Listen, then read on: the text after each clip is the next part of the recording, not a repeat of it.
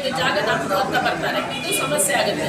ಆ ಕಾರಣಕ್ಕೋಸ್ಕರ ಏನೇನು ಹಿಂದೆ ಅವ್ರ ಹತ್ರ ಏನು ಲಭ್ಯ ಇದೆ ದಾಖಲೆ ಅದನ್ನು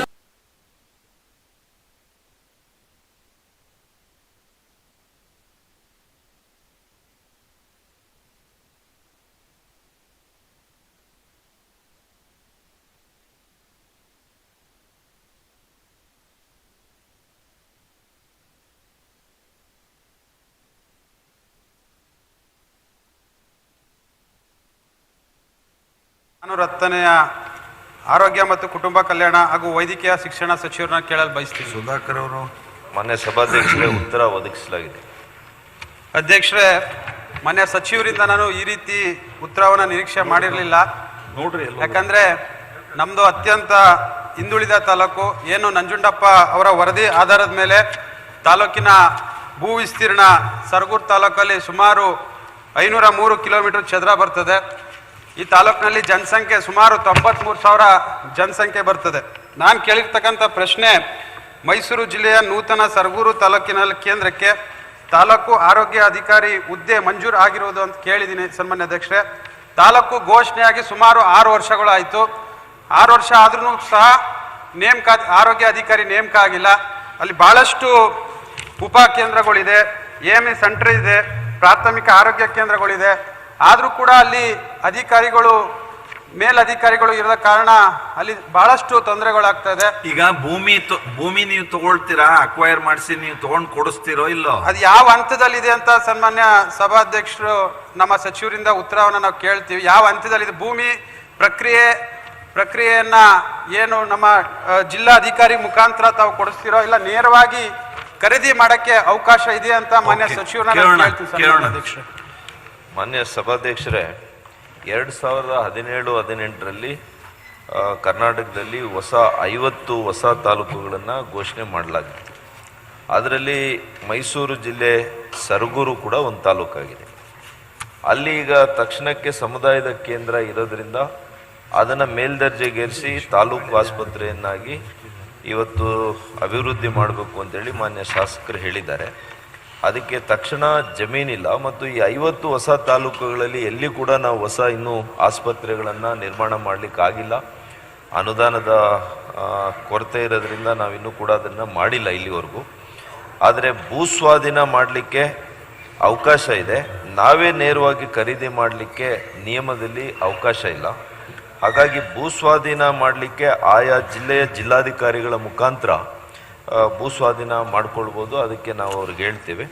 ಆದರೆ ಮುಂದೆ ಅನುದಾನ ಲಭ್ಯ ಆದಮೇಲೆ ಖಂಡಿತವಾಗಿಯೂ ಕೂಡ ಎಲ್ಲ ಹೊಸ ತಾಲೂಕುಗಳ ಆಸ್ಪತ್ರೆಗಳು ಕೂಡ ನಿರ್ಮಾಣ ಆಗಬೇಕಾಗ್ತದೆ. ಹಾಗಾಗಿ ಹಣಕಾಸಿನ ಇಲಾಖೆಗೆ ಈಗಾಗಲೇ ನಾವು ಕಳಿಸ್ಕೊಟ್ಟಿದ್ದೀವಿ. ಈ 50 ಆಸ್ಪತ್ರೆಗಳು ಅನುಮೋದನೆ ಸಿಕ್ಕಿದ ಮೇಲೆ ಸರಗೂರು ಕೂಡ ಪ್ರಾತಿನಿಧ್ಯ ಅದನ್ನು ಪ್ರಾಶಸ್ತ್ಯದಲ್ಲಿ ನಾವು ಮಾಡಲಿಕ್ಕೆ ಪ್ರಯತ್ನ ನಾವು ಮಾಡ್ತೀವಿ. ಓಕೆ, ಈಗ ಬೂಸ್ನೂರ್ ರಮೇಶ್ ಬಾಳಪ್ಪ. ಬೂಸ್ನೂರ್ ಬಂದಿಲ್ಲ. ಪುಟ್ಟರಂಗ ಶೆಟ್ಟಿ ಅವರು. ಸನ್ಮಾನ್ಯ ಸಭಾಧ್ಯಕ್ಷರೇ, 591ನೇ ಚುಕ್ಕಿಗುಟ್ಟಿನ ಪ್ರಶ್ನೆಯನ್ನು ಪ್ರಾಥಮಿಕ ಮತ್ತು ಪ್ರೌಢ ಶಿಕ್ಷಣ ಸಚಿವರನ್ನ ತಮ್ಮ ಮೂಲಕ. ನಾಗೇಶ್ ಅವರು, ನಿಮ್ಮದೇ ಕೇಳಿರೋದು. ಉತ್ತರವನ್ನು ಒದಗಿಸಲಾಗಿದೆ. ಸನ್ಮಾನ್ಯ ಅಧ್ಯಕ್ಷರೇ, ಉತ್ತರ ಕೊಟ್ಟಿದ್ದಾರೆ. ಇಲ್ಲಿ ನಾನು ಹಲವಾರು ಶಾಲಾ ಕಟ್ಟಡಗಳು ತುಂಬ ಹಾನಿಗಳು ತಮ್ಮ ಗಮನಕ್ಕೆ ಬಂದಿದೆ ಅಂದಾಗ ಅವರು ಹೇಳ್ತಾರೆ, ನರೇಗಾದಲ್ಲಿ ದುರಸ್ತಿ 14 ಮತ್ತು 15 ಹಣಕಾಸು ಈಗ ಇದರಲ್ಲಿ ಮಾಡಿಕೊಡ್ಬೇಕು ಅಂತ ಹೇಳಿದ್ದಾರೆ.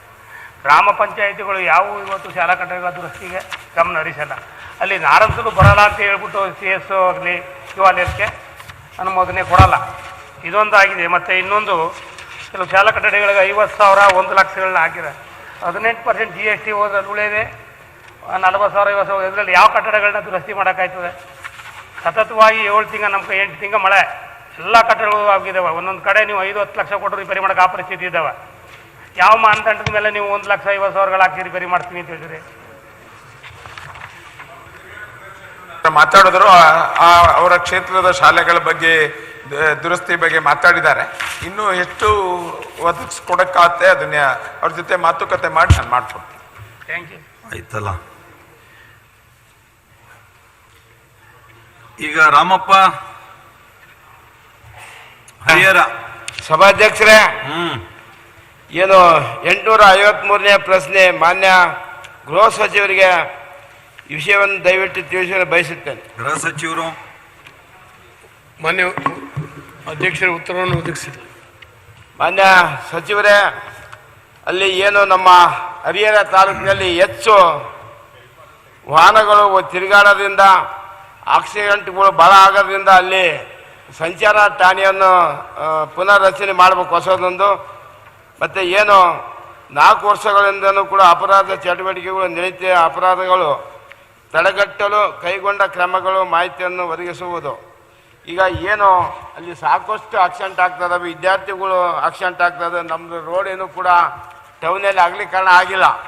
ಹಂಗಾಗಿ ಅಲ್ಲಿ ನಮಗೆ ಏನು ಬೆಳೀತಿರುವ ಇದರಿಂದ ಒಂದು ಅರ್ಜೆಂಟಾಗಿ ತಾವು ಸಂಚಾರ ಠಾಣೆಯನ್ನು ಒದಗಿಸ್ಬೇಕಂತ ಕೇಳ್ಬೇಕು.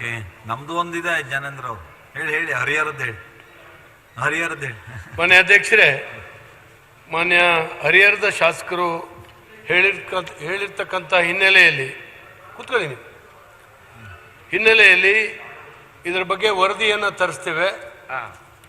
ಏನು ಸೆಂಟ್ರಲ್ ಗೈಡ್ಲೈನ್ಸಿನ ನಾರ್ಮ್ಸಿನ ಅಡಿಯಲ್ಲಿ ಬರುವುದಾದರೆ ಅದೇ ಮುಂದೆ ಆ ಸ್ಟೇಷನ್ನ ಮಾಡಲಿಕ್ಕೆ ಪರಿಶೀಲನೆ ಮಾಡಲಾಗುವುದು. ಸರಿ, ಧನ್ಯವಾದಗಳು. ಓಕೆ. ಸಂಜೀವ್ ಮಠಂದೂರ್. ಮಾನ್ಯ ಸಭಾಧ್ಯಕ್ಷರೇ, ಪ್ರಶ್ನೆ ಸಂಖ್ಯೆ 801 ಉನ್ನತ ಶಿಕ್ಷಣ ಸಚಿವರಿಗೆ ಕೇಳಬಯಸ್ತೇನೆ. ಓಕೆ. ಅಶ್ವಥ್ ನಾರಾಯಣ್ ಬಂದಿದ್ದಾರೆ ಈಗ. ಉತ್ತರ. ಮಾನ್ಯ ಸಭಾಧ್ಯಕ್ಷರೇ, ಉತ್ತರವನ್ನು ಒದಗಿಸೋದು. ಸನ್ಮಾನ್ಯ ಸಭಾಧ್ಯಕ್ಷರೇ, ಉತ್ತರವನ್ನು ಒದಗಿಸಿದ್ದಾರೆ. ನಾನು ಕೇಳಿರುವಂಥದ್ದು ಒಂದು ಮಹಿಳಾ ಕಾಲೇಜಲ್ಲಿ ಖಾಲಿ ಇರುವಂಥ ಹುದ್ದೆಗಳ ಬಗ್ಗೆ. ಅಲ್ಲಿ ಪ್ರಾಂಶುಪಾಲರ ಹುದ್ದೆ ಖಾಲಿ ಇದೆ, ಉಪನ್ಯಾಸಕರ 11 ಹುದ್ದೆ ಇದೆ ಅಂತ ಹೇಳಿದ್ದಾರೆ. ಆದರೆ 2 ಜನ ಅದರಲ್ಲಿ ಡೆಪ್ಯುಟೇಷನ್ಲಿ ಹೋಗಿದ್ದಾರೆ. ಬೋಧಕೇತರ ಹುದ್ದೆ 10ರಲ್ಲಿ 4 ಇದೆ ಅಂತ ಹೇಳಿದರೆ ಅದರಲ್ಲಿ 3 ಜನ ಡೆಪ್ಯುಟೇಷನ್ಲಿ ಹೋಗಿದ್ದಾರೆ.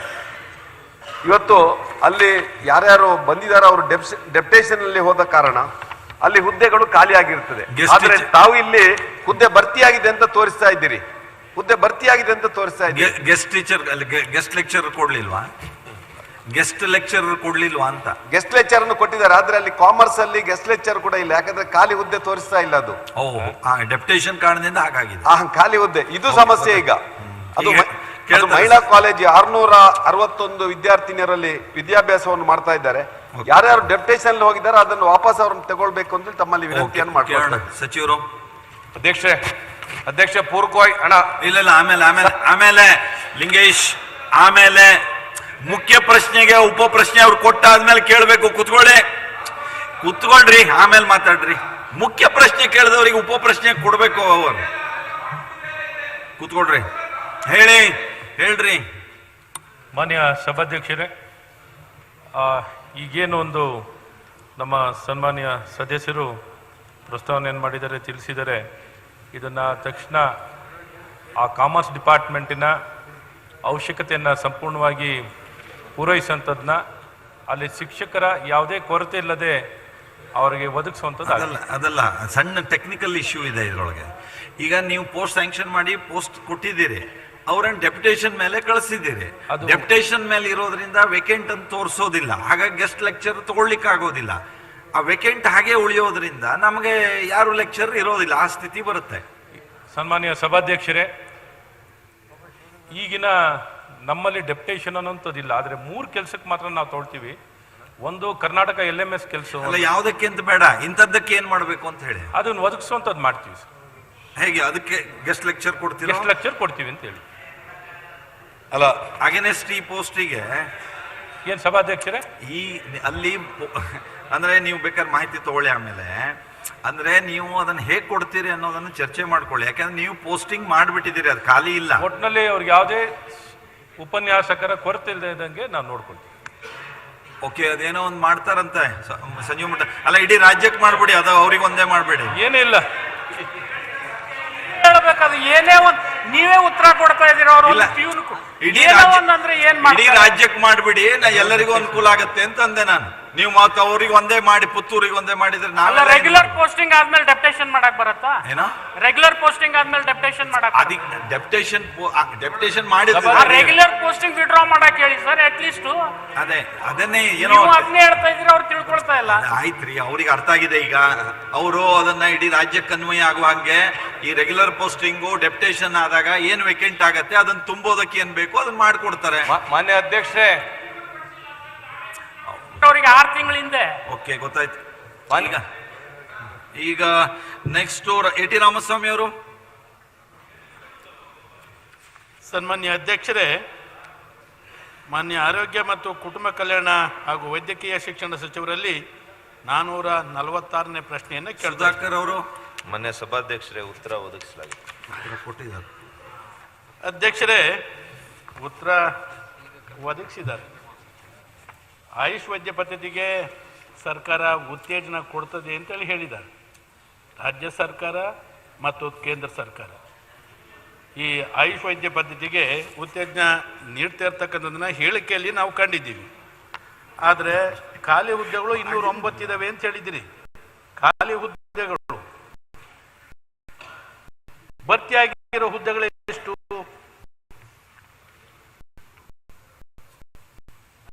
ಭರ್ತಿನೇ ಮಾಡೋದನ್ನ ಬರೀ ಖಾಲಿ ಹುದ್ದೆಗಳನ್ನು ತೋರಿಸ್ಕೊಂಡು ಹೋದ್ರೆ ಉತ್ತೇಜನ ಎಲ್ಲಿ ಕೊಟ್ಟಂಗ ಆಗ್ತದೆ? ಆಮೇಲೆ ಇವರನ್ನ ಗುತ್ತಿಗೆ ಆಧಾರದಲ್ಲಿ ನೇಮಕಾತಿ ಆದವ್ರನ್ನ ಕಾಯಂ ಮಾಡ್ಲಿಕ್ಕೆ ಅವಕಾಶ ಇಲ್ಲ ಅಂತ ಹೇಳ್ತೀರಿ. MBBS ನಲ್ಲಿ ಗುತ್ತಿಗೆ ಆಧಾರದ ಮೇಲೆ ನೇಮಕಾತಿ ಆಗಿದ್ರಲ್ಲ. ಇಲಾಖೆಯಲ್ಲಿ ಮಾನ್ಯ ಸದಸ್ಯರು ನಮ್ಮ ಸರ್ಕಾರ ಉತ್ತೇಜನ ಆಯುಷ್ ವೈದ್ಯ ಪದ್ಧತಿಗೆ ಕೊಡ್ತಾ ಇದ್ದಾರಾ ಇಲ್ವಾ ಅನ್ನೋಂಥ ಕೇಳಿದ್ದಾರೆ. ನಾವು ಖಂಡಿತವಾಗಿಯೂ ರಾಜ್ಯ ಸರ್ಕಾರ ಕೂಡ ಕೊಡ್ತಾ ಇದೆ, ಕೇಂದ್ರ ಸರ್ಕಾರ ಕೂಡ ಇವತ್ತು ಆಯುಷ್ನ ವೈದ್ಯ ಪದ್ಧತಿಗೆ ವಿಶೇಷ ಉತ್ತೇಜನವನ್ನು ಕೊಡ್ತಾ ಇದ್ದೀವಿ ಅಂತ ಹೇಳಿದ್ದೀನಿ. ಅವರು ಖಾಲಿ ಹುದ್ದೆಗಳು ಎಷ್ಟು ಕೇಳಿದ್ದಾರೆ, ಹಾಗಾಗಿ ಕೇವಲ ಖಾಲಿ ಹುದ್ದೆಗಳನ್ನು ಕೊಟ್ಟಿದ್ದೇನೆ. ಆದರೆ ಎಷ್ಟು ತುಂಬಿದ್ದೀವಿ ಅಂತ ಕೇಳಿದರೆ ಅದು ಕೊಡ್ತಾ ಇದೆ. ಆದರೂ ನನ್ನ ಹತ್ರ ಮಾಹಿತಿ ಇದೆ, ಹಂಚ್ಕೊಳ್ತೇನೆ. ಒಟ್ಟು ನಮ್ಮಲ್ಲಿ ಇಲ್ಲಿವರೆಗೂ ಕೂಡ ಆಯುರ್ವೇದ, ಯುನಾನಿ, ಹೋಮಿಯೋಪತಿ, ಸಿದ್ಧ, ಯೋಗ, ನೇಚರ್ ಕ್ಯೂರಲ್ಲಿ ಸ್ಯಾಂಕ್ಷನ್ ಪೋಸ್ಟ್ ಇಲ್ಲಿವರೆಗೂ ಕೂಡ 903 ಆಗಿದೆ. ಇದರಲ್ಲಿ ಎಷ್ಟು ತುಂಬಿದ್ದೀವಿ ಅಂದರೆ 694 ವೈದ್ಯರನ್ನು ತುಂಬಿದ್ದೀವಿ. ಅಂದರೆ ಈಗ ವೇಕೆನ್ಸಿ ಇರುವಂಥದ್ದು ಒಟ್ಟು 209 ಇದೆ. ಇದರಲ್ಲಿ ಕೂಡ ಒಂದು 44 ವೈದ್ಯರನ್ನು ಗುತ್ತಿಗೆ ಆಧಾರದ ಮೇಲೆ ಇಲ್ಲಿ ಕೂಡ ತೆಗೆದುಕೊಂಡಿದ್ದೇವೆ. ಇದಲ್ಲದೆ NHM ಮತ್ತು NAM ಅಲ್ಲಿ ಕೂಡ ಕೆಲವು ಗುತ್ತಿಗೆ ಆಧಾರದ ಮೇಲೆ ನಾವು ತೆಗೆದುಕೊಂಡಿದ್ದೇವೆ. ಯಾವಾಗಲೂ ಕೂಡ ಗುತ್ತಿಗೆಯಲ್ಲಿ ಕೆಲಸ ಮಾಡುವಂಥವ್ರನ್ನ ನಿರ್ದಿಷ್ಟ ಕಾರಣಕ್ಕೆ ನಿರ್ದಿಷ್ಟ ಸಮಯಕ್ಕೆ ಅವರನ್ನು ನಾವು ತೆಗೆದುಕೊಂಡು ಕಾರಣದಿಂದ ಅವರಿಗೆ ಕಾಯಂ ಮಾಡಲಿಕ್ಕೆ ಯಾವುದೇ ನಿಯಮಗಳಲ್ಲಿ ಅವಕಾಶ ಇಲ್ಲ. ಅವರು ಸುಧಾಕರ್ ಅವರು ಅದನ್ನೆಲ್ಲ ಹೇಳಿದ್ರು. MBBS ನವ್ರು ಕಾಯಂ ಮಾಡಿದ್ದೀರಿ, ಇಲ್ಲೂ ಕಾಯಂ ಮಾಡಿ ಇಲ್ಲ, ಮಾಡಿಲ್ಲ ಮಾಡಿಲ್ಲ. ಆ ರೀತಿ ಕಾಯಂ ಆ ರೀತಿಯಲ್ಲಿ MBBS ಆಗಲಿ ಯಾರೇ ಆಗಲಿ ಗುತ್ತಿಗೆ ಆಧಾರದಲ್ಲಿ ಇರ್ತಕ್ಕಂಥವ್ರನ್ನ ನಾವು ಕಾಯಂ ಮಾಡಲಿಕ್ಕೆ ಯಾವುದೇ ನಿಯಮದಲ್ಲಿ ಅವಕಾಶ ಇಲ್ಲ. ಆದರೆ ನಾವೇನು ಮಾಡಿದ್ದೀವಿ, ಯಾರು ಗುತ್ತಿಗೆ ಆಧಾರದಲ್ಲಿ ಕೆಲಸ ಮಾಡಿದ್ದಾರೆ MBBS ವೈದ್ಯರು, ನಾವು ಸ್ಪೆಷಲ್ ರಿಕ್ರೂಟ್ಮೆಂಟ್ ಪಾಲಿಸಿಯನ್ನು ಒಂದು ತಂದು 1 ವರ್ಷಕ್ಕೆ ಅವರಿಗೆ 2 ಮಾರ್ಕ್ಸ್ ವೈಟೇಜನ್ನು ಕೊಟ್ಟು 10 ವರ್ಷಗಳವರೆಗೂ ಯಾರು ಕೆಲಸ ಮಾಡಿದಾರೋ ಅವ್ರಿಗೆ 20 ಮಾರ್ಕ್ಸನ್ನು ಕೊಟ್ಟು ಇವರಿಗೂ ಹಾಗೆ ಮಾಡಿಬಿಡಿ. ಇವ್ರಿಗೂ ಮಾಡಿದ್ದೀವಿ ಮಾನ್ಯ ಸಭಾಧ್ಯಕ್ಷರು. ಈಗಾಗಲೇ ಆಯುಷ್ನವ್ರಿಗೆ ಕೂಡ ಇದೇ ರೀತಿಯಲ್ಲಿ ಮಾಡಿ ಕೆಲವರನ್ನ ತೆಗೆದುಕೊಂಡಿದ್ದೇವೆ. ಈಗಲೂ ಕೂಡ ಅದನ್ನು ಮುಂದೆ ನಾವು ತೆಗೆದುಕೊಳ್ಳುವಂಥ ಸಂದರ್ಭದಲ್ಲಿ ಗುತ್ತಿಗೆ ಆಧಾರದಲ್ಲಿ ಯಾರು ಕೆಲಸ ಮಾಡ್ತಾ ಇದ್ದಾರೆ ಅವ್ರಿಗೂ ಕೂಡ 1 ವರ್ಷಕ್ಕೆ 1 ಮಾರ್ಕ್ಸು ಏಜ್ ರಿಲ್ಯಾಕ್ಸೇಷನ್ನು 10 ವರ್ಷದವರೆಗೂ ಕೂಡ 10 ವರ್ಷ ಮೇಲ್ಪಟ್ಟಿರ್ತಕ್ಕಂಥವ್ರಿಗೂ ಕೂಡ ಮಾಡಲಿಕ್ಕೆ ಅವಕಾಶ ತಂದಿದ್ದೀವಿ. Okay, A.T. ರಾಮಸ್ವಾಮಿ ಸನ್ಮಾನ್ಯ ಅಧ್ಯಕ್ಷರೇ, ಈಗ ವಿಶೇಷ ಒಂದು ಸ್ಪೆಷಲ್ ರಿಕ್ರೂಟ್ಮೆಂಟ್ ರೂಲ್ಸ್ ಮಾಡಿ ಹಿಂಗೆ ಆಯ್ಕೆ ಮಾಡಿದ್ರು. ಇವರೂ ಕೂಡ ಹಾಗೇ ಆಯ್ಕೆ ಮಾಡಲಿಕ್ಕೆ ಕ್ರಮ ವಹಿಸಬೇಕು ಅಂತಕ್ಕಂಥದ್ದು ಒಂದು.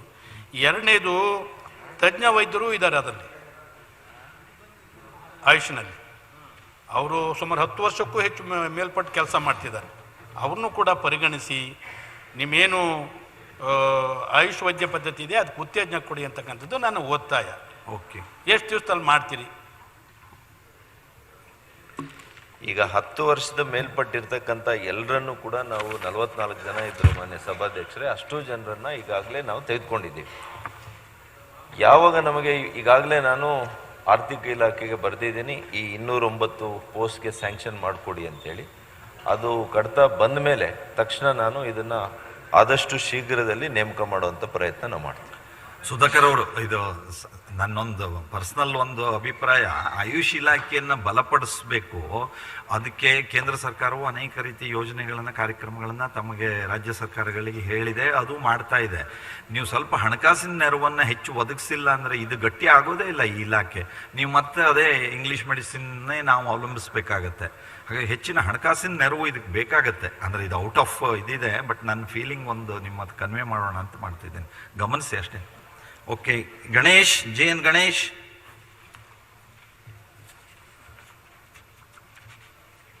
ಬಂದಿಲ್ಲ. ವೀರಭದ್ರಯ್ಯ ಚರಂತಿಮಠ್. ಸರ್, ಚುಕ್ಕೆ ಗುರುತಿನ ಪ್ರಶ್ನೆ 594 ಪ್ರಾಥಮಿಕ ಹಾಗೂ ಪ್ರೌಢ ಶಿಕ್ಷಣ ಸಚಿವರಿಗೆ. ನಾಗೇಶ್ ಅವರು. ಸಭಾಪತಿಗಳೇ, ಉತ್ತರವನ್ನು ಒದಗಿಸಲಾಗಿದೆ. ಸರ್, ಉತ್ತರ ಕೊಟ್ಟಿದ್ದಾರೆ ಅವರು. ಆದರೆ ಇಲ್ಲಿ ಏನಾಗಿದೆ, ಮೊನ್ನೆ ವಿಜಯ ಕರ್ನಾಟಕದ ಒಂದು ವರದಿ ಪ್ರಕಾರ 22-23ನೇ ಸಾಲಿಗೆ 1.6 ಲಕ್ಷ 1,06,00,000 ವಿದ್ಯಾರ್ಥಿಗಳು ಓದ್ತಾ ಇದ್ದಾರೆ. ಪ್ರತಿ ವರ್ಷ ಇವರು ಈ ಪಠ್ಯ ಪುಸ್ತಕಗಳನ್ನು ಪ್ರಿಂಟ್ ಮಾಡೋದು ಇದು ಒಂದು ದೊಡ್ಡ ಭಾರ. ಆಮೇಲೆ ಇದಕ್ಕೆ ವರ್ಕ್ಶೀಟನ್ನು ಅದರೊಳಗನೆ ಅಳವಡಿಸ್ತಾರೆ. ಈ ವರ್ಕ್ಶೀಟನ್ನು ಬೇರೆ ಪ್ರಿಂಟ್ ಮಾಡಿ ಕೊಟ್ಟರು ಅಂದ್ರೆ ಅದನ್ನು ಒಂದು 10 ವರ್ಷ ಆದರೂ ಆ ಪಠ್ಯ ಪುಸ್ತಕಗಳನ್ನು ಉಪಯೋಗ ಮಾಡ್ಬೋದು. ಸೈನಿಕ್ ಸ್ಕೂಲ್ನಲ್ಲಿ, ಕೇಂದ್ರೀಯ ವಿದ್ಯಾಲಯಗಳಲ್ಲಿ ಬುಕ್ ಬ್ಯಾಂಕ್ ಅಂತ ಮಾಡಿ ಅವುಗಳನ್ನು ರಿಟರ್ನ್ ಮಾಡುವಂಥದ್ದು, ಬೈಂಡಿಂಗ್ ಮಾಡಿದರೆ ಅವು ಪುಸ್ತಕಗಳು ಬರ್ತಾವೆ. ಈ ಪ್ರತಿ ವರ್ಷ ಈಗ ನನಗೆ ಉತ್ತರ ಕೊಟ್ಟಿದ್ದಾರೆ ಅವರು, 3 ವರ್ಷದಲ್ಲಿ 20 ಕೋಟಿ ಪ್ರಿಂಟ್ ಮಾಡಿದ್ದೀವಂತ. ಅದನ್ನು ಒಂದು 5 ವರ್ಷ 10 ವರ್ಷ ಅವು ಬಾಳಿಕೆ ಬರುವಂಗೆ ಮಾಡಿದರೆ ಸಾಕಷ್ಟು ಸರ್ಕಾರಕ್ಕೆ ಉಳಿತಾಯ ಆಕೈತಿ. ಮತ್ತು ಮರ ಕಡಿದು ಈ ಹಾಳಿಗಳನ್ನು ಮಾಡುವಂಥದ್ದು ವೇಸ್ಟು ಆಗೋದು ತಪ್ಪುತ್ತೆ. ದಯವಿಟ್ಟು ಅದನ್ನ ಮಂತ್ರಿಗಳು ಸ್ವಲ್ಪ ಇದನ್ನ ಗಮನ ಹರಿಸ್ಬೇಕು ಸರ್. ನಾಗೇಶ್ ಅವರು. ಖಂಡಿತ ಚರಂತಿಮಠರು ತುಂಬ ಒಂದು ಒಳ್ಳೆಯ ವಿಚಾರವನ್ನು ಹೇಳಿದ್ದಾರೆ. ಮುಂದಿನಲ್ಲಿ ಕಮಿಟಿಯ ಮುಂದಿಟ್ಟು ಎಲ್ಲರ ಜೊತೆ ಮಾತಾಡಿ ಆ ಥರದ್ದು ಏನಾದ್ರು ಒಂದು ಯೋಜನೆ ತರ್ಬೋದಾ ಅಂತ. ಓಕೆ, ಹರತಾಳ ಹಾಲಪ್ಪ.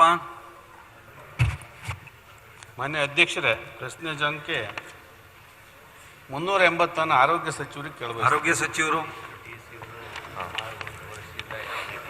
ಸುಧಾಕರ್ ಹಾಲಪ್ಪ ಅವರದ್ದು. ಮಾನ್ಯ ಸಭಾಧ್ಯಕ್ಷರೇ, ಉತ್ತರ ಒದಗಿಸಲಾಗಿದೆ. ಉತ್ತರ ಒದಗಿಸಿದ್ದಾರೆ ಮತ್ತು ಕೆಲಸ ನಡೀತಾ ಇದೆ. ಅದರ ಒಂದು ಸಣ್ಣ ನನ್ನ ಸಲಹೆ ಏನಂದರೆ, ತೊಂದರೆ ಆಗ್ತಿರೋದು ಅದು ಸ್ವಲ್ಪ ಸರಳೀಕರಿಸ್ಬೇಕು. ನಾನು ಕೇಳಿದ ಪ್ರಶ್ನೆಯಲ್ಲಿ ರೆಫರಲ್ ಲೆಟ್ರ್ ತೊಗೋಬೇಕು. ನಾವು ಉದಾಹರಣೆ ಸಾಗರ ಉಪವಿಭಾಗೀಯ ಆಸ್ಪತ್ರೆ ಇದೆ, ನಾವು ಏನಾದರೂ ಆದರೆ ಇಮ್ಮಿಡಿಯೇಟ್ ಮಣಿಪಾಲಿಗೆ ಹೋಗ್ತಾರೆ ನಮ್ಮ ಜನರು. ನಾವು ಶಿವಮೊಗ್ಗಕ್ಕೆ ಹೋಗಿ ರೆಫರಲ್ ಲೆಟ್ರ್ ತೊಗೊಂಡು ಮತ್ತೆ ಅಲ್ಲಿ ಹೋದರೆ 75 ಕಿಲೋಮೀಟ್ರ್ ದೂರ ಇದೆ.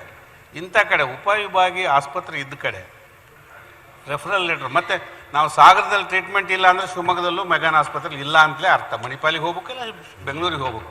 ಇದನ್ನು ಸ್ವಲ್ಪ ಸರಳೀಕರಿಸಬೇಕು. ಸರಳೀಕರಿಸಿದ್ದೀರಿ ಅಂತ ಹೇಳಿದ್ದೀರಿ ಮತ್ತು ತಮಗೆ ಅಭಿನಂದನೆಗಳು. ಕಂಪ್ಯೂಟರೀಕರಣ ಮಾಡಿದ್ದೀನಿ ಅಂತ. ಆದರೂ ಅದು ಪ್ರಾಕ್ಟಿಕಲ್ ಆಗಿ ಇನ್ನೂ ಉಪಯೋಗ ಆಗ್ತಾ ಇಲ್ಲ. ಜನರಿಗೆ ಉಪಯೋಗ ಆಗೋ ರೀತಿಯಲ್ಲಿ ಮಾಡಿದ್ರೆ ಅನುಕೂಲ ಆಗ್ತದೆ. ಸ್ವಲ್ಪ ಗಮನಿಸಬೇಕು. ಸಚಿವರು. ಮಾನ್ಯ ಸಭಾಧ್ಯಕ್ಷರೇ, ಮಾನ್ಯ ಸದಸ್ಯರು ಭಾಳ ಮುಖ್ಯವಾದಂಥ ಆರೋಗ್ಯದ ಸೌಲಭ್ಯದ ಅಂಶದ ಬಗ್ಗೆ ಪ್ರಶ್ನೆ ಎತ್ತಿದ್ದಾರೆ. ಇವತ್ತು ಆಯುಷ್ಮಾನ್ ಭಾರತ್ ಆರೋಗ್ಯ ಕರ್ನಾಟಕ ಇದರಲ್ಲಿ ತುರ್ತು ಸೇವೆಗಳನ್ನು ನೀವು ಯಾವುದೇ ಒಂದು ರೆಫರಲ್ ಇಲ್ದಿರ ಹೋಗಬೇಕು ಅಂತ ಹೇಳಿದ್ದಾರೆ. ಇದು ಪ್ರಾರಂಭದಲ್ಲಿ ಸುಮಾರು 110-120 ಸೇವೆಗಳು ಮಾತ್ರ ತುರ್ತು ಸೇವೆಗಳು ಇತ್ತು. ನಾವು ಅದನ್ನು ಇನ್ನೂ ಒಂದು 50 ಅದಕ್ಕೆ ಜೋಡಿಸಿ ಇವಾಗ 171 ವಿಶೇಷ ತುರ್ತು ಪರಿಸ್ಥಿತಿಗಳಲ್ಲಿ ಯಾವುದು ರೆಫರಲ್ ಇಲ್ದಿರನೆ ನೇರವಾಗಿ ಅವ್ರಿಗೆ ಬೇಕಾದಂಥ ಯಾವುದೇ ಆಸ್ಪತ್ರೆಗೆ ಹೋಗಿ ಅವರು ದಾಖಲಾಗ್ಬೋದು. ಆದರೆ ಒಂದೇ ಒಂದು ತಾಂತ್ರಿಕ ಸಮಸ್ಯೆ ಇಲ್ಲಿ ಏನಿದೆ ಅಂತಂದರೆ, ಕೆಲವು ಆಸ್ಪತ್ರೆಗಳು ಅವರು ನಮ್ಮಲ್ಲಿ ಸಸ್ಟಲ್ಲಿ ಅಥವಾ ABRKLಲ್ಲಿ ಇನ್ನೂ ಕೂಡ ಎಂಪ್ಯಾನಲ್ಮೆಂಟ್ ಆಗಿಲ್ಲ. ಅವರನ್ನು ಎಂಪ್ಯಾನಲ್ಮೆಂಟ್ ಕಂಪಲ್ಸರಿ ಮಾಡ್ಕೋಬೇಕು ಅಂತೇಳಿ ಈಗಾಗಲೇ ನಾನು ಆ ಫಾನಾ ಅಸೋಸಿಯೇಷನ್ ಅವ್ರ ಜೊತೆ ಕೂಡ ಮಾತನಾಡಿದ್ದೇನೆ. ಮತ್ತು ನಾವು ಅದನ್ನು ಕ್ರಮ ತೆಗೆದುಕೊಳ್ತೀವಿ. ಎಲ್ಲ ಆಸ್ಪತ್ರೆಗಳವರು ಕೂಡ ಈ ಸದನದ ಮೂಲಕ ನಾವು ಸರ್ಕಾರ ಭಾಳ ಸ್ಪಷ್ಟವಾಗಿ ಹೇಳಲಿಕ್ಕೆ ಬಯಸುತ್ತೆ. ಪ್ರತಿಯೊಂದು ಆಸ್ಪತ್ರೆ ಇವತ್ತು ಜನರಿಗೆ ತುರ್ತು ಪರಿಸ್ಥಿತಿಯಲ್ಲಿ ಸೇವೆಯನ್ನು ಕೊಡುವಂಥದ್ದು ಅತ್ಯಂತ ಅವಶ್ಯ ಮತ್ತು ಅವರ ನೈತಿಕ ಜವಾಬ್ದಾರಿ ಅಂತ ಕೂಡ ನಾನು ಹೇಳಲಿಕ್ಕೆ ಬಯಸ್ತೀನಿ. ಹಾಗಾಗಿ ಯಾರು ಎಂಪ್ಯಾನಲ್ಮೆಂಟ್ ಮಾಡ್ಕೊಳ್ಳೋದಿಲ್ಲ ಈ ರಾಜ್ಯದಲ್ಲಿ, ಆ ಒಂದು ಆಸ್ಪತ್ರೆಗಳ ಮೇಲೆ ಕ್ರಮ ಕೂಡ ತೆಗೆದುಕೊಳ್ಳಿಕ್ಕೆ ಸರ್ಕಾರ ಸಿದ್ಧ ಇದೆ ಅಂತ ಕೂಡ ನಾನು ಸ್ಪಷ್ಟಪಡಿಸ್ಲಿಕ್ಕೆ ಬಯಸ್ತೀನಿ. ಒಂದೇ ನಿಮಿಷ, ಕೆಲವು ಕ್ಲೈಮ್ಗಳು ಒಂದೂವರೆ ವರ್ಷದಿಂದ ಆಗಿಲ್ಲ ನಮ್ಮ ಆಸ್ಪತ್ರೆಯಲ್ಲಿ ಇದೆ. ಕೆಲವು ಕ್ಲೈಮ್ ಒಂದು ನಿಮಿಷ ಇದಲ್ಲ, ಇದರಲ್ಲಿ ABRKಲಿ ಮಾನ್ಯ ಸಭಾಧ್ಯಕ್ಷರೇ, 1 ವರ್ಷದಿಂದ ಆಗ್ತಾ ಇಲ್ಲ. ಅಲ್ಲ, ಹಿಂದೆ ಎಲ್ಲ 6 ತಿಂಗಳು 8 ತಿಂಗಳು ABRKಲಲ್ಲಿ ಕ್ಲೇಮ್ಸ್ ಆಗ್ತಾ ಇರಲಿಲ್ಲ.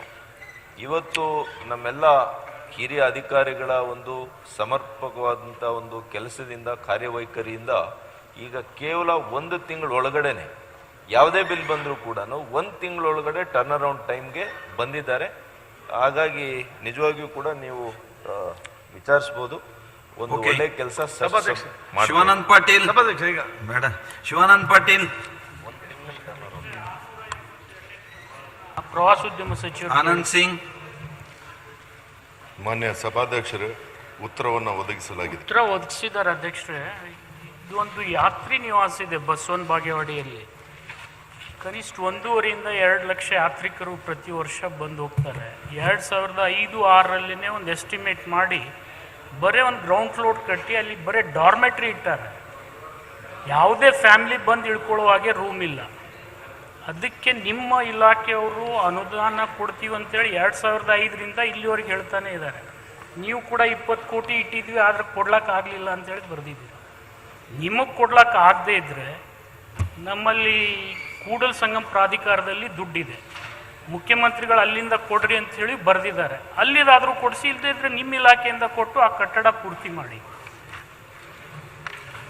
ಮಾನ್ಯ ಅಧ್ಯಕ್ಷರೇ, ಸದಸ್ಯರು ಈಗ ನನ್ನ ಗಮನಕ್ಕೆ ತಂದಿರೋ ಹಾಗೆ ಈಗಾಗಲೇ ಅಲ್ಲಿ ಪ್ರವಾಸಿ ತಾಣದಲ್ಲಿ ಬಸವನ ಬಾಗೇವಾಡಿಯಲ್ಲಿ ಗ್ರೌಂಡ್ ಫ್ಲೋರ್ ಮಾಡಿದ್ದಾರೆ. ಅವರು ಹೆಚ್ಚುವರಿ ಕಟ್ಟಡಕ್ಕೆ ಅವರು ಅನುದಾನವನ್ನು ಕೇಳಿದ್ದಾರೆ. ಈಗ ಪ್ರಾಧಿಕಾರದಲ್ಲಿನೂ ದುಡ್ಡು ಇದೆ ಅಂತ ಹೇಳಿ ಅವ್ರನ್ನ ಗಮನಕ್ಕೆ ತಂದಿದ್ದಾರೆ. ಖಂಡಿತವಾಗ್ಲೂ ಪರಿಶೀಲನೆ ಮಾಡಿ ಒಂದು 15-20 ದಿವಸದಲ್ಲಿ ಇದನ್ನ ಕಾರ್ಯರೂಪಕ್ಕೆ ಬರೋ ಹಾಗೆ ಮಾಡ್ತೀನಿ ಅಂತ ಹೇಳಿ. ಮುಖ್ಯ ಇಲಾಖೆಯಲ್ಲಿ ಆದರೂ ಕೊಡಿ, ನನಗೆ 15-20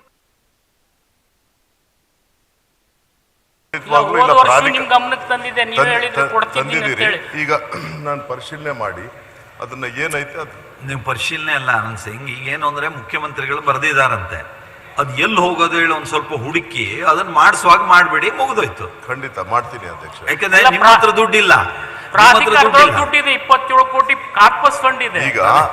ಈಗ ಪ್ರಾಧಿಕಾರದಲ್ಲಿ ಇರ್ತಕ್ಕಂಥ ದುಡ್ಡುನು ಇದೆ ಅಂತ ಹೇಳ್ತಾ ಇದ್ದಾರೆ ಸದಸ್ಯರು. ಅದರ ಜೊತೆಗೆ ಮುಖ್ಯಮಂತ್ರಿಗಳು ಆದೇಶ ಮಾಡಿದ್ದಾರೆ. ಅಂದ್ರೆ ಆದೇಶವನ್ನ ತರಿಸ್ಕೊಂಡು ಅದು ಯಾವ ರೀತಿ ಕಾರ್ಯರೂಪಕ್ಕೆ ಬರೋ ರೀತಿಯಲ್ಲಿ ಮಾಡ್ತೀನಿ ಅಧ್ಯಕ್ಷ. ಓಕೆ, ಅಭಯ ಪ್ರಸಾದ್. ಸನ್ಮಾನ್ಯ ಅಧ್ಯಕ್ಷರೇ,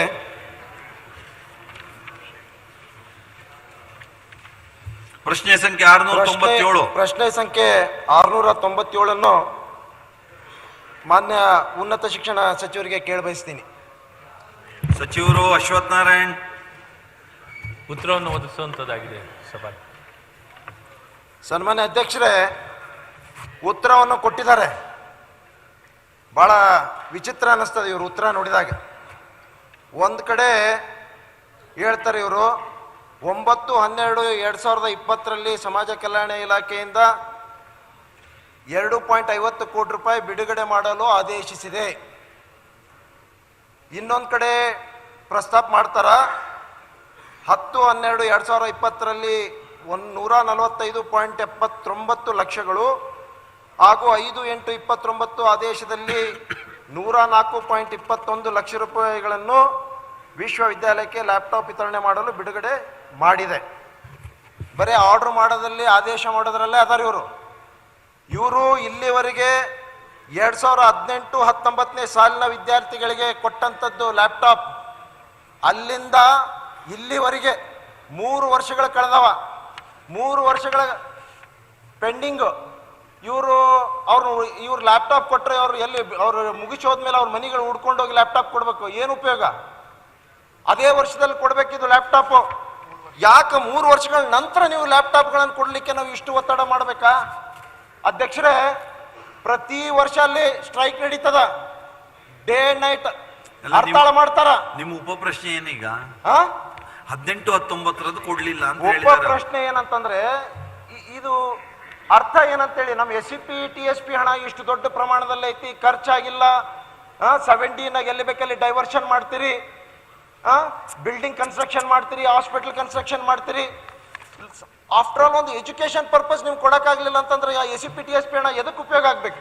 ಕೇಳೋಣ, ಒಂದ್ ನಿಮಿಷ ಅದನ್ನು ಇನ್ನೊಂದಿಷ್ಟು ಪ್ರಸ್ತಾಪ ಮಾಡಿಬಿಡ್ತೀನಿ, ಅವ್ರ ಗಮನಕ್ಕೆ ಬರಲಿ. ಈಗ ಕಳೆದ 3 ವರ್ಷದಿಂದ ಅಲ್ಲೊಂದು ಪ್ರಪೋಸಲ್ ಕೂಡ ಇದೆ ನಿಮಗೆ. ಸುಮಾರು 10.5 ಕೋಟಿ ರೂಪಾಯಿಗಳನ್ನು ಸರ್ಕಾರ ಕಳೆದ 3 ವರ್ಷಗಳಿಂದ ಬಿಡುಗಡೆ ಮಾಡಿಲ್ಲ. ಅಲ್ಲಿ ಯಾವುದು ಸ್ನಾತಕೋತ್ತರ ಮತ್ತು PhD ಮಾಡುವಂತ SC/ST ವಿದ್ಯಾರ್ಥಿಗಳಿಗೆ. ಆಮೇಲೆ ಈ ಸ್ಕಾಲರ್ಶಿಪ್ ಕೂಡ 6,000ರಿಂದ 10,000 ರೂಪಾಯಿಗೆ ಏನು ರೈಸ್ ಆಗಿತ್ತು, ಅದು 21-22 ಲ್ಯಾಪ್ಟಾಪ್ ಒಂದೇ ಹೇಳ್ರಿ. 10.8 ಕೋಟಿ ಮತ್ತು 22-23ರಲ್ಲಿ 10.1 ಕೋಟಿ, 21 ಕೋಟಿ ರೂಪಾಯಿ ಬರಬೇಕಾಗೈತಿ. ಆ ಪ್ರಪೋಸಲ್ ಕೂಡ ಅಲ್ಲಿ VC ಅವ್ರು ಕಳಿಸಿದ್ರು ಸರ್ಕಾರಕ್ಕ. ಯಾವುದು ಏನೂ ಇಲ್ಲ ಅಲ್ಲಿ. SCP-TSP ಹಣ ಅಲ್ಲಿ ನಿಮ್ ಸೋರ್ಸ್ಲಿಂದ ಮಾಡ್ಕೊಡ್ರಿ ಅಂತ ಹೇಳ್ತೀರಿ. ಈ ಬರುವಂತ ಯೂನಿವರ್ಸಿಟಿಗೆ ಎಲ್ಲ ದುಡ್ಡು ನೀವೆಲ್ಲ ಕಟ್ ಮಾಡಿಬಿಟ್ಟಿರಿ. ಮೊದಲು ಸ್ಟೇಟ್ ಗೌರ್ಮೆಂಟ್ ಗ್ರಾಂಟ್ ನಾ ಹೇಳ್ತೀನಿ, ಹಿಂದೆ ನಮ್ಮ ಸರ್ಕಾರ ಇದ್ದಾಗ 5 ವರ್ಷದಾಗ 13.15 ಕೋಟಿ ರೂಪಾಯಿ ಬಂದಿತ್ತು. ನಿಮ್ಮ ಸರ್ಕಾರ 5 ವರ್ಷದಾಗ ನಿಮ್ಮ ಸರ್ಕಾರ 5 ವರ್ಷದಾಗ ಬರೀ 75 ಲಕ್ಷ ರೂಪಾಯಿ ಕೊಟ್ಟಿರಿ ನೀವು. ಬರೀ 75 ಲಕ್ಷ ರೂಪಾಯಿ ಯೂನಿವರ್ಸಿಟಿಗೆ SCP-TSP ಹಣ. ಭಾಷಣ ಮಾಡ್ತಾ ಇರಬೇಡ್ರಿ, ಎಲ್ಲ ಲ್ಯಾಪ್ಟಾಪ್ ಕೊಡ್ತೀರಿ, ಸಚಿವರು. ನಮ್ಮ ಯೂನಿವರ್ಸಿಟಿಗೆ ಹಾಕಿಲ್ಲ. ಸಚಿವರು ಮಾನ್ಯ ಆಯ್ತು, ಸಚಿವರು ಹೇಳಿ. ಮಾನ್ಯ ಸಭಾಧ್ಯಕ್ಷರೇ, ಈ ಕಾರ್ಯಕ್ರಮ ಲ್ಯಾಪ್ಟಾಪ್ ವಿತರಣೆ ಕಾರ್ಯಕ್ರಮ ಸಮಾಜ ಕಲ್ಯಾಣ ಇಲಾಖೆಯ ಒಂದು ಕಾರ್ಯಕ್ರಮ. ಹಾಗಾಗಿ ಸಮಾಜ ಕಲ್ಯಾಣ ಇಲಾಖೆಗೆ ಇರುವಂಥ ಈ ಪ್ರಸ್ತಾವನೆಯನ್ನು ಕಳಿಸುವಂಥದ್ದಾಗಿದೆ. ಅಲ್ಲಿಂದ ಆರ್ಥಿಕ ಇಲಾಖೆನಲ್ಲಿದೆ ಒಂದು 80 ಕೋಟಿ ರೂಪಾಯಿಯಷ್ಟು ಏನು ಪ್ರಸ್ತಾವನೆಯನ್ನು ಈಗಾಗಲೇ ಸಮಾಜ ಕಲ್ಯಾಣ ಇಲಾಖೆಯಿಂದ ಆರ್ಥಿಕ ಇಲಾಖೆ ಕಳಿಸ್ಕೊಟ್ಟಿದ್ದಾರೆ. ತಕ್ಷಣವೇ ಅದನ್ನು ಅಪ್ರೂವಲ್ ಮಾಡಿಸಿ ಕೊಡಿಸುವಂಥ ಕೆಲಸಗಳನ್ನು ಮಾಡ್ತೀವಿ. ಅವರು ವರ್ಷದಕ್ಕೆ ಕೊಡಬೇಕು ಅನ್ನೋದು ಹೌದು ಅಷ್ಟೇ. ತಡ ಆಗಿದೆ,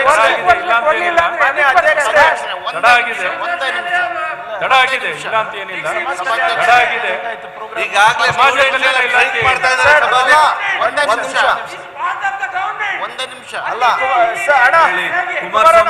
ಕುಮಾರಸ್ವಾಮಿ ಸ್ಟೂಡೆಂಟ್ಸ್ಗಳು ಆಲ್ರೆಡಿ ಎಲ್ಲ ಒಂದು ನಿಮಿಷ ನಮ್ಮ ಅಬ್ಬಯ್ಯ ನಾಯ್ಡು ಅವರು ಪ್ರಶ್ನೆ ಕೇಳಿದ್ದಾರೆ. ಅದು ಉನ್ನತ ಶಿಕ್ಷಣ ಇಲಾಖೆ ಇರಲಿ, ಆರೋಗ್ಯ ಇಲಾಖೆ, ವೈದ್ಯಕೀಯ ಶಿಕ್ಷಣ ಇಲಾಖೆ ಇರಲಿ, ವೈಯಕ್ತಿಕ ಫಲಾನುಭವಿಗಳಿಗೆ ಹಣ ಕೊಡೋದಕ್ಕೆ ನಾವು ವಿಶೇಷ ಘಟಕ ಯೋಜನೆ, ಬುಡಕಟ್ಟು ಉಪಯೋಜನೆ ಹಣ ಕೊಡೋದು. ವೈದ್ಯಕೀಯ ಶಿಕ್ಷಣ ಇಲಾಖೆಯಲ್ಲಿ ಈ ವರ್ಷ ಹೊಸ ಕಾಲೇಜುಗಳಿಗೆ ಕಟ್ಟಡ ಕಟ್ಟೋದಕ್ಕೆ 284 ಕೋಟಿ ರೂಪಾಯಿ ಕೊಟ್ಟಿದ್ದಾರೆ. ಅದು ಬೇರೆ, ಲ್ಯಾಪ್ಟಾಪ್ ಅಷ್ಟೇ. ಈಗ ಲ್ಯಾಪ್ಟಾಪ್ ಬಗ್ಗೆ ಹೇಳ್ರಿ. ಪ್ರಿಯಾಂಕ್ ಏನೋ ತಡ್ರಿ, ಪ್ರಿಯಾಂಕ್ ಏನೋ ಹೇಳ್ತಿದ್ದಾರೆ, ಕೇಳೋಣ. ಈ ಲ್ಯಾಪ್ಟಾಪ್ ಬಗ್ಗೆ ಅಷ್ಟೇ. ಆಯ್ತು, ಲ್ಯಾಪ್ಟಾಪ್ ಪ್ರಿಯಾಂಕ್ ಸರ್, ಮಾನ್ಯ ಸಚಿವರು ಏನ್ ಹೇಳ್ತಾ ಇದ್ದಾರೆ, ಇದು ಸಮಾಜ ಕಲ್ಯಾಣ ಇಲಾಖೆಯ ಕಾರ್ಯಕ್ರಮ ಅಂತ ಇದೆ. ಹಾಗಲ್ಲ ಸರ್, ಹೈಯರ್ ಎಜುಕೇಶನ್ ಡಿಪಾರ್ಟ್ಮೆಂಟ್ ಅನುದಾನದಲ್ಲಿ SCP-TSP ಫಂಡ್ ಏನಿದೆ ಅದರಿಂದ ಕೊಡಬೇಕಾಗಿರುವಂತ ಈ ಯೋಜನೆ ರೂಪಿಸಲಾಗಿದೆ ಸರ್. ಹೈಯರ್ ಎಜುಕೇಶನ್ ನಲ್ಲಿ ದುಡ್ಡು ಬಳಸ್ಕೋಬೇಕೆ ಹೊರತು ಸಮಾಜ ಕಲ್ಯಾಣ ಇಲಾಖೆಯಿಂದ ತರಿಸ್ಬಿಟ್ಟು ಬಳಸ್ಕೊಳೋದಲ್ಲ ಸರ್. ತಾವೇನು ಸಮಾಜ ಕಲ್ಯಾಣ ಇಲಾಖೆಗೆ ಪ್ರಸ್ತಾವನೆ ಕಳಿಸೋದು ಅಗತ್ಯ ಇಲ್ಲ.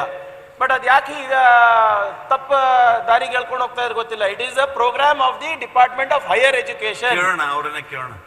SCP-TSP ಇದರಲ್ಲಿ ರಾಜ್ಯ ಪರಿಷತ್ನಲ್ಲಿ ತೀರ್ಮಾನ ಆಗುತ್ತೆ ಅವರ ಅನುದಾನ ಹೇಗೆ ಬಳಕೆ ಆಗ್ಬೇಕು ಅಂತ. ಇದಕ್ಕೆ ಯಾಕೆ ಅಲ್ಲಿ ಪ್ರಸ್ತಾವನೆ ಹೋಗಿದೆ ಅಥವಾ ಯಾಕೆ ಅಗತ್ಯನೇ ಇಲ್ಲ.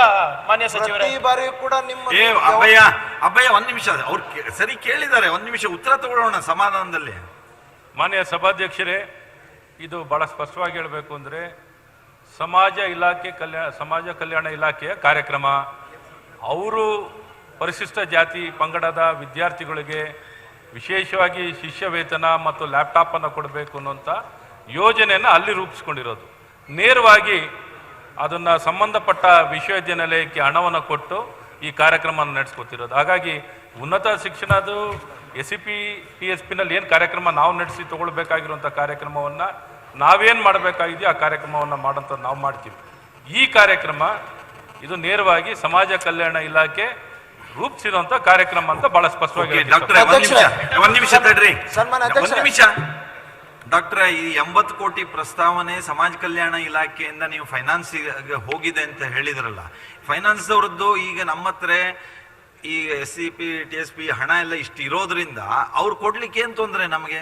ಅಷ್ಟು ನಮ್ಮ ಹತ್ರ ಇದೆಯಲ್ಲ, ಇಷ್ಟು 29,000 ಕೋಟಿನ ಏನೋ ಇದೆ. ಇಲ್ಲ, ಅದೇ ನಾನು ಹೇಳಲಿಕ್ಕೆ ಪ್ರಯತ್ನ ಮಾಡ್ತಾ ಇದ್ದೇನೆ ಸರ್. ಇಲಾಖೆನಲ್ಲಿ 29,000 ಕೋಟಿ ಇರೋದಿಲ್ಲ. ಬೇರೆ ಹೆಡ್ಡಿಗೆ ಬೇರೆ ಇದು ಹೆಡ್ ಆಫ್ ಅಕೌಂಟ್ ಅನ್ನ ತೆಗೆದು ನೋಡಿದ್ರೆ ಅವ್ರಿಗೆ ಗೊತ್ತಾಗುತ್ತೆ. ಎಲ್ಲ ಇಲಾಖೆದು 24.1% ಸೇರಿ 29,000 ಕೋಟಿ ಆಗ್ತಾ ಇದೆ. ಅದಕ್ಕೆ ಎಲ್ಲರೂ ಏನು ಸಮಾಜ ಕಲ್ಯಾಣ ಇಲಾಖೆನಲ್ಲಿ ಇಷ್ಟು ದುಡ್ಡಿದೆ ಅಷ್ಟು ಅದು ಇಲ್ಲ ಅಧ್ಯಕ್ಷರೇ. ಗೊತ್ತು ಅವ್ರು 24.1% ನಲ್ಲಿ ಇದು ಮಾಡ್ಬೇಕಾಗಿರುವಂತ ಕೆಲಸ ಅಂತ ನಾನು ಹೇಳ್ತಾ ಇರೋದು. ಈಗೇನೋ ಒಂದು ಮಾಹಿತಿ ಬಂದಿದೆ, ತಡ್ರಿ ಕೇಳೋಣ. ತಡ್ರಿ ಒಂದ್ ನಿಮಿಷ, ನಿಮ್ಗೆ ಉತ್ತರ ಬೇಕೋ ನಿಮ್ ಭಾಷಣ ಕೇಳ್ಬೇಕು? ಉತ್ತರ ಕೇಳ್ರಿ. ಮಾನ್ಯ ಸಭಾಧ್ಯಕ್ಷರೇ, ಸಮಾಧಾನದಲ್ಲಿ ಕೇಳ್ರಿ. SCP TSP ಫಂಡ್ಸ್ ನಮ್ಮ ಯೂನಿವರ್ಸಿಟಿಗಳಿಗೆ 7 ಯೂನಿವರ್ಸಿಟಿಗಳಿಗೆ ಕೊಟ್ಟಿರುವಂಥ ಹಣ 1,45,00,000.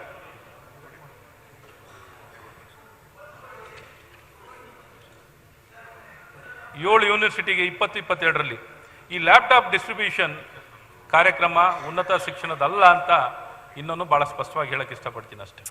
ಇದೇನೋ ಕನ್ಫ್ಯೂಷನ್ ಆಯ್ತು ಪ್ರಿಯಾಂಕ್. ಇದೇನೋ 1 ಕೋಟಿ ಹೆಂಗ್ ಕೊಡ್ತಾರೆ? 1 ಕೋಟಿನ 1 ಕೋಟಿಗೆ ಎಷ್ಟು ಲ್ಯಾಪ್ಟಾಪ್ ಬರ್ತದೆ? ಏನಾಗ್ತದೆ? 7 ಯೂನಿವರ್ಸಿಟಿ ಕೊಟ್ಟಿದ್ದಾರೆ ಅಂತ ಹೇಳ್ತೀರಿ ಸರ್. 7 ಯೂನಿವರ್ಸಿಟಿ 1 ಕೋಟಿ, 1 ಕೋಟಿ 100 ಕೋಟಿ ಕಾರ್ಯಕ್ರಮ. ಅಧ್ಯಕ್ಷರೇ, ನೀವು ನೋಡ್ರಿ, ಒಂದ್ ನಿಮಿಷ. I kindly request you sir. Priyank, ಒಂದ್ ನಿಮಿಷ. ನಾನು ಇದು ನಿಮ್ ಸಹಾಯಕ್ಕೆ ಬರ್ತಿದ್ದೀನಿ, ಇಷ್ಟು ಓಪನ್ ಆಗಿ ನಾನು ಕೇಳೋಣ ಅಂತ ಹೇಳ್ರಿ. ಈ ಕಾರ್ಯಕ್ರಮ ನಾನು ಹೇಳ್ತಾ ಇದ್ದೀನಿ, SCP TSP ಕಾರ್ಯಕ್ರಮದಲ್ಲಿ ಉನ್ನತ ಶಿಕ್ಷಣದ ಕಾರ್ಯಕ್ರಮ ಅಲ್ಲ. Laptop distribution is not a part of the program of higher education. ಯೂನಿವರ್ಸಿಟಿನಲ್ಲಿ ಯಾವುದೋ ನಮ್ಮ ಹಂಚಿಕೆ ಕಾರ್ಯಕ್ರಮ ಉನ್ನತ ಶಿಕ್ಷಣದಿಂದಿಲ್ಲ. ನಮ್ಮ ಅಲೋಕೇಶನ್ ಆಫ್ ಏನು SCP TSP ನಲ್ಲಿ ಶಿಕ್ಷಾ ವೇತನಕ್ಕೆ ಅಂತ ಏನು ಮಾಡ್ಕೊಂಡಿರುವಂಥದ್ದು 1,45,00,000 ಹಣವನ್ನು ಮಾತ್ರ ಮೀಸಲಿಟ್ಟಿರುವಂಥದ್ದು. 7 ಯೂನಿವರ್ಸಿಟಿನಲ್ಲಿ ಮಾತ್ರ ಈ ಹಣವನ್ನು ಇದುವರೆಗೂ ನಾವು ಕೊಟ್ಟಿರುವಂಥದ್ದು. ಶಿಷ್ಯ ವೇತನಕ್ಕೆ 1,45,00,000 ಶಿಷ್ಯ ವೇತನಕ್ಕೆ ಬರಲ್ಲ ಇದು. ಅಲ್ಲಿ ನೀವು ಹೇಳಿದ್ದು ಅದು ಶಿಷ್ಯ ವೇತನಕ್ಕೆ ಶಿಷ್ಯ ವೇತನ ಅಲ್ಲ, ಸ್ಟ್ಯಾಂಡ್ ಕರೆಕ್ಟೆಡ್. ಶಿಷ್ಯ ವೇತನಕ್ಕೆ ಇರುವಂತದ್ದು ಇದು ಸೋಷಿಯಲ್ ವೆಲ್ಫೇರ್ ಇಂದಾನೆ ಕೊಡೋದು. ಶಿಷ್ಯ ವೇತನ ಆಗ್ಲಿ ಲ್ಯಾಪ್ಟಾಪ್ ಆಗ್ಲಿ. ಈ 1,07,00,000 ಎಷ್ಟು ಯಾವ ಕಾರ್ಯಕ್ರಮ ಅಂತ ನಿಮ್ಗೆ ಹೇಳ್ತೀನಿ, ಹೇಳ್ತೀನಿ ಏನು ಕಾರ್ಯಕ್ರಮಕ್ಕೆ ಅಂತ. ಇಲ್ಲ, ಈಗ ಒಂದ್ ನಿಮಿಷ ಈಗ ಉತ್ತರನ ಬಯಸ್ತಾರೆ. ನಾನೇನು ಇದು ಮಾಡ್ತಾ ಇಲ್ಲ.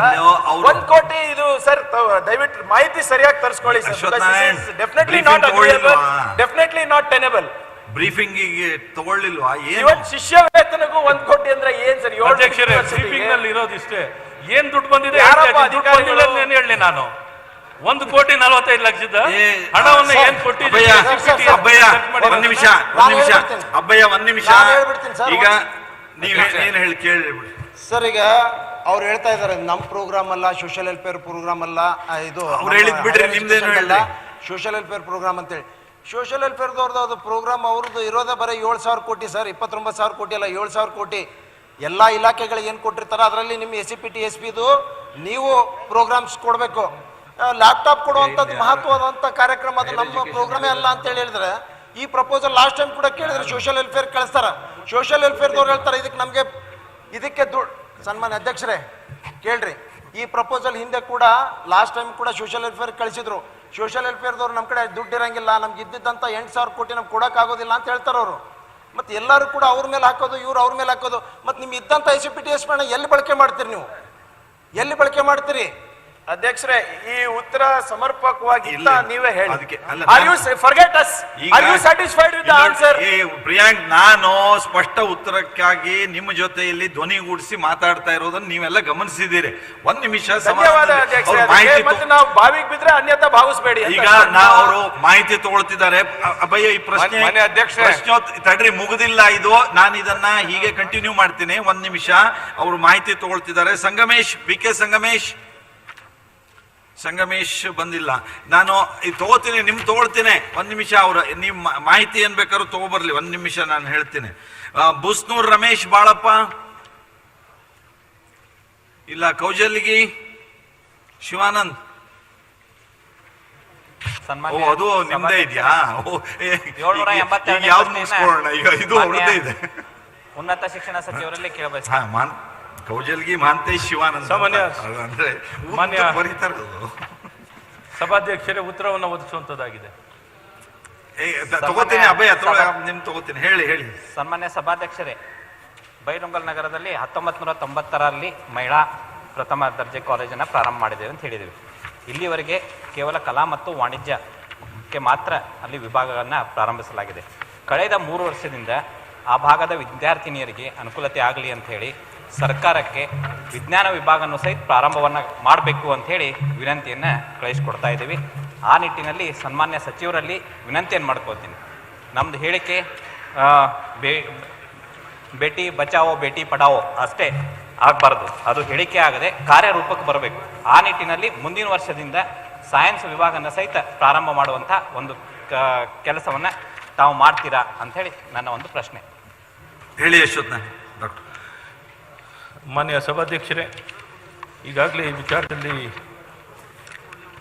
ಏನೊಂದು ಸೈನ್ಸ್ ಕೋರ್ಸನ್ನು ಪ್ರಾರಂಭವನ್ನು ಮಾಡಬೇಕು ಅಂತ ಕೇಳ್ಕೊಂಡಿದ್ದಾರೆ.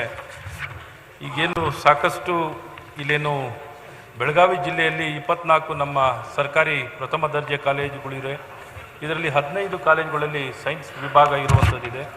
ಒಟ್ಟು ಟೋಟಲ್ ಇಂಟೇಕ್ ಇಲ್ಲಿ 3300 ಇಂಟೇಕ್ ಇರುವಂಥದ್ದಿದೆ. ಅದಲ್ಲದೆ ನಮ್ಮ ಬೈಲಹೊಂಗಲದಲ್ಲಿ 2 ಕಾಲೇಜಿನಲ್ಲಿ ನಮ್ಮ ಒಂದು ಏಡೆಡ್ ಕಾಲೇಜಿನಲ್ಲಿ ಸೈನ್ಸನ್ನು ಕೊಡುವಂಥದ್ದಾಗಿದೆ. ಈಗ ಹೊಸದಾಗಿ ಸೈನ್ಸನ್ನು ಇವತ್ತು ಕೊಡುವಂಥದ್ದಾಗಲ್ಲ. ಇರುವಂಥ ಕೋರ್ಸಸ್ಗಳನ್ನು ಸ್ಟ್ರೆಂಥನ್ ಮಾಡೋವಂಥದ್ದಾಗ್ತಿದೆ. ಹೊಸ ಕೋರ್ಸಸ್ನ ಈಗ ಸ್ಟಾರ್ಟ್ ಮಾಡೋವಂಥದ್ದನ್ನ ನಾವು ಮಾಡ್ತೀವಿ. ಸೈನ್ಸನ್ನು ಬೇರೆ ಎಲ್ಲ ಕೋರ್ಸಸ್ ವಿನಂತಿ, ಹಣಕಾಸನ್ನು ಇವಾಗ ಒಂದು 6 ಕೋಟಿಯಷ್ಟು ಹಣ ಬಿಡುಗಡೆ ಮಾಡುವಂಥದ್ದಾಗಿದೆ. ಮತ್ತು ನೀರಿನ ಸೌಕರ್ಯ ಕೇಳಿದರೆ ಆ ನೀರಿನ ಸೌಕರ್ಯವನ್ನು ಮಾಡಿಕೊಡುವಂಥದ್ದು ಆಗಿದೆ. ಸರ್, ತಾವೇನು ಹೇಳ್ತೀರಿ ಅದನ್ನು ಬರ್ತೀನಿ ನಾನು.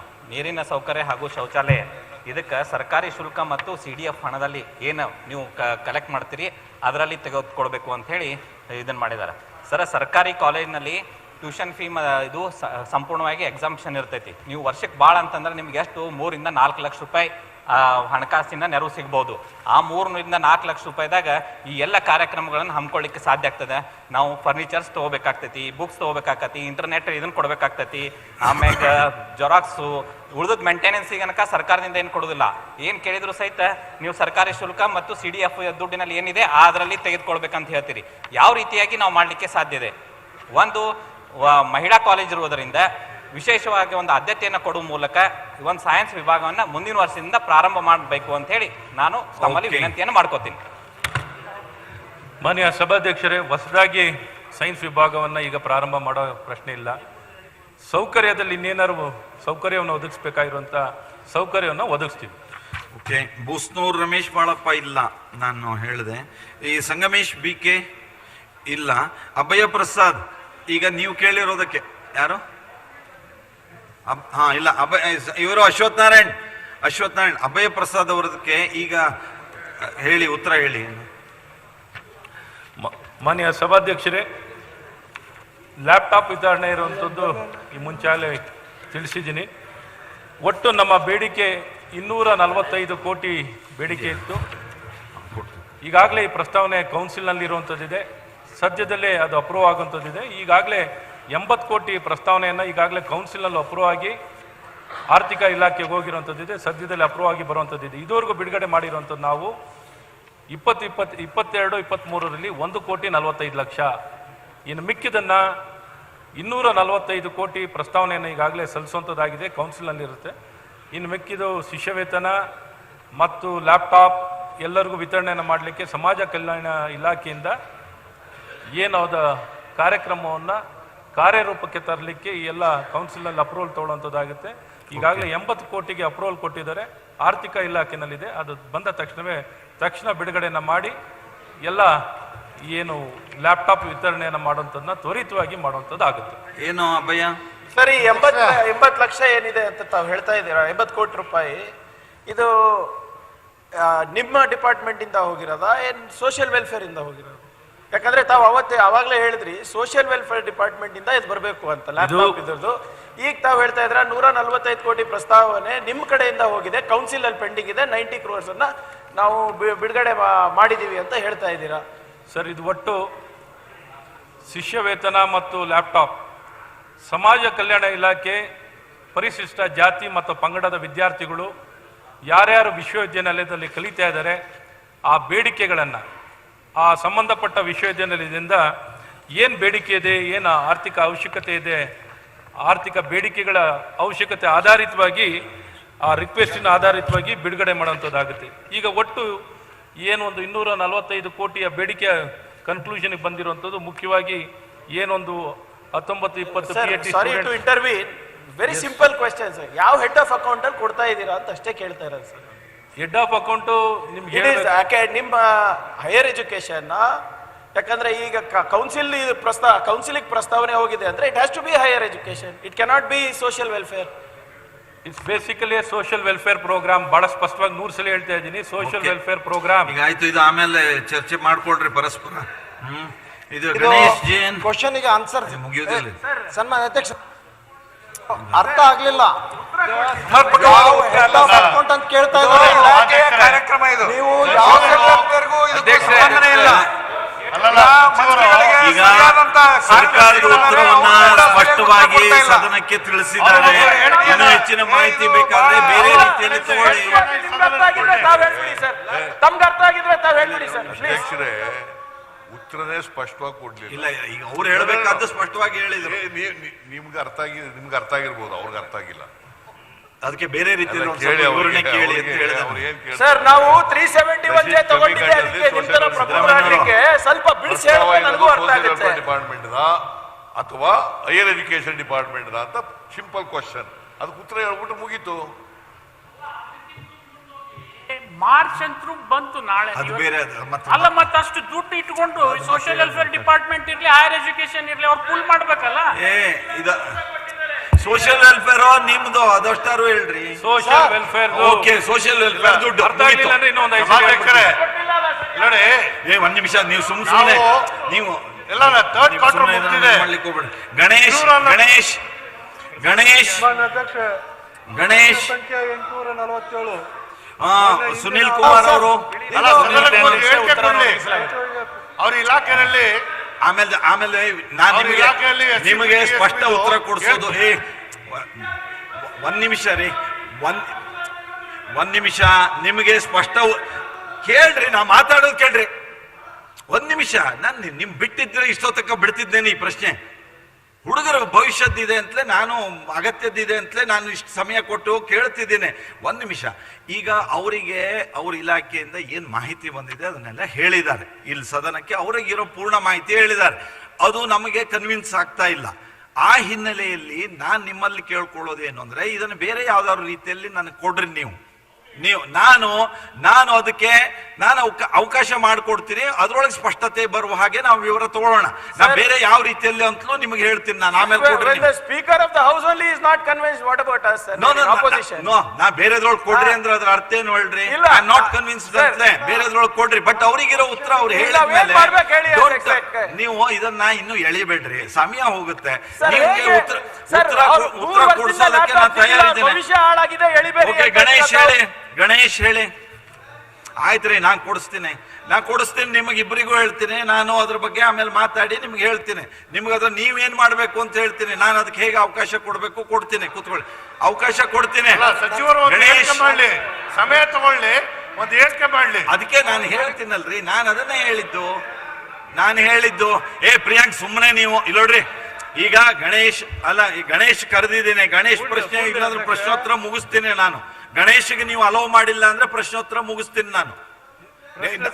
ನಾನೇ ಹೇಳ್ತಿದ್ದೀನಿ ಕೊಡಿಸ್ತೀನಿ ಅಂತ. ಇನ್ನೇನು ಹೇಳೋದು ನಿಮ್ಗೆ? ನಾನು ಉತ್ತರ ಕೊಡಿಸ್ತೀನಿ ಸರಿಯಾಗಿ ಅಂತ ಹೇಳಿದ್ಮೇಲೆ ಆಯ್ತು, ಅದೆಲ್ಲ ಆಯ್ತ್ರಿ. ಈಗ ಕನ್ಫ್ಯೂಷನ್ ಇರೋದನ್ನ ಅವರಿಗೆ ಇಲಾಖೆ ವತಿಯಿಂದ ಮಾಹಿತಿ ಇರೋದನ್ನ ಕಳಿಸಿದ್ದಾರೆ. ಆದ್ರೆ ನಮಗೆ ಸ್ಪಷ್ಟತೆ ಬರದೆ ಹೋದ್ರಿಂದ ಬೇರೆ ರೀತಿಯಲ್ಲಿ ನೀವು ಮಾಹಿತಿ ಕೊಡೋಣ, ಕೇಳೋಣ. ಗಣೇಶ್ ಸುಮ್ಮನೆ ಇದು ಮಾಡ್ಬೇಡಿ. ಗಣೇಶ್ ನೀವು ಇದಕ್ಕಿಂತ ಎಳಿಬೇಡ್ರಿ ಜಾಸ್ತಿ.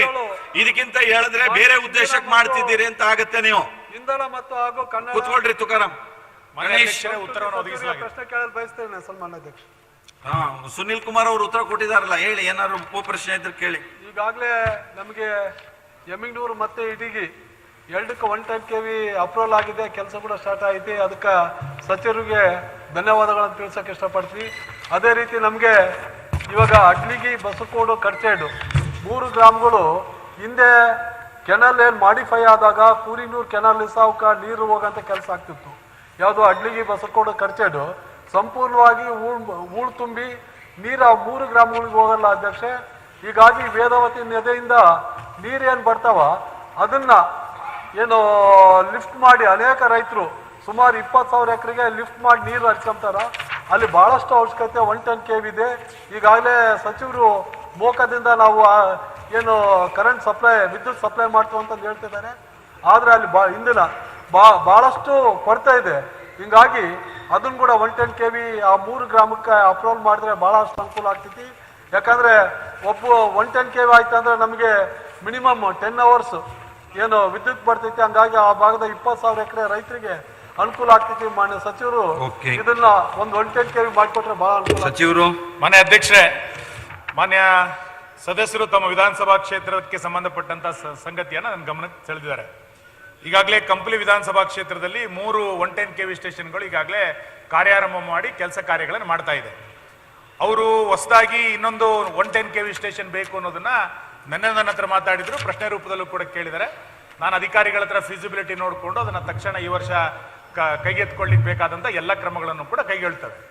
ಇದ್ರ ಜೊತೆಯಲ್ಲಿ ಈ ವರ್ಷ ಇಡೀ ರಾಜ್ಯದಲ್ಲಿ ನಾವು 105 ಹೊಸ ಸಬ್ಸ್ಟೇಷನ್ಗಳನ್ನು ಇಡೀ ರಾಜ್ಯದಲ್ಲಿ ತೆಗೆದುಕೊಂಡಿದ್ದೇವೆ.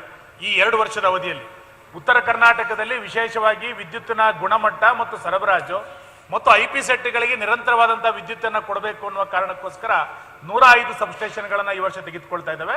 ಅದರಲ್ಲಿ ಕಿತ್ತೂರು ಕರ್ನಾಟಕಕ್ಕೆ 25 ಸಬ್ಸ್ಟೇಷನ್ಗಳನ್ನು ಈ ವರ್ಷ ನಾವು ಕಾರ್ಯಾರಂಭವನ್ನು ಮಾಡ್ತಾ ಇದ್ದೇವೆ. ಇದನ್ನು ಸದನದ ಗಮನಕ್ಕೆ ತರ್ತಾ ಇದ್ದೇನೆ. ಮಾನ್ಯ ಸದಸ್ಯರು ಹೊಸ ಸಬ್ಸ್ಟೇಷನ್ ಕೊಡಬೇಕು ಅನ್ನೋದನ್ನ ಏನು ಗಮನಕ್ಕೆ ತಂದಿದ್ದಾರೆ, ತಕ್ಷಣ ಅದನ್ನು ಅಧಿಕಾರಿಗಳ ಜೊತೆಗೆ ಮಾತನಾಡಿ ಅದನ್ನು ಒದಗಿಸುವಂತ ಕಾರ್ಯವನ್ನು ಮಾಡ್ತೇನೆ. ಓಕೆ, ಗಣೇಶ್ ಏನೋ ಏನಿಲ್ಲ, ಅವರು ಕಲ್ಯಾಣ ಕರ್ನಾಟಕದವರು, ಕಿತ್ತೂರು ಕರ್ನಾಟಕದವರು ಅಲ್ಲ. ಆಯ್ತು, ನಂಗೆ ಎಚ್ ಕೆ ಪಾಟೀಲ್ ಎತ್ತಬೇಕು ಅಂತ ಹೇಳಿದ್ದು ಅದು ಅಷ್ಟೇ. ಅವರು ಅದೇ ಆಯ್ತಲ್ಲ, ಅವರು ಅಲ್ಲಿ ಕೊನೆ ಉಪ ಪ್ರಶ್ನೆಯಲ್ಲಿ ಪ್ರಸ್ತುತ ಸರ್ಕಾರದ ಹಂತದಲ್ಲಿ ಹೊಸದಾಗಿ ಎಷ್ಟು 110 kV ಸ್ಟೇಷನ್ಗಳನ್ನು ಮಂಜೂರಿ ಮಾಡಲಾಗುತ್ತಿದೆ ಅಂತ ಒಂದು ಕೇಳಿದ್ದಾರೆ.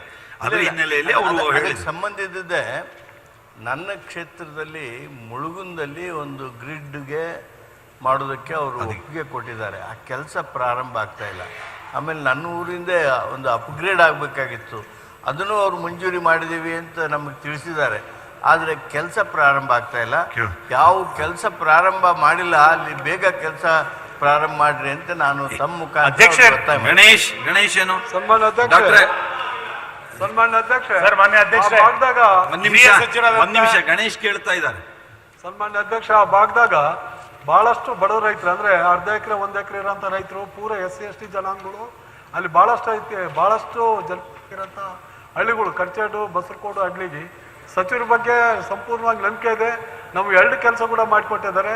ಸಚಿವರಿಗೆ ಧನ್ಯವಾದಗಳು ತಿಳಿಸ್ತಿ. ಇದೊಂದು ಮಾಡಿಕೊಟ್ರೆ ನಮ್ಗೆ ಬಹಳಷ್ಟು ಅನುಕೂಲ ಆಗ್ತೈತಿ. ಮಾನ್ಯ ಅಧ್ಯಕ್ಷ, ಅದನ್ನು ಈಗಾಗಲೇ ನಾನು ಗಮನಕ್ಕೆ ತಂದಿದ್ದೇನೆ. ಮಾನ್ಯ ಎಚ್ ಕೆ ಪಾಟೀಲ್ರು ತನ್ನ ವಿಧಾನಸಭಾ ಕ್ಷೇತ್ರದಲ್ಲಿ ಮಂಜೂರಾಗಿದ್ದ ಕೆಲಸ ಕಾಮಗಾರಿಗಳು ಏನು ಆರಂಭ ಆಗಿಲ್ಲ ಅಂತ ಹೇಳಿದ್ದಾರೆ. ನಾನು ತಕ್ಷಣ ಅದನ್ನು ಗಮನಿಸಿ ಅವರಿಗೆ ಅದನ್ನು ತಿಳಿಸ್ಕೊಡ್ತೀನಿ. ಓಕೆ, 15ರಲ್ಲಿ 13ಕ್ಕೆ ಉತ್ತರವನ್ನು ಪಡೆಯಲಾಗಿದೆ. ಲಿಖಿತ ಮೂಲಕ ಉತ್ತರಿಸುವ ಪ್ರಶ್ನೆಗಳು. ಮಾನ್ಯ ಸಭಾಧ್ಯಕ್ಷರೇ, 22/12/2022 4ನೇ ಪಟ್ಟಿಯಿಂದ ಸದನದಲ್ಲಿ ಲಿಖಿತ ಮೂಲಕ ಉತ್ತರಿಸುವ 226 ಪ್ರಶ್ನೆಗಳ ಪೈಕಿ 156 ಪ್ರಶ್ನೆಗಳಿಗೆ ಉತ್ತರವನ್ನು ಸದನದಲ್ಲಿ ಮಂಡಿಸಿದೆ. ವರದಿಯನ್ನು ಒಪ್ಪಿಸುವುದು ಎಸ್. ಕುಮಾರ್ ಬಂಗಾರಪ್ಪ. ಮಾನ್ಯ ಸಭಾಧ್ಯಕ್ಷರೇ, ಕರ್ನಾಟಕ ವಿಧಾನಮಂಡಲದ ಹಿಂದುಳಿದ ವರ್ಗ ಮತ್ತು ಅಲ್ಪಸಂಖ್ಯಾತರ ಕಲ್ಯಾಣ ಸಮಿತಿಯ 15ನೇ ವಿಧಾನಸಭೆ 21-22ನೇ ಸಾಲಿನ 4ನೇ ವರದಿಯನ್ನು ಸಮಿತಿಯ ಪರವಾಗಿ ಅಧ್ಯಕ್ಷನಾದ ನಾನು ಸದನದ ಮುಂದೆ ಮಂಡಿಸುತ್ತಿದ್ದೇನೆ. Okay, G Somashekar Reddy. ಸನ್ಮಾನ್ಯ ಸಭಾಧ್ಯಕ್ಷರೇ, 2021-22ನೇ ಸಾಲಿನ ಕರ್ನಾಟಕ ವಿಧಾನಮಂಡಲದ ಸ್ಥಳೀಯ ಸಂಸ್ಥೆಗಳ ಮತ್ತು ಪಂಚಾಯತ್ ರಾಜ್ ಸಂಸ್ಥೆಗಳ ಸಮಿತಿಯ ಅಧ್ಯಕ್ಷನಾದ ನಾನು ಸಮಿತಿಯು ಅನುಮೋದಿಸಿರುವ ಶಿಕ್ಷಣ, ಪರಿಶಿಷ್ಟ ವರ್ಗಗಳ ಕಲ್ಯಾಣ, ಮಹಿಳಾ ಮತ್ತು ಮಕ್ಕಳಾಭಿವೃದ್ಧಿ ಹಾಗೂ ನಗರಾಭಿವೃದ್ಧಿ ಇಲಾಖೆಗಳ ಸಂಬಂಧಿತವಾದ ಸಮಿತಿಯ 37ನೇ ವರದಿಯನ್ನು ಸದನಕ್ಕೆ ಒಪ್ಪಿಸುತ್ತಿದ್ದೇನೆ. ಓಕೆ, ಸುರೇಶ್ ಕುಮಾರ್. ಮಾನ್ಯ ಸಭಾಧ್ಯಕ್ಷರೇ, ಕರ್ನಾಟಕ ವಿಧಾನಸಭೆಯ ಕಾರ್ಯವಿಧಾನ ಮತ್ತು ನಡವಳಿಕೆ ನಿಯಮ 232 ಪ್ರಕಾರ ನಗರಾಭಿವೃದ್ಧಿ, ಕಂದಾಯ, ವಸತಿ, ಒಳಾಡಳಿತ, ಜಲಸಂಪನ್ಮೂಲ, ಗ್ರಾಮೀಣಾಭಿವೃದ್ಧಿ ಮತ್ತು ಪಂಚಾಯತ್ ರಾಜ್, ಸಾರಿಗೆ ಮತ್ತು ಲೋಕೋಪಯೋಗಿ, ಬಂದರು ಮತ್ತು ಒಳನಾಡು ಜಲಸಾರಿಗೆ ಇಲಾಖೆಗೆ ಸಂಬಂಧಿಸಿದ 2021-22 ಸಾಲಿನ ಅರ್ಜಿಗಳ ಸಮಿತಿಯ 3ನೇ ವರದಿಯನ್ನು ಸಮಿತಿಯ ಪರವಾಗಿ ಸದನದಲ್ಲಿ ಮಂಡಿಸುತ್ತಿದ್ದೇನೆ. ಓಕೆ, ಈಗ ಒಂದು ಶೂನ್ಯ ವೇಳೆ ತಗೊಳ್ತಿದ್ದೀನಿ, ಒಂದು ಸದನದ ಗಮನಕ್ಕೆ ಒಂದು ವಿಷಯ ತರ್ತೀನಿ, ದಯವಿಟ್ಟು ಅದನ್ನ ಗಮನಿಸಬೇಕು. ಈ ಶೂನ್ಯ ವೇಳೆಯಲ್ಲಿ ನನಗೆ ಬರ್ತಾ ಇರುವಂತಹ ತುರ್ತು ಅಂತ ಏನೇನು ನೀವು ಕೊಡ್ತಾ ಇದ್ದೀರಿ ನೋಟಿಸನ್ನ, ಅದು ಯಾವುದು ಅಂತ ತುರ್ತಿಂದ ಇಲ್ಲ. ನೀವು ಬೇರೆ ಬೇರೆ ರೀತಿಯಲ್ಲಿ ಚರ್ಚೆಗೆ ತೆಗೆದುಕೊಳ್ಳೋದಕ್ಕೆ ಅವಕಾಶ ಇರುವಂತದ್ದು. ಶೂನ್ಯ ವೇಳೆ ನಿನ್ನೆ ರಾತ್ರಿ ಸದನ ಮುಗಿದ ಮೇಲೆ ಇವತ್ತು ಬೆಳಗ್ಗೆ ಒಳಗೆ ಏನಾರು ಆದ್ರೆ ತುರ್ತಿದ್ರೆ ಅಥವಾ ಇನ್ನೇನೋ ಒಂದು ಬಹಳ ಮಹತ್ವದ್ದಿದ್ರೆ ನೀವೆಲ್ಲ ಅದನ್ನ ಕೊಟ್ರೆ ಇವತ್ತು ತಗೊಳ್ಲಿಕ್ಕೆ ಆಗತ್ತೆ. ಆದ್ರೆ ನೀವು ಕೊಡೋದ ಸ್ವರೂಪ ನೋಡಿದ್ರೆ ಅದೇನು ಬಹಳ ತುರ್ತಿಂದಲ್ಲ, ಆಡಳಿತಾತ್ಮಕ ವಿಷಯಗಳದ್ದು ಇದೆ. ನಾನು ಕೊಡ್ತೀನಿ ನಿಮ್ಗೆ, ಆದ್ರೆ 4.5 ವರ್ಷ ಆದ್ಮೇಲೆ ಹೇಳಿ ಮತ್ತೆ ಕೊಡೋದು ನಾನು ಹೀಗೆ. ಯಾಕಂದ್ರೆ ಒಂದೆಲ್ಲ ಒಂದು ರೀತಿಯಲ್ಲಿ ಅವಕಾಶ ಆಗಲಿ ಅಂತ ಕೊಡೋದು ನಾನು ನಮ್ಮ ಶಾಸಕರಿಗೆ, ಒಂದೆಲ್ಲ ಒಂದು ರೀತಿಯಲ್ಲಿ ವಿಷಯ ಪ್ರಸ್ತಾಪ ಮಾಡೋದಕ್ಕೆ ಅವಕಾಶ ಆಗಲಿ ಅಂತ. ಈಗ ಇದು ಶಿವಲಿಂಗೇಗೌಡರು. ಅಧ್ಯಕ್ಷರೇ, ಈಗ ನಮ್ಮಲ್ಲಿ 234 ನ್ಯಾಷನಲ್ ಹೈವೇ ಬಂಟ್ವಾಳದಿಂದ ಹೈದರಾಬಾದ್ಗೆ ಹೋಗ್ತಕ್ಕಂಥ ಒಂದು 234 ನ್ಯಾಷನಲ್ ಹೈವೇ ಏನಿದೆ, ಅದು ನನ್ನ ಕ್ಷೇತ್ರದ ಬಾಣಾವರದಿಂದ ಉಳಿಯಾರ್. ಸರ್ಕಾರದಲ್ಲಿ ಯಾರು ಕೇಳಿಸ್ಕೊಳ್ತಿದ್ದೀರಿ? ಇದು ಉಳಿಯಾರ್ ಒಂದ್ ನಿಮಿಷ ತಡ್ರಿ. ಸರ್ಕಾರದಲ್ಲಿ ಯಾರು ಕೇಳಿಸ್ಕೊಳ್ತಾ ಇದ್ದೀರಿ? ಇದು ಸಚಿವರು ಒಬ್ರು ಈ ಕಡೆ ನನ್ನ ಕಡೆನೂ ನೋಡೋದಿಲ್ಲ. ಜ್ಞಾನೇಂದ್ರ ಅವರು, ಸುಧಾಕರ್ ಅವರು, ಹೆಬ್ಬಾರ್ ಅವರು, ಅಶ್ವಥ್ ನಾರಾಯಣ್, ಅಂಗಾರ, ಶಶಿಕಲಾ ಜೊಲ್ಲೆ ಇರೋ ಮಂತ್ರಿಗಳು ಇಷ್ಟು ಜನ ಇದ್ದೀರಿ. ಇಲ್ಲಿ ನಾನು ಕೇಳ್ತಾ ಇರೋದಕ್ಕೆ ನನಗೆ ಉತ್ತರ ಕೊಡ್ರಿ. ಈಗ ಶೂನ್ಯ ವೇಳೆಯಲ್ಲಿ ಒಂದ್ ನಿಮಿಷ ತಡ್ರಿ. ಶೂನ್ಯ ವೇಳೆಯಲ್ಲಿ ಶಿವಲಿಂಗೇಗೌಡರು ಪ್ರಸ್ತಾಪ ಮಾಡ್ತಿದ್ದಾರೆ ಏನೋ ಒಂದು ವಿಷಯ. ನೀವು ಯಾರು ಅದನ್ನ ಸರ್ಕಾರದ ಪರವಾಗಿ ಗಮನಿಸ್ತಾ ಇದ್ದೀರಿ ಅಂತ ನಾನು ಕೇಳ್ತಿದ್ದೀನಿ. ನೀವು ಒಬ್ಬರು ಪುರ್ಸೋತಿಲ್ಲ, ನಿಮ್ಗೆ ಕೇಳ್ರಿ ಯಾರಾದ್ರೂ ಒಬ್ರು. ಆಯ್ತು ಬಿಡ್ರಿ, ಕೇಳ್ತಾರ ಈಗ. ಆಯ್ತು, ಇಲ್ಲಿ ನೋಡ್ರಿ, ನೀವು ನಾನು ಇನ್ನೊಂದು ಸದನಕ್ಕೆ ಗಮನಕ್ಕೆ ತಂದ್ಬಿಡ್ತೀನಿ. ಬಂಡೆಪ್ಪ ಒಂದ್ ನಿಮಿಷ. ಶಿವಲಿಂಗೇಗೌಡ್ರೆ ಒಂದ್ ನಿಮಿಷ. ಇವತ್ತು ಇಲ್ಲಿ ಈ ಸದನದಲ್ಲಿ ಇರಬೇಕಾದಂತ ಸಚಿವರಲ್ಲಿ ಆರ್ ಅಶೋಕ್ ಅವರು, ಬಿ ಶ್ರೀರಾಮುಲು ಅವರು, ಬಿ ಸೋಮಣ್ಣ ಏನೋ ತೊಂದರೆ ಆಗಿದೆ, ಕೋಟಾ ಶ್ರೀನಿವಾಸ್ ಪೂಜಾರಿ ಕೌನ್ಸಿಲ್ ನಲ್ಲಿದ್ದಾರೆ, ಸಿ ಪಾಟೀಲ್ರು, ಪ್ರಭು ಚವ್ಹಾಣ್, ಇವರು ಬಸವನಗೌಡ, ಚನ್ನಬಸವನಗೌಡ ಪಾಟೀಲ್, ಇಲ್ಲ BC ಪಾಟೀಲ್ ಕೃಷಿ ಸಚಿವರು, KC ನಾರಾಯಣಗೌಡರು, ಮುನಿರತ್ನ ಅವರು, ಇಷ್ಟು ಜನ ಅಂದ್ರೆ ಇದ್ದವರು ಇಲ್ಲಿ ಇದ್ದಾರೆ, ಉಳಿದವರು ಇಲ್ಲ. ಅದನ್ನು ಗಮನಕ್ಕೆ ತರ್ತೇನೆ. ಏನು ಪ್ರಶ್ನೋತ್ತರದಲ್ಲಿಯೂ ಅಥವಾ ಇಂಥ ಸಂದರ್ಭದಲ್ಲೂ ಇಲ್ಲದೆ ಹೋದ್ರೆ ಕಷ್ಟ ಆಗುತ್ತೆ. CC ಪಾಟೀಲ್ರದ್ದು ಇಲ್ಲೇ ಇದೆ ಇವತ್ತು. ಅವರು ಆಯ್ತು, ನೀವು ಹೇಳಿ, ಅವ್ರು ಯಾರೋ ಒಬ್ರು ಗಮನಿಸ್ತಾರೆ. ಉತ್ತರ ಮತ್ತೆ ಇನ್ನೇನು ಮಾಡ್ಬೇಕು ಈಗ ಶೂನ್ಯ ವೇಳೆಯಲ್ಲಿ? ನಾನು ಅಲ್ಲ, ಅವರು ಬಂದ ಮೇಲೆ ಕೇಳೋಣ ಬುದ್ಧಿ.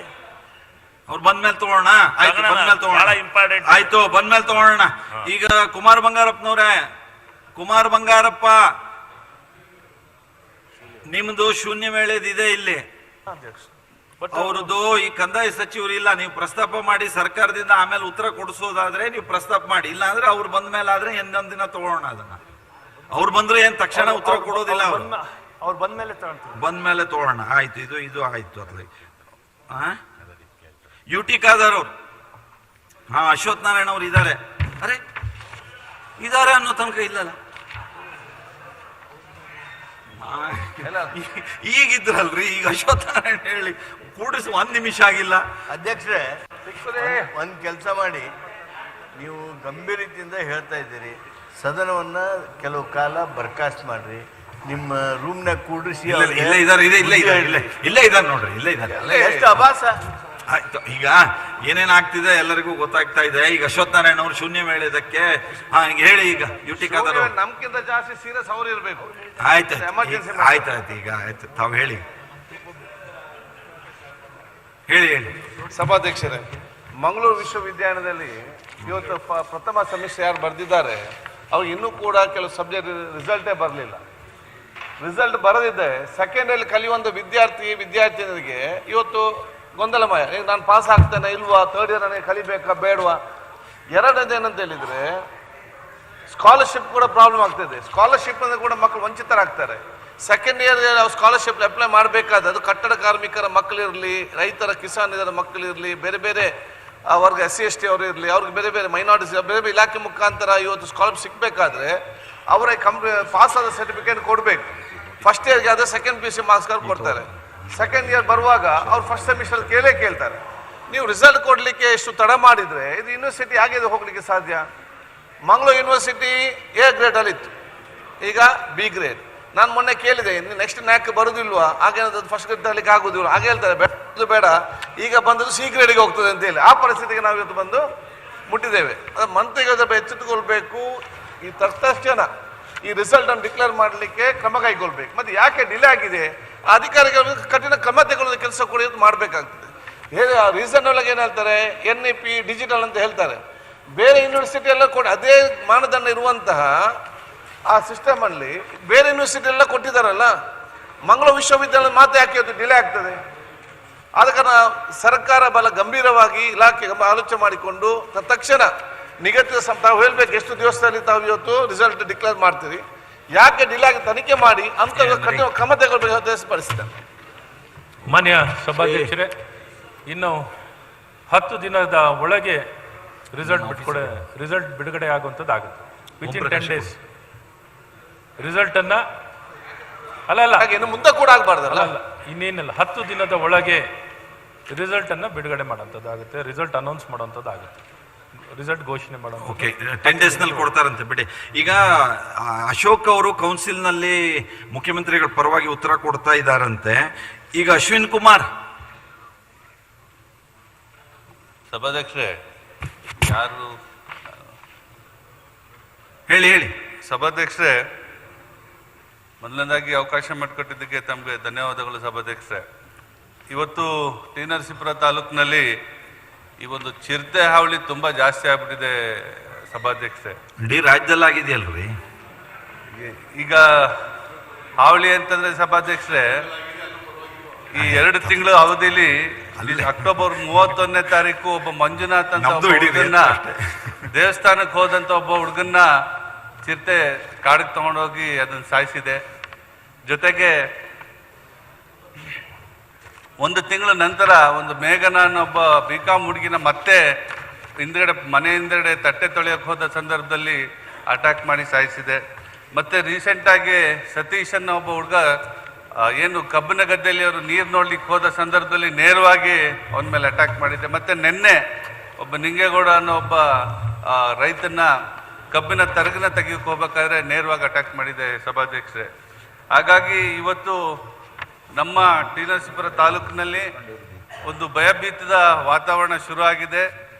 ರೈತರು ಅವರ ಗದ್ದೆಗಳಿಗೆ ಹೋಗ್ಲಿಕ್ಕೆ ಆಗ್ತಾ ಇಲ್ಲ, ಸ್ಟೂಡೆಂಟ್ಸ್ಗಳು ಕಾಲೇಜ್ಗೆ ನಡ್ಕೊಂಡು ಹೋಗೋಂಥ ಸಂದರ್ಭದಲ್ಲೂ ಕಾಣಿಸ್ಕೊಳ್ತಾ ಇರುವಂಥದ್ದು. ಮತ್ತು ರಾತ್ರಿ ಹೊತ್ತು ರಾತ್ರಿ ಪಾಳ್ಯದಲ್ಲಿ ಕರೆಂಟು ನೀಡಿದಂಥ ಸಂದರ್ಭದಲ್ಲಿ ಅಲ್ಲಿ ಹೋಗಿ ನೀರಾಯಿಸಲಿಕ್ಕೆ ಸಾಧ್ಯ ಆಗ್ತಾ ಇದ್ದಂಥದ್ದು ಸಭಾಧ್ಯಕ್ಷರೇ. ಹಾಗಾಗಿ ನಮ್ಮ ಟಿ ನರಸೀಪುರ ತಾಲೂಕನ್ನ ನಾವು ಕನ್ಸಿಡರ್ ಮಾಡಿಕೊಂಡ್ರೆ ಒಂದು 58,000 ಹೆಕ್ಟೇರ್ ಅಷ್ಟು ನಮ್ಮ ಭೂಗೋಳ ಪ್ರದೇಶ ಇರುವಂಥದ್ದು ಸಭಾಧ್ಯಕ್ಷರೇ. ಅದರಲ್ಲಿ ಬರೀ 1% ಅಷ್ಟೇ ಕಾಡಿರುವಂಥದ್ದು, ರಿಸರ್ವ್ ಫಾರೆಸ್ಟ್ ಇರೋದು ಬರೀ 117 ಎಕರೆ. ಇನ್ನು ಬಾಕಿ ಎಲ್ಲ ಕಲ್ಟಿವೇಟೆಡ್ ಏರಿಯಾಗಳೇ ಸಭಾಧ್ಯಕ್ಷರೇ. ಅದರಲ್ಲಿ ಸುಮಾರು 30,000 ಹೆಕ್ಟೇರು ಭತ್ತ ಬೆಳೆಯುವಂಥ ಕ್ಷೇತ್ರ, ಮತ್ತು ಬಾಕಿಯವು ಒಂದು 2,000 ಎಕರೆ ಕಬ್ಬಿದೆ, 2,500 ಕಬ್ಬಿದೆ ಸಭಾಧ್ಯಕ್ಷರೇ. ಈ ಕಬ್ಬು ಕಟಿಂಗ್ ಆಗದೆ ಈ ಒಂದು ಸಂದರ್ಭದಲ್ಲಿ ನಮಗೆ ಸುಮಾರು ತೊಂದರೆ ಆಗ್ತಾ ಇದೆ. ಆ ಚಿರತೆಗಳು ಅದನ್ನ ಆಶ್ರಯದಲ್ಲಿ ಇಟ್ಕೊಂಡು ಆ ಮರಿಗಳನ್ನ ಪಾಲನೆ ಮಾಡ್ಕೊಂಡು ಇವತ್ತು ಸುಮಾರು 10-15 ಚಿರತೆಗಳು ನಮ್ಮ ಕ್ಷೇತ್ರದ ವ್ಯಾಪ್ತಿಯಲ್ಲಿ ಅದು ಸುಮಾರು ತೊಂದರೆ ಮಾಡ್ತಾ ಇದೆ ಸಭಾಧ್ಯಕ್ಷರು. ನಾವೇನು ಕಾಡಿಗೆ ಹೋಗಿ ಅದನ್ನ ತೊಂದರೆ ಮಾಡ್ತಾರಂತದ್ದು ಮಾಡ್ತಾ ಇಲ್ಲ, ಇದು ನಾಡಿಗೆ ಬಂದು ತೊಂದರೆ ಮಾಡ್ತಾರೆ. ಇದರಿಂದ ಇವತ್ತು ತುಂಬಾ ತಾಲೂಕಿನಲ್ಲಿ ಒಂದು ಭಯದ ವಾತಾವರಣ ಇದೆ ಸಭಾಧ್ಯಕ್ಷರೇ. ಈ ಒಂದು ನಿಟ್ಟಿನಲ್ಲಿ ಇವತ್ತು ಏನು ಫಾರೆಸ್ಟ್ ಡಿಪಾರ್ಟ್ಮೆಂಟ್ ಅವರು ಅವರ ಪ್ರಯತ್ನನ ಮಾಡಿದ್ರು, ಅದು ಯಾವುದೇ ರೀತಿ ರಿಸಲ್ಟ್ ಕೊಡ್ತಾ ಇಲ್ಲ ಸಭಾಧ್ಯಕ್ಷರೇ. ಕೂಡ ಬಂದಿದ್ದಾರೆ. ಈಗ ನಿಮ್ಮ ಸಲಹೆ ಏನು? ಸಲಹೆ ನಾವ್ ಏನ್ ಹೇಳ್ಬೇಕು ಅನ್ನೋದೇ ನಮ್ಗೆ ಅರ್ಥ ಆಗ್ತಾ ಇಲ್ಲ ಸಭಾಧ್ಯಕ್ಷ. ಏನ್ ಮಾಡ್ಬೇಕು? ದೊಡ್ಡ ಇಲಾಖೆ ನರಸೀಪುರ ತಾಲೂಕು ಬರುತ್ತೆ, ಮತ್ತೆ ನಂಜನಗೂಡು ತಾಲೂಕು ಬರುತ್ತೆ. ನಮ್ಮ ಕ್ಷೇತ್ರದಲ್ಲಿ ಒಂದು ಚಿರತೆ ಕೂಡ ಹಿಡಿದಿದ್ದಾರೆ ಅಧ್ಯಕ್ಷರೇ. ಈಗಾಗಲೇ ನಮ್ಮ ಮಿತ್ರರಂತ ಅಶ್ವಿನ್ ಕುಮಾರ್ ಅವ್ರು ಹೇಳಿದಾಗೆ ಕಾಡು ಪ್ರದೇಶ ಜಾಸ್ತಿ ಇಲ್ಲ ಕೂಡ ಡಾಕ್ಟ್ರೇ ಅಧ್ಯಕ್ಷರೇ ಮುಖ್ಯ ಅಲ್ಲ, ನೀವು ಹೇಳಿದ್ ನೋಡಿದ್ರೆ ಅದು ನಿಮ್ ಕ್ಷೇತ್ರದ ಚಿರತೆ ಬೇರೆ, ನನ್ನ ಕ್ಷೇತ್ರದ ಚಿರತೆ ಬೇರೆ ಅಂತಿದೆಯೇನೋ? ಇಲ್ಲ ಅಧ್ಯಕ್ಷ, ಚಿರತೆಗಳಿಗೆ ಯಾವುದೇ ಬೌಂಡ್ರಿ ಇಲ್ಲ. ಬಟ್ ನಮ್ ಕ್ಷೇತ್ರ, ಅವ್ರ ಕ್ಷೇತ್ರ, ನಂಜುಂಡು ವಿಧಾನಸಭಾ ಕ್ಷೇತ್ರ ಎಲ್ಲಾ ಕಡೆ ಓಡಾಡ್ತಿದೆ ಅಧ್ಯಕ್ಷರೇ. ಸಭಾಧ್ಯಕ್ಷ, ಇದುವರೆಗೂ ಒಂದು 22-21 ಪ್ರಾಣಿಗಳು ಕುರಿ, ಹಸು ಅದನ್ನೆಲ್ಲ ತಗೊಂಡಾದಾಗ ಏನಿದಿಲ್ಲ, ಮನುಷ್ಯರ ಮೇಲೆ ಇದು ನೇರವಾಗಿ ಈಗ ಅಟ್ಯಾಕ್ ಮಾಡ್ತಾ ಇರೋಂಥದ್ದು ನಮ್ಮ ಒಂದು ಸಮಸ್ಯೆ ಸಭಾಧ್ಯಕ್ಷರೇ. ಎಷ್ಟು ದಿವಸ ಅದು ಆಗ್ತಿರ್ಲಿಲ್ಲ ಸಭಾಧ್ಯಕ್ಷರೇ. ಈಗ ಯಾವಾಗ 2 ಯುವಕರು ಮುಂದಿನ ಭವಿಷ್ಯ ಅಂತ ಏನು ಹೇಳ್ತೀವಿ ಅವ್ರ ಮೇಲೆ ಅಟ್ಯಾಕ್ ಮಾಡಿ ಸಾಯಿಸಿರೋದ್ರಿಂದ ಇವತ್ತು ದಿನ ನಮ್ಮ ತಾಲೂಕಲ್ಲಿ ನಮ್ಗೆ ಏನಾದ್ರೂ ಒಂದು ಸರ್ಕಾರ ಇದ್ರ ಬಗ್ಗೆ ಪರಿಹಾರ ಕೊಡ್ಲೇಬೇಕು ಸಭಾಧ್ಯಕ್ಷರೇ. ಅಶ್ವಿನ್, ಕೇಳೋಣ ಏನ್ ಡಾಕ್ಟ್ರೆ ಅಟ್ಯಾಕ್ ಮಾಡ್ತಿರಕ್ಕೆ ಮುಖ್ಯ ಕಾರಣ ಅಂತಂದ್ರೆ ಕಬ್ಬು ಕಟಾವಾಗಿಲ್ದಿರೋ ಅಧ್ಯಕ್ಷರೇ. ಸುಮಾರು 16-18 ತಿಂಗಳಾಗಿದ್ರು ಕೂಡ ಕಬ್ಬು ಕಟಾವಾಗಿಲ್ಲ. ಕಬ್ಬುಗಳೆಲ್ಲ ಎತ್ತರಕ್ಕೆ ಬಿಟ್ಟು ಹೂ ಬಿಟ್ಟಿವೆ. ಅದರಿಂದ ರೈತರಿಗೆ ಕೂಡ ಅನಾನುಕೂಲ ಆಗ್ತಿದೆ, ನಷ್ಟ ಆಗ್ತಿದೆ. ಈ ಕಬ್ಬಿನ ಗದ್ದೆಗಳಲ್ಲಿ ಈ ಚಿರತೆಗಳು ಸೇರ್ಕೊಂಡು ಹಿಡಿಯೋದಕ್ಕೆ ಕಷ್ಟ ಆಗ್ತಿದೆ ಅಧ್ಯಕ್ಷರೇ. ಮೊದಲು ಕಬ್ಬಿನ ಕಟಾವು ಮಾಡಿಸಿ ನಂತರ ಚಿರತೆ ಪ್ರಯತ್ನ ಮಾಡಿದ್ರೆ ಖಂಡಿತ ಸಿಕ್ಕಾಕೊಳ್ತಾರೆ. ರೈತರು ಹೇಗೆ ಕಬ್ಬಿನ ಕಟಾವನ್ನ ಅವ್ರ ಸಮಯ ಬಂದಾಗ ಅವ್ರು ಕಟಾವು ಮಾಡೋದು? ಇಲ್ಲ ಅಧ್ಯಕ್ಷ, ರೈತರು ಮಾಡೋದಲ್ಲ, ಸಕ್ಕರೆ ಕಾರ್ಖಾನೆಯವರು ಬಂದು ಅಧ್ಯಕ್ಷರೇ. ಅವ್ರು ಮಾಡ್ತಾ ಇಲ್ಲ. ಅವ್ರಿಗೆ ಹೇಳಿ ಕಬ್ಬಿನ ಕಟಾವು ಬೇಗ ಮಾಡಿಸಿದ್ರೆ ಕೃಷಿ ಸಚಿವರು ಅದು ಸಾಧ್ಯ ಆಗುತ್ತೆ ಅಧ್ಯಕ್ಷರೇ. ಹಾಗಾಗಿ ಮೊದಲು ಸರ್ಕಾರದಿಂದ ಯಾರು ಅಧ್ಯಕ್ಷರೇ ಈಗ ಕಂಡ್ರೆ ಈಗ ಹೋಮ್ ಮಿನಿಸ್ಟರ್ ಉತ್ತರ ಕೊಡ್ತಿದ್ದಾರೆ, ಅವ್ರಿಗೆ ಬೇರೆ ಏನಾರು ಪೊಲೀಸ್ ಕಳಿಸಿ ಹಿಡಿಲಿಕ್ಕಾಗತ್ತಾ ಏನು ಅಂತ ಕೇಳ್ಬಿಡೋಣ. ಅಧ್ಯಕ್ಷರೇ, ನಮ್ಮ ಸಂಡೂರು ತಾಲೂಕು ತುಕಾರಾಮ್ ಮಂಜುನಾಥ್ ಏನು ಹೇಳ್ತಿದ್ದಾರೆ ತಡ್ರಿ. ಅಧ್ಯಕ್ಷರೇ, ಅತಿ ಹೆಚ್ಚು ಚಿರತೆಗಳು ನಮ್ಮ ವ್ಯಾಪ್ತಿನಲ್ಲಿ ಇದಾವೆ. ಇಲಾಖೆಯವ್ರು ಏನ್ ಮಾಡ್ತಾರೆ, 5-6 ಬೋನ್ಗಳು ಇಟ್ಕೊಂಡು ಇಲ್ಲಿಂದ ತಗೊಂಡೋಗಿ ಅಲ್ಲಿಡ್ತಾರೆ, ಅಲ್ಲಿಂದ ತಗೊಂಡ್ಬಂದು ಇಲ್ಲಿಡ್ತಾರೆ. ಕನಿಷ್ಠ 25-30 ಬೋನ್ಗಳನ್ನ, ಗೇಜ್ಗಳನ್ನ ಇಟ್ರೆ ಮಾತ್ರ ಅದನ್ನ ಸೆರೆ ಹಿಡಿಯಲಿಕ್ಕೆ ಸಾಧ್ಯ ಆಗ್ತದೆ. ಸಂತತಿ ಅಂತೂ ಜಾಸ್ತಿ ಆಗ್ಬಿಟ್ಟಿದೆ ಸನ್ಮಾನ್ಯ ಅಧ್ಯಕ್ಷರೇ. ಚಿರತೆ ಸಂತತಿ ಎಲ್ಲಾ ತಾಲೂಕುಗಳಲ್ಲೂ ಜಾಸ್ತಿ ಆಗಿದೆ. ಅವೆಲ್ಲ ಕಾಡಲ್ಲಿ ನಾಡಿಗೆ ಬಂದ್ಬಿಟ್ಟಿದ್ದಾವೆ. ರುಚಿ ಪಾಳಬಿಟ್ಟಿದ್ದಾವೆ ಅಧ್ಯಕ್ಷರೇ. ಒಂದ್ ನಿಮಿಷ ತುಕಾರಾಮ್, ಡಾಕ್ಟ್ರೆ ಮಂಜುನಾಥ್, ನೀವು ಅಶ್ವಿನ್, ಎಲ್ಲರೂ ಒಂದೇ ನಿಮಿಷ. ನಾನು ನಿಮ್ಮ ಈಗ ಎಲ್ಲರೂ ಇಡೀ ಸದನದ ಸಮಸ್ಯೆ ಇದು, ನಿಮ್ದು ಒಂದೇ ಅಲ್ಲ. ನೀವು ಒಂದ್ ಬದಿಗೆ ಕಾಡು ಮಂಗ ಅಂತಾರೆ, ಒಂದ್ ಬದಿಗೆ ಆನೆ ಅಂತಾರೆ, ಒಂದ್ ಬದಿಗೆ ಚಿರತೆ ಅಂತೀವಿ, ಒಂದ್ ಬದಿ ನವಿಲ್ ಅಂತೀವಿ. ಇತ್ತೀಚೆಗೆ ಚಿರತೆ ಜಾಸ್ತಿ.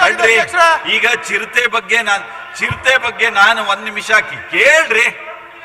ನಿಮಗೆ ತಡ್ರಿ, ಕೇಳ್ರಿ ಡಾಕ್ಟ್ರೆ, ಒಂದ್ ನಿಮಿಷ ಸಮಾಧಾನ ಕೇಳಿ. ಈ ಸಮಸ್ಯೆ ಗಂಭೀರವಾದಂತ ಸಮಸ್ಯೆ ಇದೆ, ಎಲ್ಲ ಕಡೆಗೂ ಸಮಸ್ಯೆ ಆಗಿದೆ. ಅಶ್ವಿನ್ ಹೇಳೋದು ನೋಡಿದ್ರಂತೂ 20-30 ಪ್ರಾಣಿ, ಬೇರೆ ಬೇರೆ ಪ್ರಾಣಿ ಎಲ್ಲ ತಿಂದಿದೆ, ದನ, ಕೋಳಿ, ಕುರಿ ಅಂತೆಲ್ಲ. ಈಗ ಮನುಷ್ಯರಿಗೆ ಅಟ್ಯಾಕ್ ಮಾಡಿದ್ರೆ ಏನು ಅಂತ ಆತಂಕ. ಮನುಷ್ಯರಿಗೆ ಅಟ್ಯಾಕ್ ಮಾಡ್ತಿರೋದು ಬೇರೆ ಬೇರೆದು ಅಟ್ಯಾಕ್ ಮಾಡ್ತಿರೋದನ್ನು ನೋಡ್ತಿದೀವಿ ನಾವು.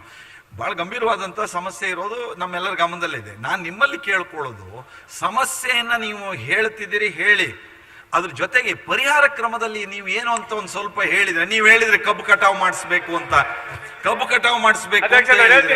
ಹಾಗೆ ತುಕಾರಾಮ್, ನೀವು ಮಾತಾಡುವಾಗ ಪರಿಹಾರ ಕ್ರಮ ಈಗ ಹಿಂದೆ ಇದೇ ತರ ಕರಡಿ ದಾಳಿ ಮಾಡಿದಾಗ ಮಾನ್ಯ ಅಧ್ಯಕ್ಷರೇ, ಕರಡಿ ಧಾಮಗಳಂತೇಳಿ ಮಾಡಿಬಿಟ್ಟು ಒಂದು ಸಲಹೆ ಮಾಡ್ತೀನಿ. ಹಿಂದೆ ಅಧ್ಯಕ್ಷರೇ 1985 ಭೂಪತಿ ಅವರು, ನಮ್ಮ XMLA ಅವರು ಇಲ್ಲಿ ಸದನದಲ್ಲಿದ್ರು ಮಾನ್ಯ ಅಧ್ಯಕ್ಷೆ. ಆ ಟೈಮಲ್ಲಿ ನಮ್ಮ ದರೋಜಿನಲ್ಲಿ ಕರಡಿಗಳೆಲ್ಲ ದಾಳಿ ಮಾಡ್ತಾ ಇದ್ವು, ಆ ಭತ್ತದ ಗದ್ದೆಗಳಿಗೆ ಅವಕ್ಕೆಲ್ಲ. ಅವಾಗ ಅದನ್ನ ಮನಗಂಡು ಕರಡಿಧಾಮ ಅಂತ, ದರೋಜಿ ಕರಡಿಧಾಮ ಅಂತೇಳಿ ಕಂಪ್ಲೀಟ್ ಆಗಿ 3000 ಎಕರೆನಲ್ಲಿ ಇವತ್ತು ಕಂಪ್ಲೀಟ್ ಆಗಿ ಕರಡಿಗಳನ್ನ ಹಿಡಿದು ಅಲ್ಲಿ ಇಟ್ಕೊಂಡು ಏನ್ ಚಿರತೆ ಬಗ್ಗೆ ಅದನ್ನ ಮಾಡ್ಬೇಕು. ಹೌದೌದು. ಏನಾಗಿದೆ ಮಾನ್ಯ ಅಧ್ಯಕ್ಷೆ, 3 ವಾರದ ಹಿಂದ್ಗಡೆ ಮಾನ್ಯ ಅಧ್ಯಕ್ಷರೇ, PG ಸೆಂಟರ್ ನಂದಿಹಳ್ಳಿ, ಶ್ರೀಕೃಷ್ಣ ವಿಶ್ವವಿದ್ಯಾಲಯ PG ಸೆಂಟರ್ ನಂದಿಹಳ್ಳಿ ನಮ್ಮ ಸಂಡೂರಿನಲ್ಲಿ ಮಾನ್ಯ ಅಧ್ಯಕ್ಷರೇ. ತುಕಾರಾಮ್, ಆನೆ ಬಗ್ಗೆ ಅಲ್ಲ, ಇದಕ್ಕೆ ಇದು ಬಿಲ್ಡಿಂಗ್ ಅಲ್ಲಿ ಬಂದಿದೆ, ಕ್ಯಾಂಪಸ್ ನಲ್ಲಿ ಬಂದಿದೆ ಮಾನ್ಯ ಅಧ್ಯಕ್ಷರೇ, ಟಿವಿನಲ್ಲಿ ಕೂಡ ಬಂದಿದೆ ಎಲ್ಲ ಕಂಪ್ಲೀಟ್ ಆಗಿ. ತುಕಾರಾಮ್, ದಯಮಾಡಿ ಅಲ್ಲ ಒಂದ್ ಸಲಹೆ ನಿಮ್ಮ ಕರಡಿ ಗೊತ್ತಾಯ್ತು ನನಗೆ. ದರೋಜಿ ಕರಡಿಧಾಮ, ಗುರೇಕೋಟೆ ಕರಡಿಧಾಮ ಹೆಂಗ್ ಮಾಡಿದೆ ಮಾನ್ಯ ಅಧ್ಯಕ್ಷ, ನಮ್ಮಲ್ಲಿ ಮೈನಿಂಗ್ ಇದೆ ಕಂಪ್ಲೀಟ್ ಆಗಿ. ಅಲ್ಲಿ ಸಾಕಷ್ಟು ಚಿರತೆಗಳು ಅಟ್ಯಾಕ್ ಮಾಡ್ತಾ ಇದಾವೆ. 4 ವರ್ಷದಿಂದ 3 ಜನಗಳು ಅಟ್ಯಾಕ್ ಆಗಿದೆ. ದಯಮಾಡಿ ತಾವುಗಳಲ್ಲಿ ನಾನು ಮನವಿ ಮಾಡ್ತಾ ಇದ್ದೀನಿ, ಇದು ನಂದು ಚಿರತೆ ಧಾಮ ಮಾಡಿಬಿಟ್ಟು ಅಲ್ಲಿ ಚಿರತೆಗಳನ್ನ ಸಾಕಿ ಅಲ್ಲಿ ಮಾಡ್ತಕ್ಕಂಥದ್ದು ಒಂದು ಸೂಕ್ತ ಸನ್ಮಾನ್ಯ ಅಧ್ಯಕ್ಷರ ಕೊಡ್ತೀನಿ ಒಬ್ಬೊಬ್ಬರಿಗೆ. ಈಗ ಆನೆ ಸನ್ಮಾನ್ಯ ಮಾಗಡಿ ನಮ್ಮ ರಾಮನಗರ ಜಿಲ್ಲೆನಲ್ಲಿ ಅತಿ ಹೆಚ್ಚು ಕಾಡು ಪ್ರದೇಶ ಇತ್ತು ಅಧ್ಯಕ್ಷರೇ. ಅವೆಲ್ಲ ನಾಡಕ್ ಬಂದು ಚಿರತೆನ ಹಿಡಿತಾರೆ. ಫಾರೆಸ್ಟ್ ಇಲಾಖೆಯವರು ಚಿರತೆ ಬೋಧಿಗೆ ಬಿದ್ದ ಮೇಲೆ ಹಿಡಿದಂತ ಚಿರತೆನ ಎಲ್ಲಿಗೆ ಬಿಡ್ತೀವಿ ಅಂತ ಹೇಳೋದಿಲ್ಲ, ಮಾಹಿತಿ ಕೊಡೋದಿಲ್ಲ. ಪಕ್ಕದ ಕ್ಷೇತ್ರಕ್ಕೆ ಬಿಡ್ತಾರೆ ಅವ್ರು. ಅದೇ ಆಗಿರೋದು ಅಧ್ಯಕ್ಷರೇ. ಒಂದು ಫಾರೆಸ್ಟ್ ಬಿಡ್ತಾರೆ. ಬಿಡ್ಬೇಕು ಹೇಳ್ರಿ. ಆಮೇಲೆ ಮಾನ್ಯ ಅಧ್ಯಕ್ಷರೇ, ಚಿರತೆ ವರ್ಷದಲ್ಲಿ 2 ಸರಿ ಮರಿ ಈಗ ಒಂದೇ ನಿಮಿಷ ಅಂತತಿನ ಕಡಿಮೆ ಮಾಡ್ಬೇಕು. ಮಂಜುನಾಥ್ ಒಂದ್ ನಿಮಿಷ.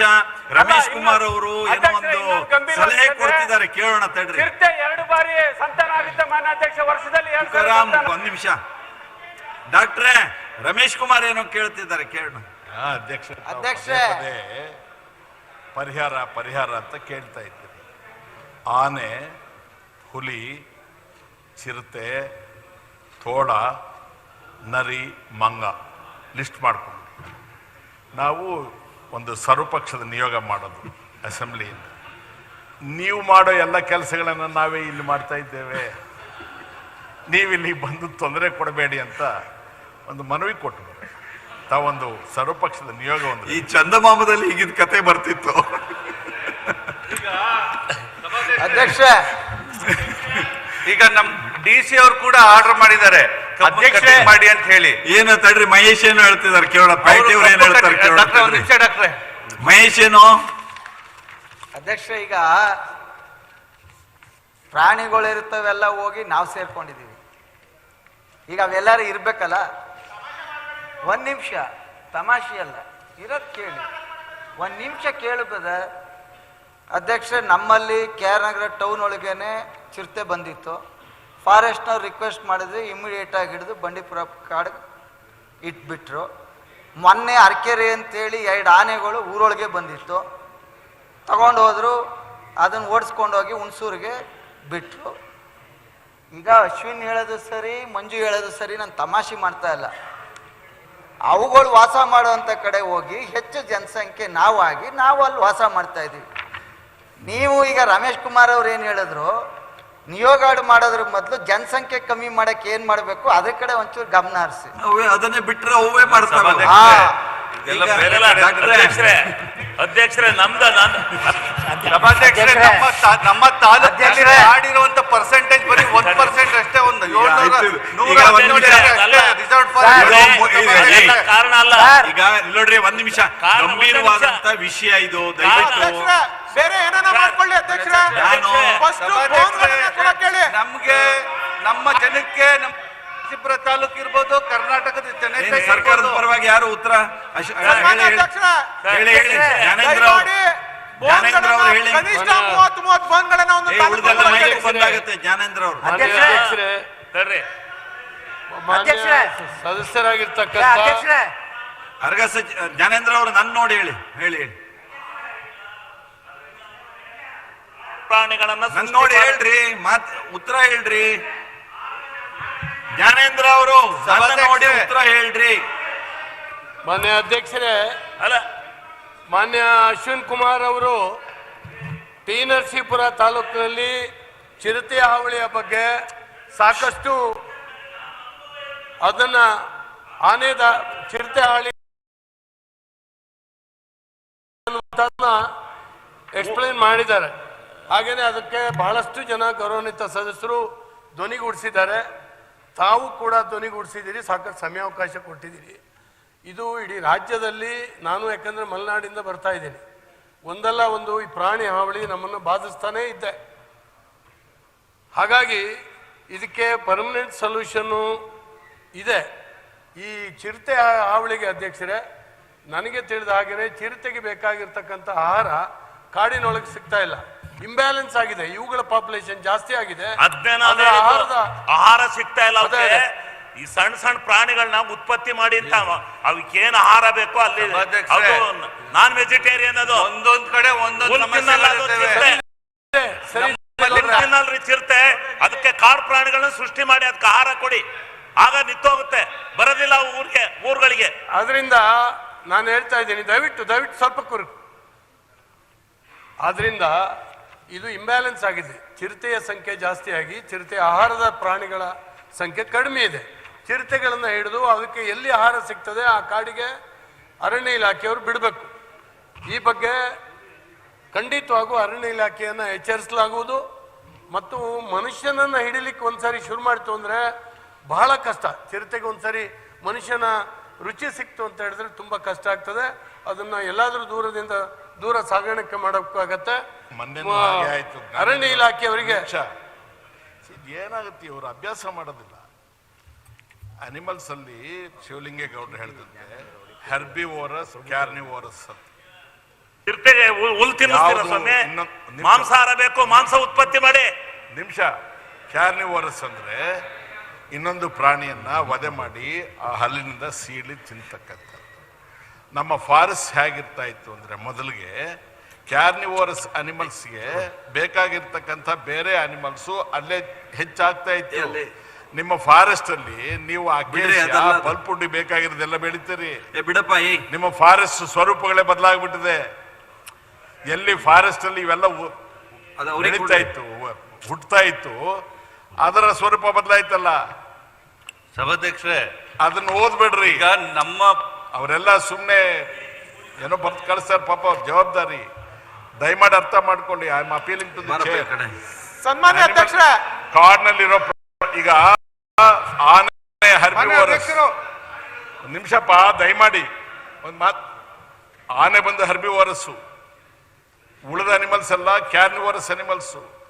ಕ್ಯಾರ್ನಿವೋರಸ್ ಅನಿಮಲ್ ಅಂದ್ರೆ ಅದಕ್ಕೆ ಬೇಕಾಗಿರ್ತಕ್ಕಂಥ ಸಣ್ಣ ಪುಟ್ಟ ಪ್ರಾಣಿಗಳು ಅಲ್ಲೇ ಕಾಡಿನಲ್ಲೇ ಇದಾಗ್ತಾ ಇತ್ತು, ಹುಟ್ಟತಾ ಇತ್ತು, ಅದರ ಸಂತಾನ ವೃದ್ಧಿ ಆಗ್ತಾ ಇತ್ತು. ಅದಕ್ಕೆ ಪೂರಕವಾಗಿ ಅರಣ್ಯಗಳಿರ್ತಾ ಇತ್ತು. ಅರಣ್ಯಗಳ ಸ್ವರೂಪನೇ ಬದಲಾಗ್ಬಿಟ್ಟಿದೆ. ಯಾವ ಸಣ್ಣ ಸಣ್ಣ ಪ್ರಾಣಿಗಳಿಗೆ ಆಹಾರ ಸಿಗ್ತಾ ಇತ್ತು, ಮೇವು ಸಿಗ್ತಾ ಇತ್ತು, ಅವು ವೃದ್ಧಿ ಆಗ್ಬೇಕಾಗಿತ್ತು. ಯಾವಾಗ ನಿಮ್ಮ ಅರಣ್ಯದ ಸ್ವರೂಪನೇ ಬದಲಾಯಿತು, ಅವುಗಳು ನಾಶ ಆಯ್ತು. ಅವು ನಾಶ ಆದಾಗ ಅವಕ್ಕೆ ಆಹಾರ ಇಲ್ಲ. ಶಿವಲಿಂಗೇಗೌಡರು ಹೇಳಿದಂತೆ ಅದು ಎಲ್ಲಿ ಆಹಾರ ಸಿಗುತ್ತೆ ಅಲ್ಲಿಗೆ ಬಂದಿದೆ. ಅವ್ರು ಏನ್ ಬರ್ಕೊಡ್ತಾರೋ ಗೊತ್ತಿಲ್ಲ ನನಗೆ. Have they applied their minds? Do they know what herbivorous and what carnivorous is? ಹಲ್ಲುಗಳಲ್ಲಿ ಎಷ್ಟಿದೆ ಅಂತ ಗೊತ್ತು ಅವ್ರಿಗೆ? ಮೋಲಾರ್ ಅಂದ್ರೆ ಏನು, ಕೆನೈನ್ ಅಂದ್ರೆ ಏನು, ಇನ್ಸಿಜಾರ್ ಅಂದ್ರೆ ಏನು ಗೊತ್ತಿದ್ಯಾ? ಫುಡ್ ಹ್ಯಾಬಿಟ್ಸ್ ಆಫ್ ಅನಿಮಲ್ಸ್ ಗೊತ್ತಿದ್ಯಾ? ಫಾರೆಸ್ಟ್ ಹೇಗಿರ್ಬೇಕು ಅಂತಕ್ಕಂಥದ್ರ ಕಲ್ಪನೆ ಇದೆಯಾ? ಎವರ್ಗ್ರೀನ್ ಫಾರೆಸ್ಟ್ ಯಾವುದು, ನಾವು ರೈಸ್ ಮಾಡಿದ ಫಾರೆಸ್ಟ್ ಯಾವುದು, ಫಾರೆಸ್ಟ್ ಥಿಕ್ನೆಸ್ ಹೇಗಿರ್ಬೇಕು, ಫಾರೆಸ್ಟ್ ಭೂಮಿ ನೇಚರ್ ಹೇಗೆ, ಎಲ್ಲದರ ಮೇಲೆ ನಮ್ಮ ಸರ್ಕಸ್ಗಳನ್ನ ಮಾಡಿಬಿಟ್ಟು ಎಲ್ಲದರ ಮೂಲ ಸ್ವರೂಪ ವಿಕೃತಗೊಳಿಸ್ಬಿಟ್ಟು ಪ್ರಕೃತಿ ಎಲ್ಲ ಕಂಪ್ಲೀಟ್ ಏರ್ಪೇರ್ ಮಾಡಿ ಈ ಚಿರತೆ ಬರ್ತಾ ಇದೆ. ಚಿರತೆ ಅದಕ್ಕೆ ಆಹಾರ ಬೇಕು ಬಂದಿದೆ. ಮೊಬೈಲ್ ಹೇಳಿ ಮಾತಾಡಕ್ಕೆ ಸಾಧ್ಯ ಇದ್ರೆ ಹೇಳ್ಬೋದಾಗಿತ್ತು. This relates to the very forest department. Forest department ನವರು ಉತ್ತರ ಹೇಳ್ಬೇಕು ಇದಕ್ಕೆ. ಓಕೆ, ಈಗ ಜ್ಞಾನೇಂದ್ರ ಅವರು ಒಂದು ಕೆಲಸ ಮಾಡಿ. ಫಾರೆಸ್ಟ್ ಇಲಾಖೆಗೆ ಮುಖ್ಯಮಂತ್ರಿಗಳ ಹತ್ರ ಇದೆ, ಮುಖ್ಯಮಂತ್ರಿಗಳ ಹತ್ರ ಇಲಾಖೆ ಇದೆ. ತಾವು ಮುಖ್ಯಮಂತ್ರಿಗಳಿಗೆ ಈ ಸದನದ ಗಂಭೀರವಾದ ಭಾವನೆಗಳನ್ನ ತಿಳಿಸಿ. ಒಂದ್ ನಿಮಿಷ, ಇವರು ಗೌರವಾನ್ವಿತ ಸದಸ್ಯರು ಅಭಿಪ್ರಾಯ ಪಟ್ಟಿದ್ದೀರಿ. ನಿಮ್ಮೆಲ್ಲ ಅಭಿಪ್ರಾಯವನ್ನ ಮುಖ್ಯಮಂತ್ರಿಗಳು ಅರಣ್ಯ ಇಲಾಖೆಯವರಿಗೆ ಕೊಟ್ಟೋದನ್ನ ಸರಿ ಮಾಡುವಂತ ಪ್ರಯತ್ನವನ್ನ ಮಾಡ್ತೀವಿ. ಓಕೆ, ಸಿದ್ದರಾಮಯ್ಯನವರು ಶೂನ್ಯ ವೇಳೆ ಸಿದ್ದರಾಮಯ್ಯನವರು ಮೊದಲು ತಳಪ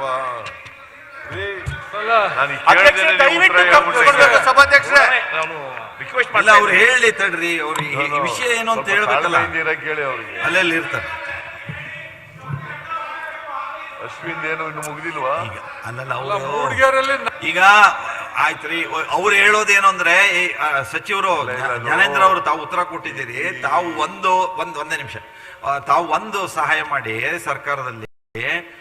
ಈಗ ಶುಗರ್ ಫ್ಯಾಕ್ಟರಿ ಅವರು ಕಬ್ಬು ಕಟಿಂಗ್ ಮಾಡ್ಕೊಂಡು ಹೋಗ್ತಾ ಇಲ್ಲ, ಅದರಿಂದಾಗಿ ಚಿರತೆ ಅಲ್ಲಿ ಮರಿ ಹಾಕಿ ಅದು ಬೆಳೀತಾ ಇದೆ ಅಂತ. ಅದು ಯಾವ ಶುಗರ್ ಫ್ಯಾಕ್ಟರಿಗೆ ಇವರದ್ದೆಲ್ಲ ಏರಿಯಾ ಬರ್ತದೆ ಅಂತ ನೋಡಿ ಅವ್ರು ಬೇಗ ಕಟಿಂಗ್ ಮಾಡ್ಕೊಂಡು ತಗೊಂಡು ಹೋಗೋದಕ್ಕೆ ಏನ್ ಬೇಕೋ ಆ ಯೋಜನೆ ಮಾಡಿಸಿ, ಅದರಿಂದ ಅರ್ಧ ಕಡಿಮೆ ಆಗತ್ತೆ. ಖಂಡಿತ ಸರ್, ಇದನ್ನ ಸಿದ್ದರಾಮಯ್ಯ ಇಲ್ಲಪ್ಪ, ಗೃಹ ಸಚಿವ ಶುಗರ್ ಕೇನ್ ಇರೋದ್ರಿಂದ ಹೈಬರ್ನೇಷನ್ ಆಗಿದೆ. ಆ ಶುಗರ್ ಕೇನ್ ತೆಗೆದ್ರೆ ಸೀದಾ ಸೊಸೈಟಿ ಒಳಕ್ಕೆ ಬರುತ್ತೆ. You are not able to understand the problem. ಅದಾದ್ರೂ ಒಂದು ಸಾಫ್ಟ್ ಕುಷನ್ ಪ್ಯಾಡಿಂಗ್ ಇದೆ. ಅಲ್ಲಿ ಬಂದು ಅಲ್ಲಿ ಇರೋದು ಮರೆಯಲ್ಲಿರೋದು ನೀವು ಬೇಟೆಯಾಡಕ್ಕೋ ಹಿಡಿಯಕ್ಕೋ ಅದನ್ನು ತೆಗೆದ್ರೆ you are straight inviting it to the main line. ಈಗ ಒಂದ್ ಕೆಲಸ ಮಾಡೋಣ. ಈಗ ನಾನು ಮುಖ್ಯಮಂತ್ರಿಗಳು ಇರುವಾಗ ಮುಖ್ಯಮಂತ್ರಿಗಳಿರುವಾಗ ಈ ಕಾಡು ಪ್ರಾಣಿಗಳಿಂದ ರೈತರಿಗೆ, ನಾಡಿನ ಜನತೆಗೆ ಏನೇನ್ ತೊಂದರೆ ಆಗ್ತಾ ಇದೆ ಅದ್ರ ಬಗ್ಗೆ ಒಂದು ವಿಶೇಷ ಚರ್ಚೆ ಇಟ್ಕೊಳ್ಳೋಣ. ನಾವು ಎಲ್ಲ ದಿನ ಬೆಳಗಾದ್ರೆ ಕಷ್ಟ ಅನುಭವಿಸ್ತಾ ಇದ್ದೇವೆ, ಅದ್ರ ಚರ್ಚೆ ಇಟ್ಕೊಳ್ಳೋಣ ವಿಶೇಷವಾಗಿ. ಅವರು ಮುಖ್ಯಮಂತ್ರಿಗಳ ಗಮನಕ್ಕೆ ತರಲಿ. ಸಿದ್ದರಾಮಯ್ಯನವರು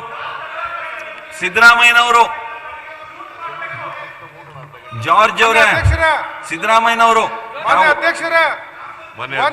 ಉಳಿದಿದ್ದೆಲ್ಲ ಮೈಕ್ ಆಫ್ ಮಾಡಿಸ್ರಿ. ಈಗ ಸಿದ್ದರಾಮಯ್ಯನವ್ರದ್ದು ಒಂದೇ ಕುಳ್ಳರಿಸಿ ಅವರನ್ನ ಯಾಕೆ ಅವು ಏನು ಹೇಳೋದು, ಕಾಡು ಪ್ರಾಣಿ ಹಾವಳಿ ವಿಷಯ.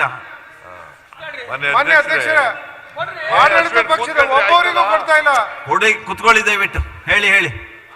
ಹೇಳಿ ಸಿದ್ದರಾಮಯ್ಯನವರು. ಮಾನ್ಯ ಅಧ್ಯಕ್ಷರೇ, ಕರ್ನಾಟಕ ರಾಜ್ಯದಲ್ಲಿ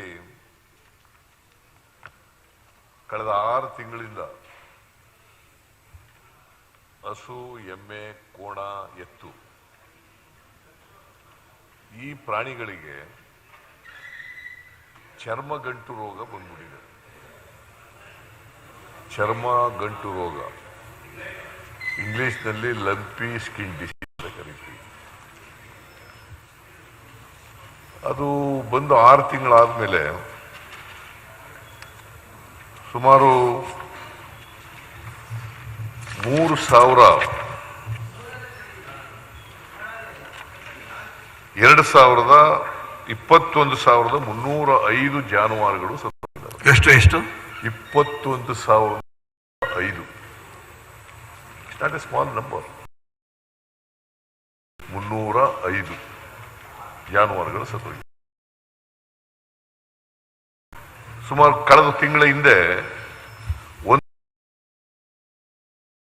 ಬಂದಿತ್ತು.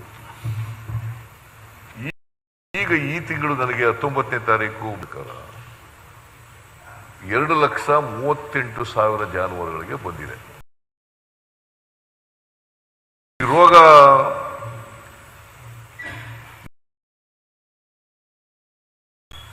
ಎಲ್ಲ ಜಾನುವಾರುಗಳಿಗೆ ಲಸಿಕೆಯನ್ನು ಹಾಕಬೇಕು. 6 ತಿಂಗಳಾಯ್ತು ಈ ರೋಗ ಬಂದು, ಬರೀ 60 ಲಸಿಕೆ ಹಾಕಿದ್ದಾರೆ.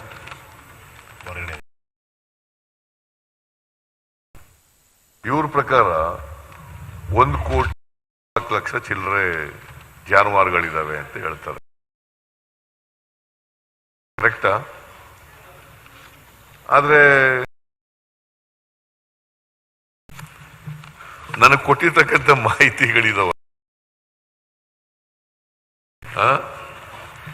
ತರ ಉತ್ತರ ಕೊಟ್ಟಿದ್ದೀರಿ. ಪರವಾಗಿ 19, 12 ಎಷ್ಟು ಜಾನುವಾರುಗಳಿದಾವೆ ಅಂತ ಹೇಳಿದ್ರೆ 1,14,53,000 ಒಂದ್ ಕಡೆ ಹೇಳ್ತೀವಿ.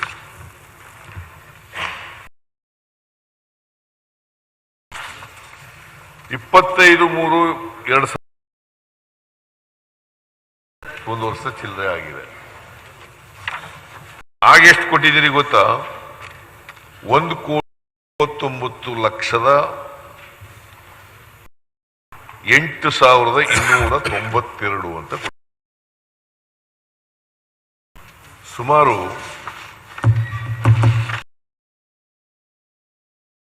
ಜಾನುವಾರುಗಳು ಕಡಿಮೆ ಆಗ್ಬಿಟ್ಟಿದ್ದಾವೆ. ನೀವೇ ಕೊಟ್ಟಿರೋದು, 2 ನಿರ್ದೇಶಕರೇ ಕೊಟ್ಟಿರೋದು, ಈಗ ಕೊಟ್ಟಿರೋದು ಇದು 19ರಲ್ಲಿ ಕೊಟ್ಟಿರೋದು. ಇದು ಪಶು ಜನಗಣತಿ ಯಾವಾಗಾಯ್ತು? ಈ ಪ್ರಕಾರ ಕೊಡ್ಬೇಕಲ್ಲ ಇವರು. ಸೇರ್ಕೊಟ್ಟಿದ್ದಾರೆ. 15 ಲಕ್ಷ ಹೆಚ್ಚಾಗಿಲ್ವಾ?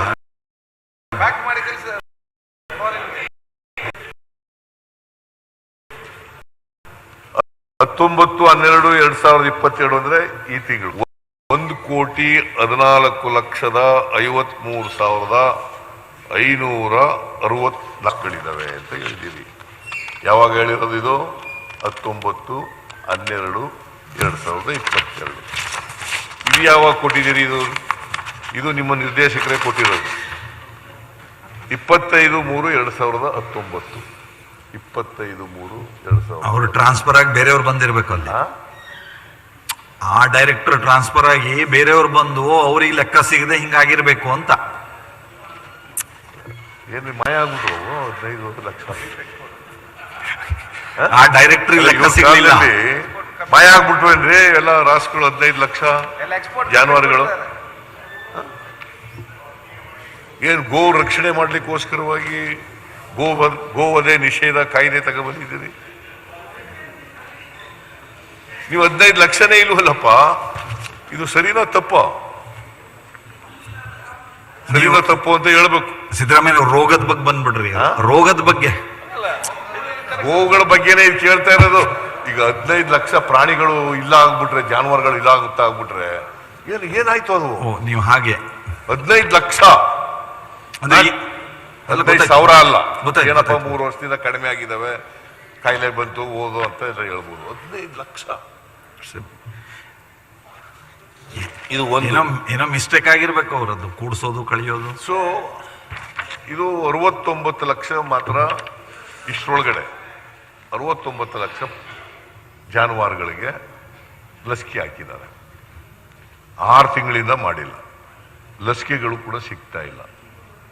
ಆಮೇಲೆ ಈ ಕಾಯಿಲೆ ಬಂದಾಗ ಏನಾಗ್ತದೆ, ಗಂಟು ರೋಗ ಬಂದಿರ್ತದಲ್ಲ, ಆ ಗಂಟು ರೋಗ ಬಂದು ಉಣ್ಣಾಗಿ ಅದು ಎಲ್ಲ ಇದಕ್ಕೆ ಆಯಿಂಟ್ಮೆಂಟ್ ಎಲ್ಲ ಹಚ್ಚಬೇಕಾಗ್ತದೆ.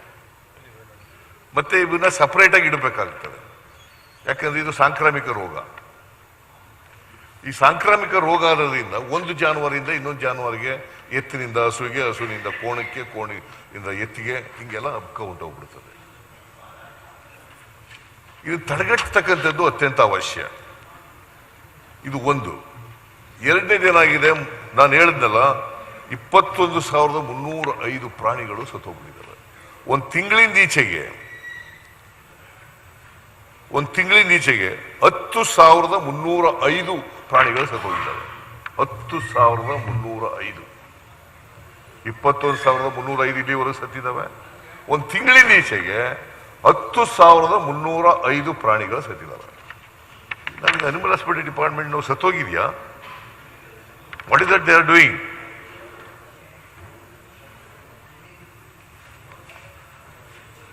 ಹಸು ಹಿಡ್ಕೊಂಡ್ಬಂದ್ಬಿಟ್ಟು ಫೋಟೋ ತೆಗಿಸ್ಕೊಂಡ್ಬಿಟ್ಟು ಪೂಜೆ ಮಾಡ್ಬಿಟ್ಟ ತಕ್ಷಣ ಹಸುಗಳ ರಕ್ಷಣೆ ಆಗ್ಬಿಡ್ತದ?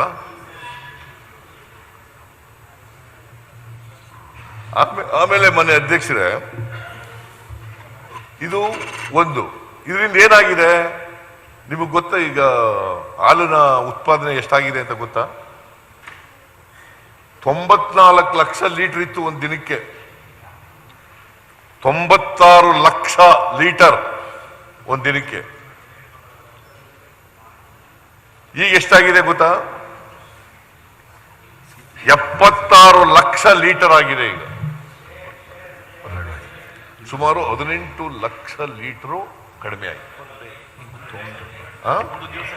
ಒಂದು ದಿನಕ್ಕೆ, ಪರ್ ಡೇ. ಕರ್ನಾಟಕ ನಂಬರ್ 2 ರಾಜ್ಯ ಇಡೀ ದೇಶದಲ್ಲಿ ಹಾಲು ಉತ್ಪಾದನೆಯಲ್ಲಿ, ನಂಬರ್ 2 ಸ್ಟೇಟ್.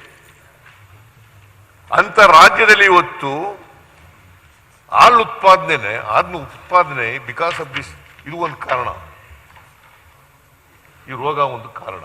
ಯಾಕಂತಂದ್ರೆ ಈ ರೋಗ ಹೆಂಗ್ ಬರ್ತದೆ ಅಂತಂದ್ರೆ, ಜ್ವರ ಬರ್ತದೆ, ಕಣ್ಣೀರು ಬರ್ತದೆ, ಕಣ್ಣಲ್ಲಿ ನೀರು ಬರ್ತದೆ, ಆಮೇಲೆ ಕೈಕಾಲೆಲ್ಲ ನಿಶಕ್ತಿ ಆಗ್ಬಿಡ್ತವೆ, ಆಮೇಲೆ ಹುಣ್ಣುಗಳು ಬರ್ತವೆ, ಗಂಟುಗಳು ಬರ್ತವೆ, ಆ ಗಂಟುಗಳು ಗಾಯ ಆಯ್ತವೆ, ಆ ಗಾಯದಿಂದ ಎಲ್ಲ ಕೀವು ರಕ್ತ ಎಲ್ಲ ಸುರಿತಕ್ಕಂಥದ್ದು ಆಗ್ತದೆ.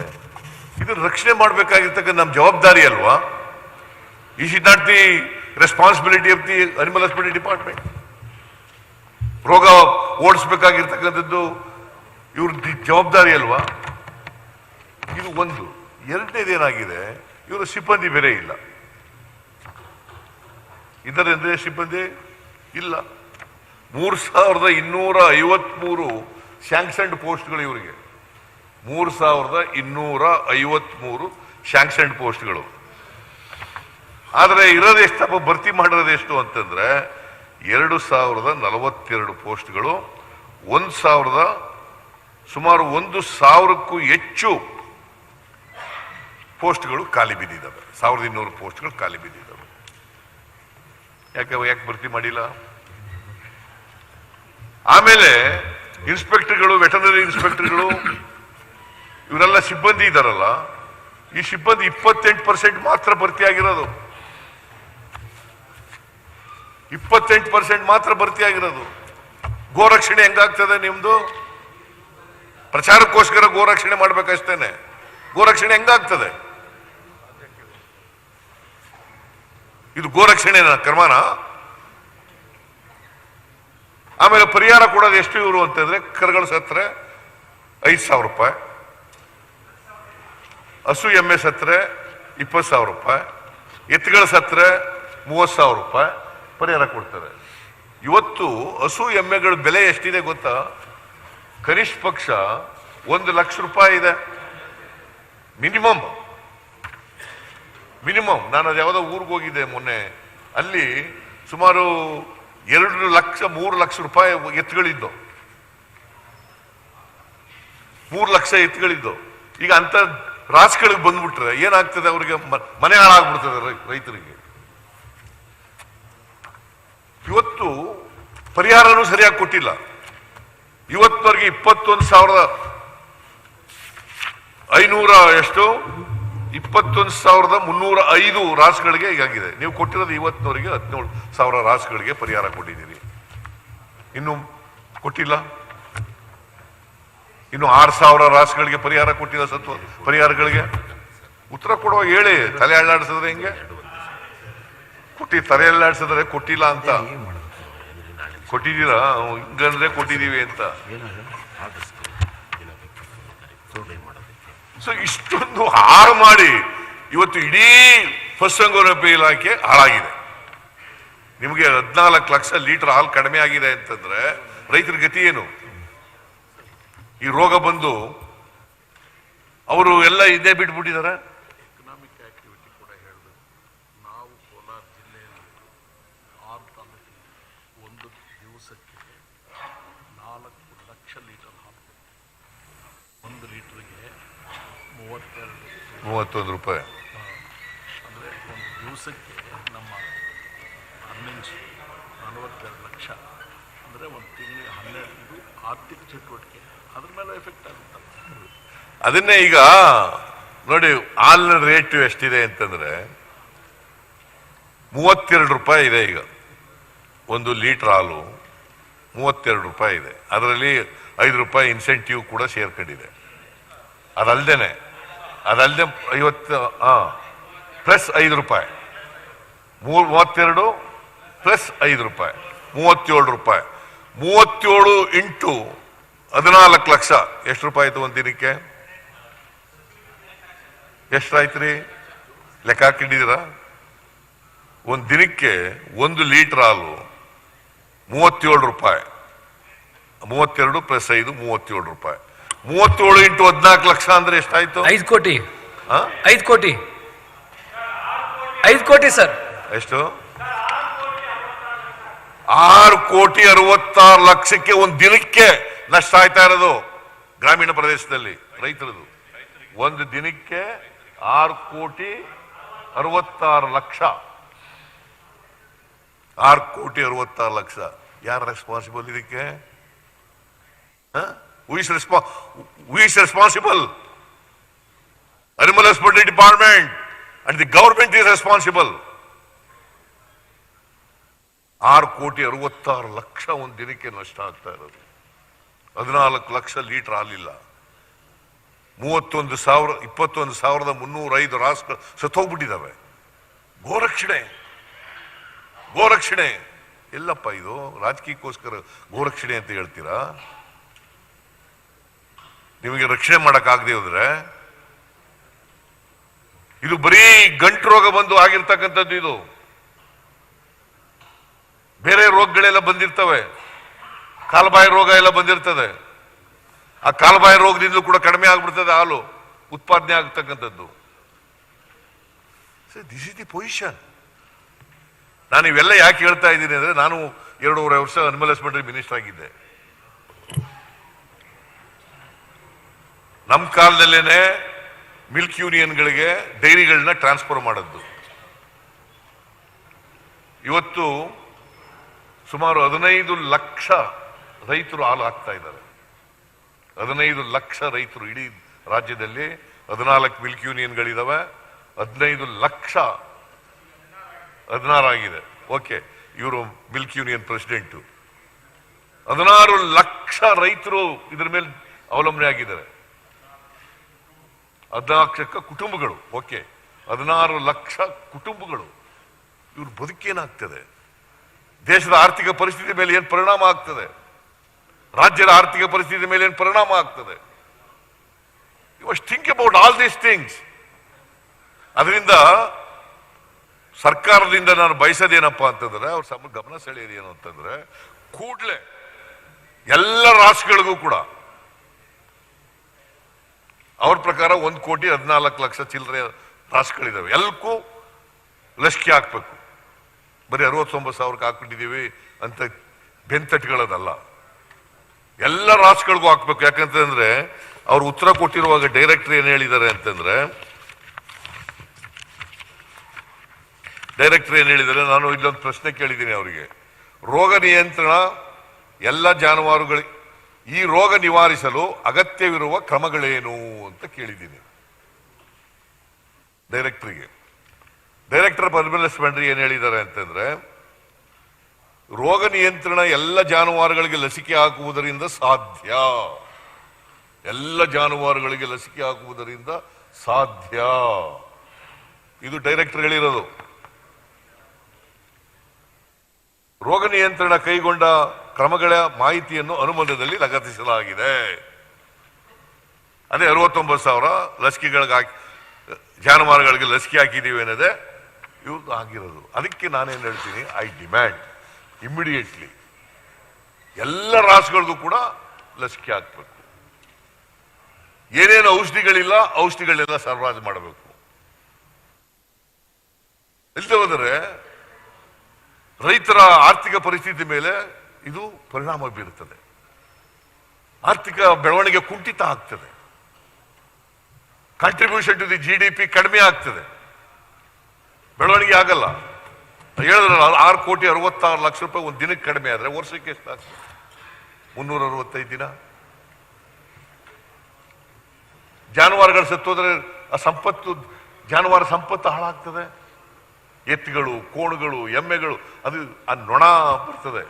ನೊಣ ಮತ್ತು ಸೊಳ್ಳೆ, ಇನ್ನೊಂದು ಯಾವುದು ಉಣ್ಣೆ, ಇವು ಈ ಕೀಟಗಳಿಂದ ಬರ್ತಕ್ಕಂಥ. ಅವು ನಾಶ ಮಾಡ್ಬೇಕಲ್ಲ ಮೊದಲು. ಅವು ನಾಶ ಮಾಡಿದ್ರೆ ಅವು ರೋಗಗಳು ಹರಡತಕ್ಕಂಥದ್ದು ಕಡಿಮೆ ಆಗುತ್ತೆ. ಎಲ್ರಿಗೂ ಲಸಿಕೆ ಹಾಕಿದ್ರೆ ರೋಗಗಳು ಹರಡತಕ್ಕಂಥದ್ದು ಕಡಿಮೆ ಆಗ್ತದೆ. ಕಡಿಮೆ ಆಗ್ಬೇಕಾಗ್ತದೆ. ಅದರಿಂದ ಕೂಡಲೇ ವಾರ್ ಫುಟಿಂಗ್ ನಲ್ಲಿ ಇದನ್ನ ಕೆಲಸ ಮಾಡಬೇಕು. 6 ತಿಂಗಳಾಯ್ತು ಬಂದು, 6 ತಿಂಗಳಿಂದ ನಿದ್ದೆ ಮಾಡ್ತಾ ಇದ್ದಾರೆ ಇವರು.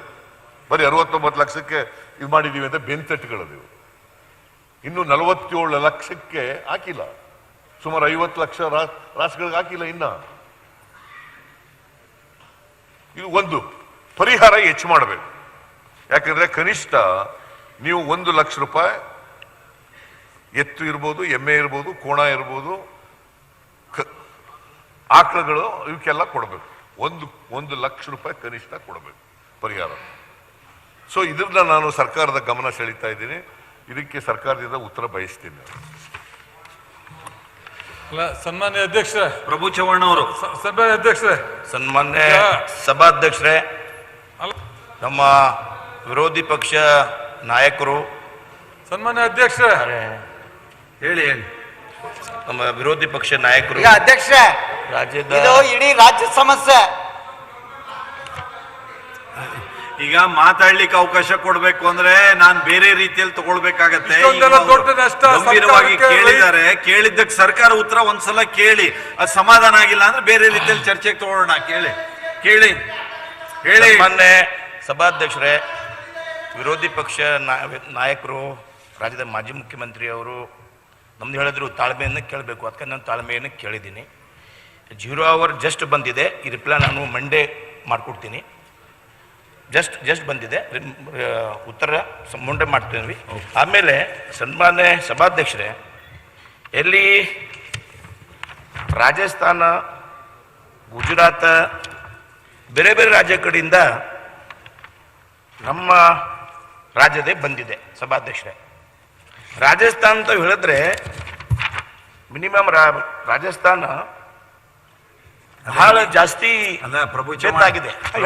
ನೀವು ಉತ್ತರ ಸೋಮವಾರ ಕೊಡ್ತೀರಿ ಅಂತ ಹೇಳಿದ್ರಲ್ಲ, ಅದ್ರೊಳಗೆಲ್ಲ ವಿವರ ಕೊಡಿ. ನೀವು ಇಲ್ಲಿ ಯಾಕೆ ಮತ್ತೆ ಈಗ ಅರ್ಧ ಹೇಳಿ ಅರ್ಧ ಆಮೇಲೆ ಹೇಳಿ, ಈಗ ಯಾಕೆ? ಅದಕ್ಕಾಗಿನೇ ಒಂದು ನಮ್ಮ ಸಭಾ ವಿರೋಧ ನಾಯಕರೇ ಒಂದು ಮಾತು ಹೇಳ್ತೀವಿ, ನಾನು 70 ಅದೇ ಆಮೇಲೆ ಒಟ್ಟಿಗೆ ಕೊಡ್ರಿ, ಸೋಮವಾರ ಕೊಡ್ರಿ. ಆದ್ರೆ ಒಂದು ಪ್ರಭು ಚವ್ಹಾಣ್ ಅವರೇ, ಇಡೀ ರಾಜ್ಯದಲ್ಲಿ ಈಗ ನನ್ನ ಕ್ಷೇತ್ರ ಒಳಗೊಂಡಂತೆ ಪ್ರತಿಯೊಬ್ಬರಿಗೂ ಮಾತಾಡ್ಲಿಕ್ಕೆ ಕೊಟ್ಟರು ಅವ್ರವ್ರ ಕ್ಷೇತ್ರದಲ್ಲಿ ಇದು ಎಷ್ಟು ಗಂಭೀರವಾಗಿದೆ ಅಂತ ಹೇಳ್ತಾರೆ. ನಾವು ಮನುಷ್ಯರಿಗೆ ಕರೋನಾ ಬಂದಾಗ ವಾರ್ ಫುಟಿಂಗ್ನಲ್ಲಿ ಇಡೀ ಗೌರ್ಮೆಂಟ್ ರೆಡ್ ಅಲರ್ಟ್ ಆಗಿ ನಾವು ಏನು ಮಾಡಬೇಕು ಅದನ್ನು ಮಾಡಿದ್ವಿ.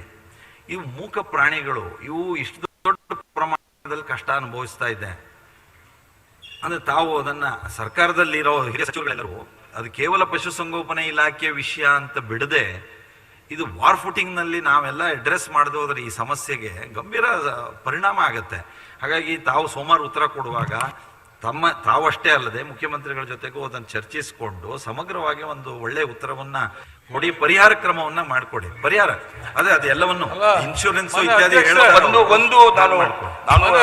ವ್ಯಾಕ್ಸಿನೇಷನ್ ಇಲ್ಲ ನಮ್ಮ ಭಾಗದಲ್ಲಿ. ಸೋಮವಾರ ಕೊಡಿ. ಆಲ್ರೆಡಿ 37 ಕೋಟಿ ಪ್ರಾರ್ಥನ್ ಆಲ್ರೆಡಿ ಡೆಪ್ಯೂಟಿ ಮುಕುಂದಾರ್ ಕೊಟ್ಟಿದ್ದೀನಿ ಈ ತನಕ.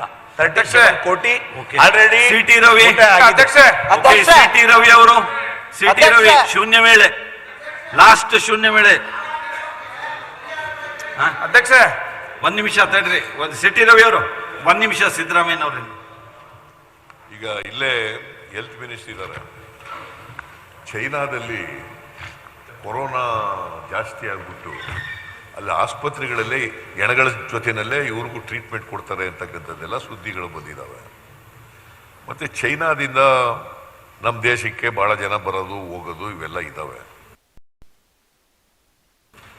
ಮತ್ತು ಕರ್ನಾಟಕದಲ್ಲಿ ಈಗಾಗಲೇ ಕೆಲವು ರಾಜ್ಯಗಳಲ್ಲೆಲ್ಲ ಚೈನಾದಲ್ಲಿ ಬಂದಿರತಕ್ಕಂಥ ತಳಿಗಳು ಇಲ್ಲಿ ಬಂದಿದ್ದಾವೆ ಅಂತ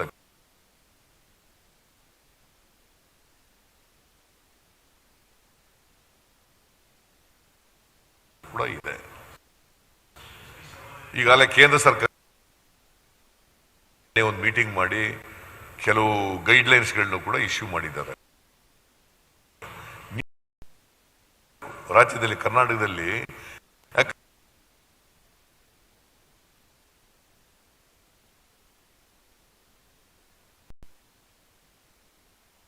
direct flight is from China to Bangalore ಇದೆಯಾ ಇಲ್ಲ ಗೊತ್ತಿಲ್ಲ, ನನಗೆ ಗೊತ್ತಿಲ್ಲ. ಬಟ್ ಡೆಲ್ಲಿಗೆ ಇಲ್ಲಿಗೆ ಬರೋದಿದೆ. ಅದಕ್ಕೆ ಕೂಡಲೇ ಕ್ರಮ ತಗೋಬೇಕಾಗ್ತದೆ. ಫ್ಲೈಟ್ಸು ಚೈನಾ ಬರೋದು ಬಂದ್ ಮಾಡ್ಬೇಕಂತ ಡಿಮಾಂಡ್ ಮಾಡಿ ಅದಕ್ಕೆ ಆ ಫ್ಲೈಟ್ಗಳೇನಾದ್ರು ಬರ್ತಿದ್ರೆ ಬಂದ್ ಮಾಡಬೇಕು. ಎಲ್ಲ ಫ್ಲೈಟ್ಗಳನ್ನು ಕೇಂದ್ರ ಸರ್ಕಾರ ಜೊತೆ ಮಾತಾಡಿ ಎಲ್ಲ ಫ್ಲೈಟ್ಗಳನ್ನು ಕೂಡ ಬಂದ್ ಮಾಡ್ತಕ್ಕಂಥದ್ದು ಮಾಡಬೇಕು. ಮತ್ತೆ ಈಗ ಆಲೇ ಅನುಭವಿಸಿದೀವಿ ನಾವು, 2ನೇ ವೇವ್ನಲ್ಲಿ ಬಹಳ ಅನುಭವಿಸ್ಬಿಟ್ಟಿದೀವಿ ಕಷ್ಟನ.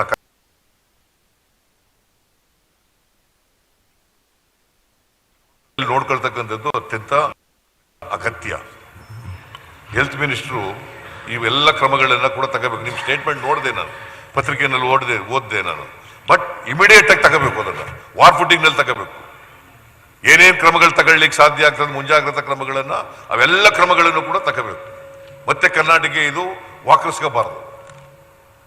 ಓಕೆ, ಏನ್ ಸುಧಾಕರ್ ಅವರು ಅಧ್ಯಕ್ಷರೇ, ಒಂದು ಸ್ಟೇಟ್ಮೆಂಟ್ ಕೊಡ್ತೀರೇನ್ರಿ? ಆಮೇಲೆ ಏನಾರು ಗಿಟ್ಮೆಂಟ್ ಕೊಡ್ತಿರೋ, ಈಗ ಏನಾರು ಹೇಳ್ತಿರೋ? ಇವತ್ತು ಮಧ್ಯಾಹ್ನ 3 ಗಂಟೆಗೆ ಮಾನ್ಯ ಸಭಾಧ್ಯಕ್ಷರೇ, ಮುಖ್ಯಮಂತ್ರಿಗಳು ನೀವು ಒಬ್ಬರು ಎದ್ನಿತ್ರಿ ಎಲ್ಲರೂ ಕೇಳಲಿಕ್ಕೆ ಶುರು ಮಾಡ್ತಾರೆ. ಮಾನ್ಯ ಸಿದ್ದರಾಮಯ್ಯನವ್ರು ಹೇಳಿದ್ದು ಚೈನಾದಿಂದ ಅಂತ. ಈಗಾಗಲೇ ನಮ್ಮ ದೇಶಕ್ಕೆ ಬಂದಾಗೋಗಿದೆ ಆಗ್ಲೇನೆ. ಅದನ್ನ ಹೇಳಿದ್ರು ಅವರು. ಅದಕ್ಕೋಸ್ಕರ ಹೇಳಿದ್ರು ಅಂತ ಹೇಳಿದೆ. ಬಂದಿದೆ.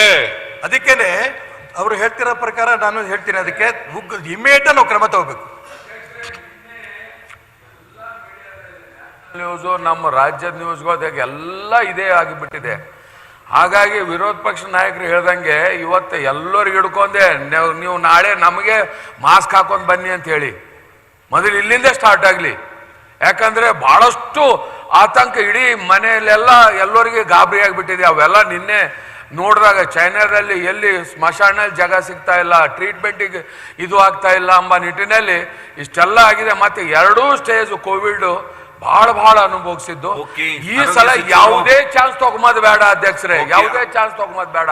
ಫ್ಲೈಟ್ ಬಂದ್ ಮಾಡ್ಬೇಡ್ತಾರ. ಇನ್ನ ನಮ್ಗೆ ಏನಾರ ಕಠಿಣ ಮೀಟಿಂಗ್ ಅಂತ ಕೇಳೋಣ. ಮುಖ್ಯಮಂತ್ರಿಗಳು ಬಂದಿದ್ದಾರೆ, ಮಾನ್ಯ ಸಭಾಧ್ಯಕ್ಷರೇ, ಮಾನ್ಯ ವಿರೋಧ ಪಕ್ಷಗಳ ನಾಯಕರುಗಳು ಪ್ರಸ್ತಾಪ ಮಾಡದಂಗೆ ಇವತ್ತು ಖಂಡಿತವಾಗಿಯೂ ಕೂಡ ಇವತ್ತು ಚೈನಾದಲ್ಲಿ ಮತ್ತು ಕೆಲವು ದೇಶಗಳಲ್ಲಿ, ಈ ಜಪಾನು, ಕೆಲವು ಅಮೆರಿಕ ದೇಶದಲ್ಲಿ, ಚೈನಾದಲ್ಲಿ, ದಕ್ಷಿಣ ಕೊರಿಯಾದಲ್ಲಿ, ಕೆಲವು ದೇಶಗಳಲ್ಲಿ ಪ್ರಕರಣಗಳು ಜಾಸ್ತಿ ಆಗ್ತಾ ಇರ್ತಕ್ಕಂಥದ್ದು ನಿಜ. ಮತ್ತು ಆಸ್ಪತ್ರೆಗಳ ದಾಖಲಾತಿ ಕೂಡ ಹೆಚ್ಚಾಗಿದೆ ಅನ್ನುವಂಥದ್ದು ವರದಿಯಾಗಿದೆ.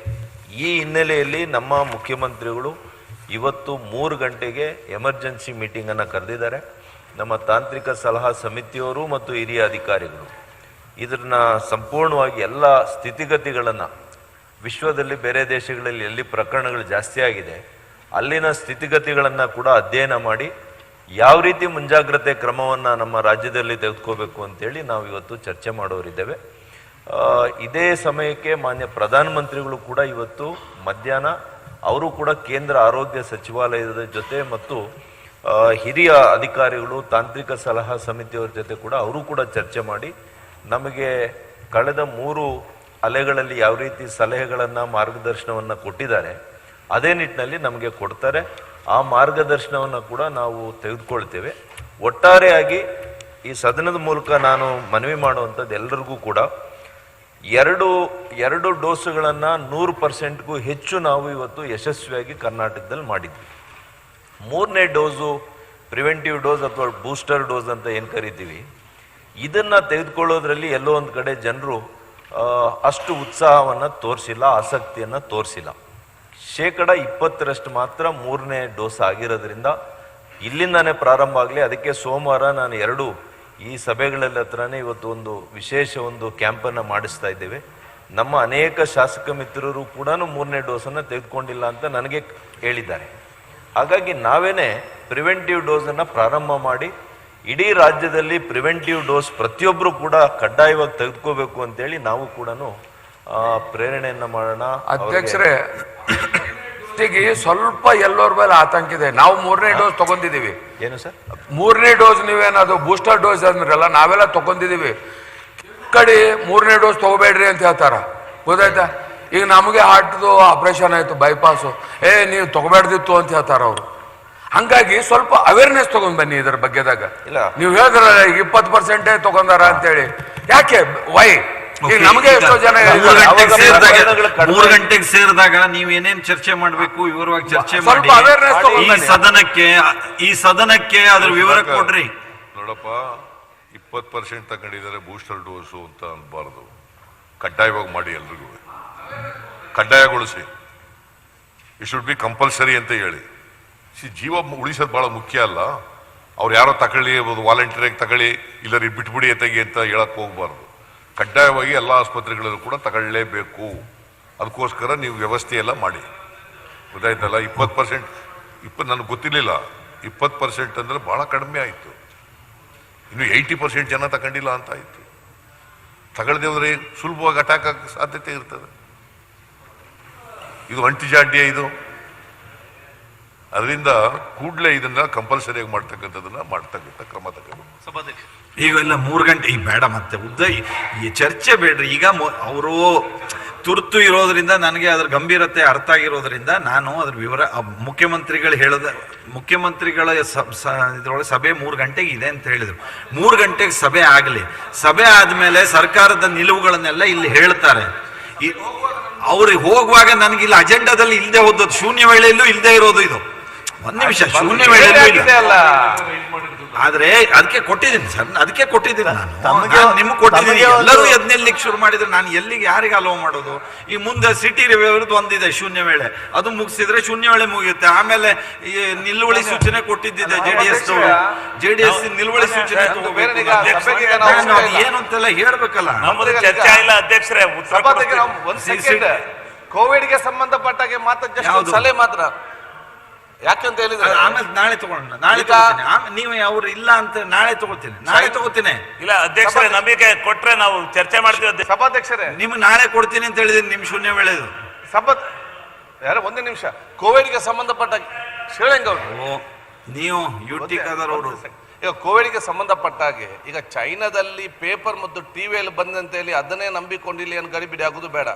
ಅಲ್ಲಿ ಏನು ಆಗ್ತಾ ಇದೆ ಅಂತ ನಾವು ಕ್ಲಿಯರ್ ಆಗಿ ಮಾನಿಟರ್ ಮಾಡಿ WHO ಏನು ಹೇಳ್ತಾ ಅದನ್ನು ನಾವು ನೋಡಿ, ಯಾಕೆ ಹೈಪರ್ ಮಾಡ್ತಾರೆ ಮೀಡಿಯಾದಲ್ಲಿ ಟಿವಿಯಲ್ಲಿ ಎಲ್ಲವೂ ಕೂಡ ನಡೀತಾ ಇದೆ. ಸೆಕೆಂಡ್ ಏನಂತ ಹೇಳಿದ್ರೆ, ಈಗ ನಾವು ಬರುವಾಗ ನಾವು ಎಚ್ಚೆತ್ತುಕೊಳ್ತೇವೆ. ಫಾರ್ ಎಕ್ಸಾಂಪಲ್ ಈಗ ಏನಾಗಿತ್ತು ನಮ್ಮಲ್ಲಿ 8 ಕಡೆ last time lab genetic develop ಮಾಡ್ತಾ ಇದೆ 8 ಮೆಡಿಕಲ್ ಕಾಲೇಜಲ್ಲಿ. ಅದು ಇನ್ನೂ ಕೂಡ ಜೆನೆಟಿಕ್ ಲ್ಯಾಬ್ ಇನ್ನೂ ಕೂಡ ಸರ್ವಿಲೆನ್ಸ್ ಲ್ಯಾಬ್ ಇನ್ನೂ ಕೂಡ ಆಗಲಿಲ್ಲ. ಅದರ ಬಗ್ಗೆ ಮಾಡಲಿಕ್ಕೆ ಎಲ್ಲ ಕಡೆ ಆಕ್ಸಿಜನ್ ಪ್ಲಾಂಟ್ ಹಾಕಿದ್ದೀರಿ, ಆಪರೇಟ್ ಮಾಡಲಿಕ್ಕೆ ಜನ ಇಲ್ಲ. ಈಗ ನಾಳೆ ಹೆಚ್ಚು ಕಮ್ಮಿ ಏನಿದೆ ನಮ್ಮ ಹತ್ರ. ಸೊ ಇದನ್ನೆಲ್ಲ ಕೂಡ ನಾವು ನೋಡ್ಕೊಳ್ಬೇಕಾಗ್ತದೆ. ಇವತ್ತು ಅವ್ರ ಚರ್ಚೆ HK ಪಾಟೀಲ್ ರೀ ಈ ಕೋವಿಡ್ ಚರ್ಚೆ ವಿಚಾರ ಬಂದಾಗ ನಾನು ತಮಗೊಂದು ಸಲಹೆ ಮಾಡಬೇಕು ಅಂತ ಇದ್ದೀನಿ. ಭಾಳ ಗಂಭೀರವಾಗಿರ್ತಕ್ಕಂಥ ವಿಚಾರ. ಬೆಂಗಳೂರಲ್ಲಿ ನಡೆದಂಥ ನಮ್ಮ ವಿಧಾನಸಭೆಯ ಆ ಅಧಿವೇಶನದೊಳಗೆ ತಮಗೂ ಗೊತ್ತಿದೆ, ಸುಮಾರು ನಾವು 26 ಜನ ಸ್ಟ್ರೇಟ್ ನಾವು ಆಸ್ಪತ್ರೆಗೆ ಅಡ್ಮಿಟ್ ಆದ್ವಿ. ಅದು ಕಾರಣ ಚರ್ಚೆ ಮಾಡುವಾಗ ಅದೆಲ್ಲ ಈ AC ಇರುತ್ತಲ್ಲ, ಈ AC ಕಾರಣನ ಹೀಗಾಗಿದೆ ಅಂತ ಅಲ್ಲಿ ಚರ್ಚೆಯೊಳಗೆ ಬರ್ತಿತ್ತು. ಅದಕ್ಕೆ ಇಲ್ಲಿ ಕನಿಷ್ಠ ನೀವು AC ಆಫ್ ಮಾಡಿಸ್ತೀರ ನೋಡಿ. ಸ್ವಲ್ಪ ಅನ್ಕಂಫರ್ಟಬಲ್ ಆಗ್ಬೋದು, ಆದರೆ ಒಂದು ಸೆಕೆಂಡ್ ಅದನ್ನು ಸ್ವಲ್ಪ ಚರ್ಚೆ ಮಾಡಿ ನೀವು ತಾಂತ್ರಿಕ ವ್ಯಕ್ತಿಗಳ ಜೊತೆಗೆ. ಡಾಕ್ಟರ್ ಸುಧಾಕರ್ ಅವರು ಈ ಕಡೆ ಗಮನ ಕೊಡ್ತಾರೆ ಅಂತ ಭಾವಿಸ್ತೀನಿ. ಈ AC ಆಫ್ ಮಾಡಬೇಕಾಗಿರ್ತಕ್ಕಂಥ ಅವಶ್ಯಕತೆ ಇದೆ ಅಂತ ನನಗೆ ಗೊತ್ತಿದ್ದಿರ್ತಕ್ಕಂಥ ತಾಂತ್ರಿಕ ವ್ಯಕ್ತಿಗಳು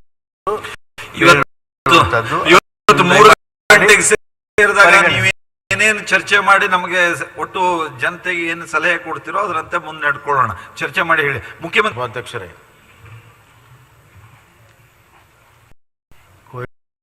ನಮ್ಮ ದೇಶದಿಂದ ಹೊರಗಡೆ ಹೋಗಿದೆ ಅನ್ನೋಂಥ ನಿರಾಳವಾಗಿರುವಂಥ ಸಂದರ್ಭದಲ್ಲಿಯೇ ಮತ್ತೆ ಬೇರೆ ಬೇರೆ ದೇಶದಲ್ಲಿ ಉಳ್ಬಣ ಆಗಿರುವಂಥದ್ದು ಮತ್ತು ನಾವು ನೋಡಿದ್ದೀವಿ. ಒಂದು ದೇಶದಿಂದ ಪ್ರಾರಂಭ ಕಂಟೇಜಿಯಸ್, ಅದು ಚೈನಾದಿಂದನೇ ಪ್ರಾರಂಭ ಆಗಿದ್ದು ಇಡೀ ವಿಶ್ವಕ್ಕೆ ಬಂದಿದೆ. ಹೀಗಾಗಿ ಯಾವುದಾದ್ರೂ ವಿಚಾರ ಬಂದಿದೆ ಅಂದರೆ ಅದು ಗಂಭೀರವಾಗಿ ತಗೋಬೇಕಾಗ್ತದೆ. ಯಾವುದೇ ಒಂದು ದೇಶದಲ್ಲಾಗಿದೆ ನಾವೇನೋ ಭಾಳ ದೂರ ಇದ್ದೇವೆ ಅನ್ನೋದು ಆಗಲ್ಲ. Virus moves very faster than electronics. ಹೀಗಾಗಿ ಅದನ್ನು ಗಂಭೀರವಾಗಿ ಕೇಂದ್ರ ಸರ್ಕಾರ ತೆಗೆದುಕೊಂಡೆ, ನಾವು ತೆಗೆದುಕೊಂಡಿದ್ದೀವಿ.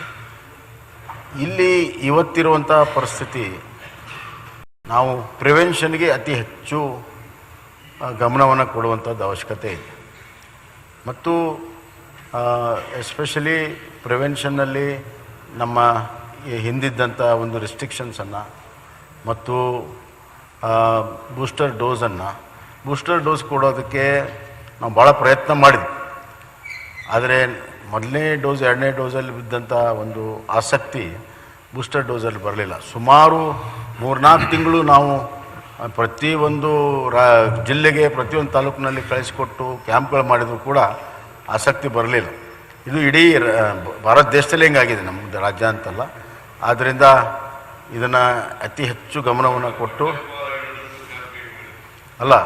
ಒಟ್ಟಾರೆ ನೀವೆಲ್ಲ ಸಲಹೆಗಳೇನಿದೆ ಅಷ್ಟನ್ನು ಕೂಡ ಗಮನದಲ್ಲಿ ಇಟ್ಕೊಳ್ತೀವಿ. ಪ್ರಿವೆನ್ಷನ್ ಆ್ಯಕ್ಷನ್ಗೆ ಏನು ಬೇಕು ಅದು ಕೂಡಲೇ ತೆಗೆದುಕೊಳ್ಳೋದಕ್ಕೆ ಇವತ್ತು ಸಭೆ ಕರೆದಿದ್ದೇವೆ. ಅಲ್ಲಿ ತಜ್ಞರು ಕೂಡ ಇದ್ದಾರೆ, ಅವ್ರ ಸಲಹೆನೂ ಪಡ್ಕೊಳ್ತೀವಿ. ಮತ್ತು ಆತಂಕಗಳೇನಿಲ್ಲಿ ಈ ಸಭೆಯಲ್ಲಿ ವ್ಯಕ್ತಪಡಿಸಿದ್ದಾರೆ ಮತ್ತು ಅವರ ಅನುಭವದಿಂದ ಕೆಲವು ಮಾತುಗಳನ್ನು ಹೇಳಿದ್ದಾರೆ. AC ಹಿಡಿದು ಎಲ್ಲವೂ ಕೂಡ ನನ್ನ ಗಮನದಲ್ಲಿ ಕೂಡ ಬಂದಿದೆ. AC ಇದ್ದರೆ that will be a source of spreading the disease ಅನ್ನುವಂಥದ್ದು. ಅವೆಲ್ಲವನ್ನು ಕೂಡ ಗಮನದಲ್ಲಿ ಇಟ್ಕೊಂಡು ಕೆಲವು ಕ್ರಮಗಳನ್ನು ತೆಗೆದುಕೊಳ್ತೀವಿ. ನಾನು ಯಾಕೆ ಎದ್ದಿತ್ತಂದರೆ, ಈ ಸದನದ ಮುಖಾಂತರ ನಾವು ಈ ಸಂದರ್ಭದಲ್ಲಿ ಸ್ವಲ್ಪ ಕ್ರಮಗಳನ್ನು ತೆಗೆದುಕೊಂಡಾಗ ಎಲ್ಲರೂ ಸಹಕಾರ ಮಾಡಿದರೆ ಬರುವಂಥ ದಿನಗಳಲ್ಲಿ ಹಿಂದೆ ಆದಂಥ ಸಾವು ನೋವುಗಳನ್ನು ತಪ್ಪಿಸ್ಬೋದು, ಆಸ್ಪತ್ರೆ ದಾಖಲೆಗಳನ್ನು ತಪ್ಪಿಸ್ಬೋದು. ಅದಕ್ಕಾಗಿ ಈ ಸದನ ಮುಖಾಂತರ ಜನರಿಗೆ ಸಹಕಾರ ಮಾಡಬೇಕನ್ನುವಂಥ ಒಂದು ಕೋರಿಕೆ, ಒಂದು ವಿನಂತಿಯನ್ನು ಕೂಡ ನಾನು ಮಾಡ್ತಾಯಿದ್ದೇನೆ. ಅಲ್ಲಿ ಏನು ತೀರ್ಮಾನಗಳನ್ನು ಮಾಡ್ತೇವೆ ಅದನ್ನು ಸದನಕ್ಕೂ ಹೇಳ್ತೇವೆ, ಸಾರ್ವಜನಿಕಕ್ಕೂ ಕೂಡ ತಿಳಿಸ್ತೀವಿ. ಓಕೆ, ಸಿ ಟಿ ರವಿ ಅವರು ಕೊನೆಯ ಶೂನ್ಯ ವೇಳೆ. ಮಾನ್ಯ ಅಧ್ಯಕ್ಷರೇ, ಭಾರತ ಮತ್ತು ಜಗತ್ತು ಭಯೋತ್ಪಾದನೆಯಿಂದ ಎಷ್ಟು ಕಹಿಯನ್ನು ಅನುಭವಿಸಿದೆ ಅಂತಕ್ಕಂಥದ್ದು ಅನುಭವವೇದ್ಯವಾಗಿರುವಂಥ ಸಂಗತಿ. ಭಾರತವಂತೂ ದಶಕಗಳ ಕಾಲ ಭಯೋತ್ಪಾದನೆಯ ಕಪಿಮುಷ್ಟಿಯಲ್ಲಿ ನರಳಿದೆ. ನನಗಿರೋ ಮಾಹಿತಿ ಪ್ರಕಾರ 100 ಬಾಂಬ್ ಸ್ಫೋಟಗಳು ನಡೆದಿದ್ದಾವೆ. ಒಂದು ಕಡೆ ಇಸ್ಲಾಂ ಮೂಲಭೂತವಾದದ ಪ್ರಚೋದನೆಯಿಂದ ಹುಟ್ಟುಕೊಂಡಿರ್ತಕ್ಕಂಥ ಭಯೋತ್ಪಾದನೆ, ಇನ್ನೊಂದು ಕಡೆ ಬ್ಯಾಲೆಟ್ ಮೇಲೆ ನಂಬಿಕೆ ಇಲ್ಲದೆ ಇರತಕ್ಕಂಥ ಎಡಪಂಥೀಯರು ಅವರು ನಕ್ಸಲಿಸಮ್ ಹೆಸರಿನಲ್ಲಿ ಸೃಷ್ಟಿಸಿದಂಥ ಭಯೋತ್ಪಾದನೆ. ಇದರಲ್ಲಿ ಸೈನಿಕರು, ಪೊಲೀಸರು, ನಾಗರಿಕರು, ಮಕ್ಕಳು, ಹೆಣ್ಣುಮಕ್ಕಳು ಯಾರೂ ಹೊರತಾಗುಳಿಲಿಲ್ಲ. ಈ ಭಯೋತ್ಪಾದನೆಯ ಕರಿನೆರಳಿನಲ್ಲಿ ನಲುಗಿದವರು. ಕಾನೂನು ಸುವ್ಯವಸ್ಥೆಗೂ ಕೂಡ ಬಹಳ ವರ್ಷಗಳ ಕಾಲ ಸವಾಲಾಗಿದ್ದನ್ನು ಕೂಡ ನಾವು ನೋಡಿದ್ದೇವೆ. ಇದೇ ಕಾರಣಕ್ಕೆ ಒಬ್ಬರು ಹಾಲಿ ಪ್ರಧಾನಮಂತ್ರಿಯಾಗಿದ್ದವ್ರನ್ನ ನಾವು ಕಳ್ಕೊಂಡ್ವಿ, ಒಬ್ಬರು ಮಾಜಿ ಪ್ರಧಾನಿಗಳನ್ನು ನಾವು ಕಳ್ಕೊಂಡ್ವಿ. ಭಯೋತ್ಪಾದನೆಯ ಈ ಕಾರಣ ಹಿನ್ನೆಲೆಯಲ್ಲೇ ನಮ್ಮ ದೇಶದಲ್ಲೇ ಸರಣಿ ಭಯೋತ್ಪಾದನೆ ಮುಂಬೈನಲ್ಲಿ ನಡೆದಿದ್ದು, ಅದರಲ್ಲಿ 100 ಜನ ಪ್ರಾಣ ಕಳ್ಕೊಂಡಿದ್ದು, ರೈಲಿನಲ್ಲಿ, ಬಸ್ ನಿಲ್ದಾಣದಲ್ಲಿ ಸರಣಿ ಭಯೋತ್ಪಾದನೆ ನಡೆದಿದ್ದು, ಅದು ಕೂಡ ನಮ್ಮ ಕಣ್ಮುಂದೆ ಇರ್ತಕ್ಕಂಥ ಸಂಗತಿ. ಕೊಯಮತ್ತೂರಿನಲ್ಲಿ 98ರಲ್ಲಿ ಬಾಂಬ್ ಸ್ಫೋಟ ಆದಾಗ ಆ 98ರ ಬಾಂಬ್ ಸ್ಫೋಟದಲ್ಲೂ ಕೂಡ 100 ಜನ ಗಾಯಗೊಂಡರು. ಅವರು ಲಾಲ್ ಕೃಷ್ಣ ಅದ್ವಾನಿಯವರನ್ನ ಗುರಿಯಾಗಿ ಇಟ್ಕೊಂಡು ಸ್ಫೋಟದ ಸಂಚು ಮಾಡಿದ್ರು, ಅಮಾಯಕರು ಪ್ರಾಣ ಕಳ್ಕೊಂಡ್ರು. ಇವೆಲ್ಲ ನಮ್ಮ ಕಣ್ಮುಂದೆ ಇರುವಂಥ ಕಹಿ ಘಟನೆಗಳು. ಕರ್ನಾಟಕದಲ್ಲೇ ನಾವು ಯೋಚನೆ ಮಾಡೋದಾದರೆ 2000ನೇ ಇಸ್ವಿನಲ್ಲಿ ಚರ್ಚ್ಗಳನ್ನು ಗುರಿಯಾಗಿ ಇಟ್ಕೊಂಡು ಬಾಂಬ್ ಸ್ಫೋಟ ನಡೀತು. 2000ನೇ ಇಸ್ವಿನಲ್ಲಿ ನಮಗೆ ಯಾವುದು ಹೊಸದು ಅನ್ನೋದಲ್ಲ, ಇದು ಯಾವುದು ಭಯೋತ್ಪಾದನೆ ಅಂತಕ್ಕಂಥದ್ದು.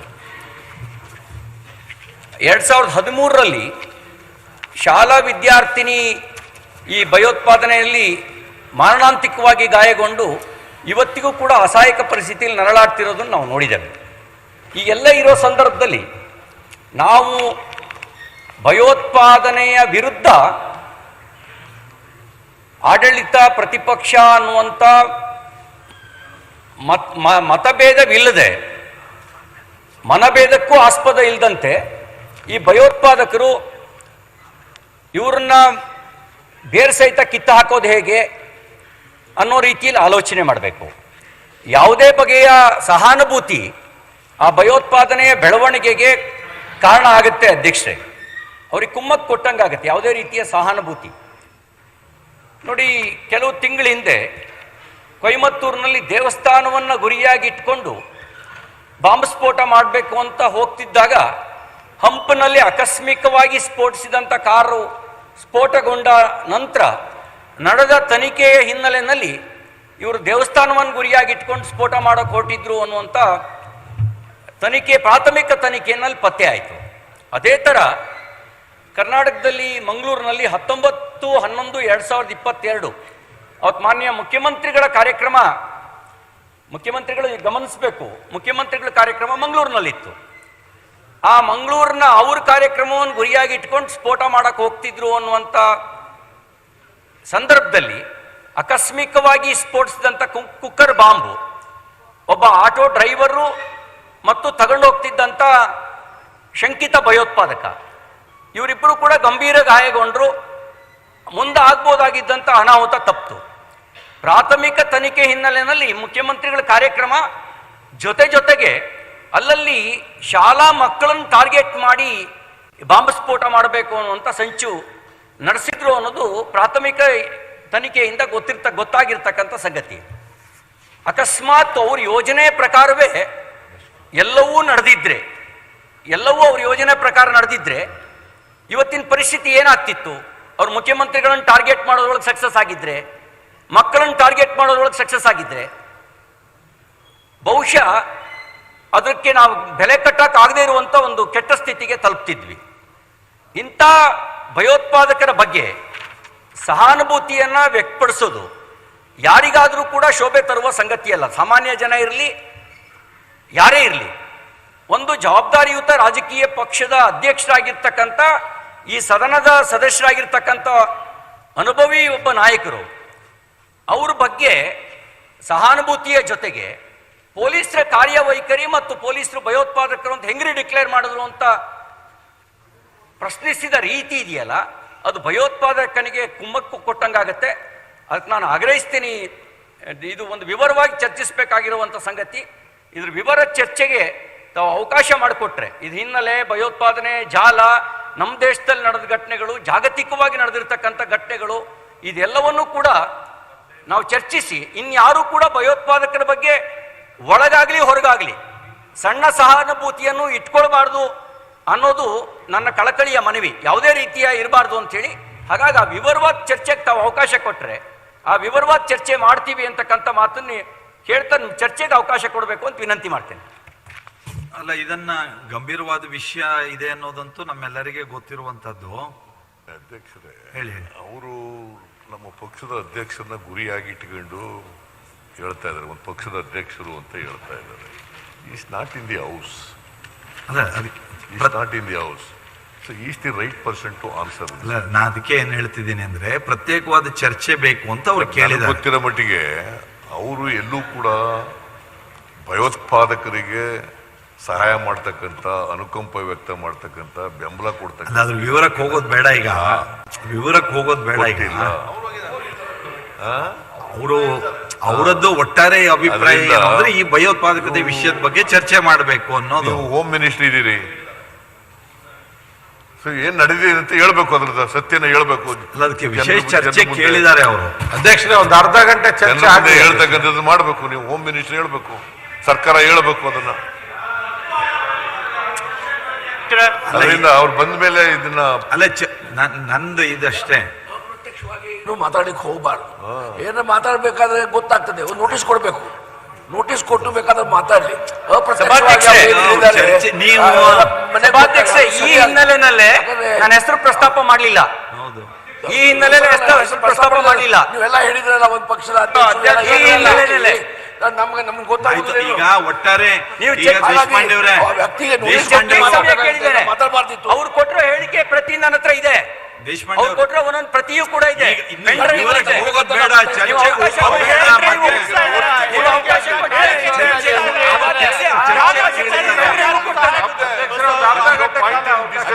ನೀವು ಅವಕಾಶ ಕೊಟ್ರೆ ಪೆನ್ ಡ್ರೈವ್ ಕೊಡ್ತೇನೆ, ಪ್ರತಿಯನ್ನು ಕೊಡ್ತೇನೆ. ನೀವು ಅವಕಾಶ ಕೊಟ್ರೆ ಸನ್ಮಾನ್ಯ ಈ ಸದನದ ಜವಾಬ್ದಾರಿ ಸದಸ್ಯ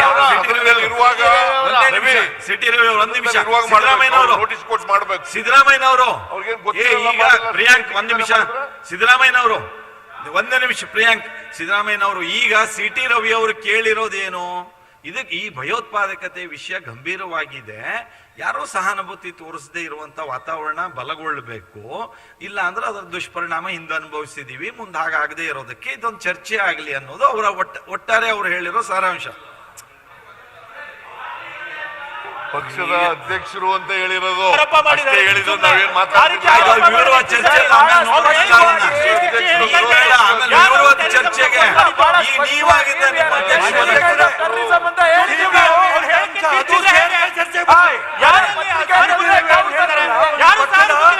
ಅಧ್ಯಕ್ಷರು ವಿಚಾರ ಹೇಳಿದ್ರಲ್ಲ, ಅದು ಸೇರಿ ಚರ್ಚೆಗೆ ಬಿಡ್ಲಿ, ಏನ್ ತಪ್ಪಿಲ್ಲ. ತೆಗಿಬೇಕು.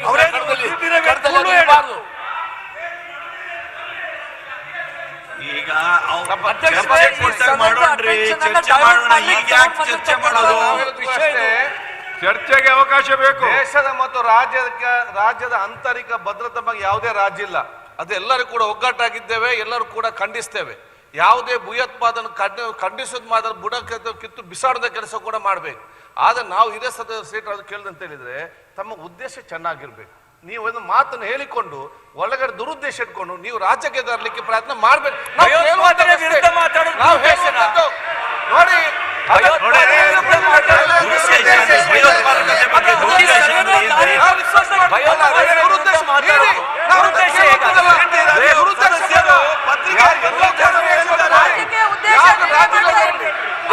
ದುರುದ್ದೇಶ ಬೇಡ, ರಾಜ್ಯಕ್ಕೆ ತರಲಿಕ್ಕೆ ಹೋಗ್ಬೇಡಿ. ನೀವು ರಾಜ್ಯಕ್ಕೆ ತಂದೆ ಅಂತ ಹಾಲು ಮಾಡ್ತೀವಿ.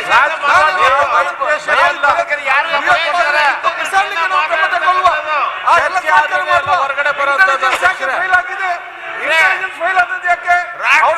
ದೃಷ್ಟಿಯಿಂದ ಮಾತಾಡಲಿಲ್ಲ ಕೆಲಸ ಮಾಡುವ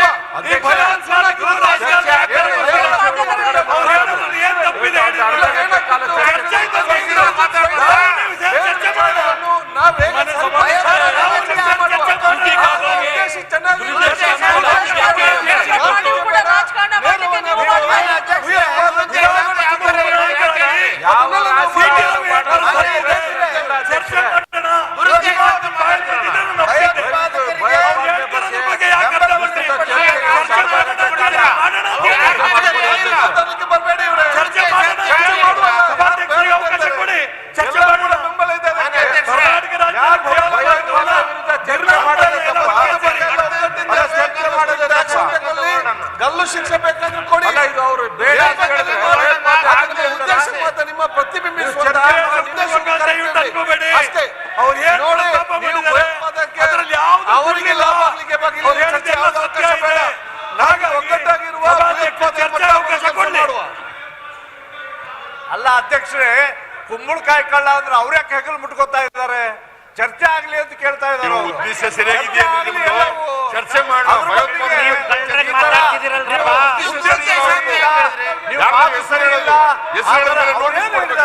ಸಹಾನುಭೂತಿ ತೋರಿಸ್ಬೇಡಿ.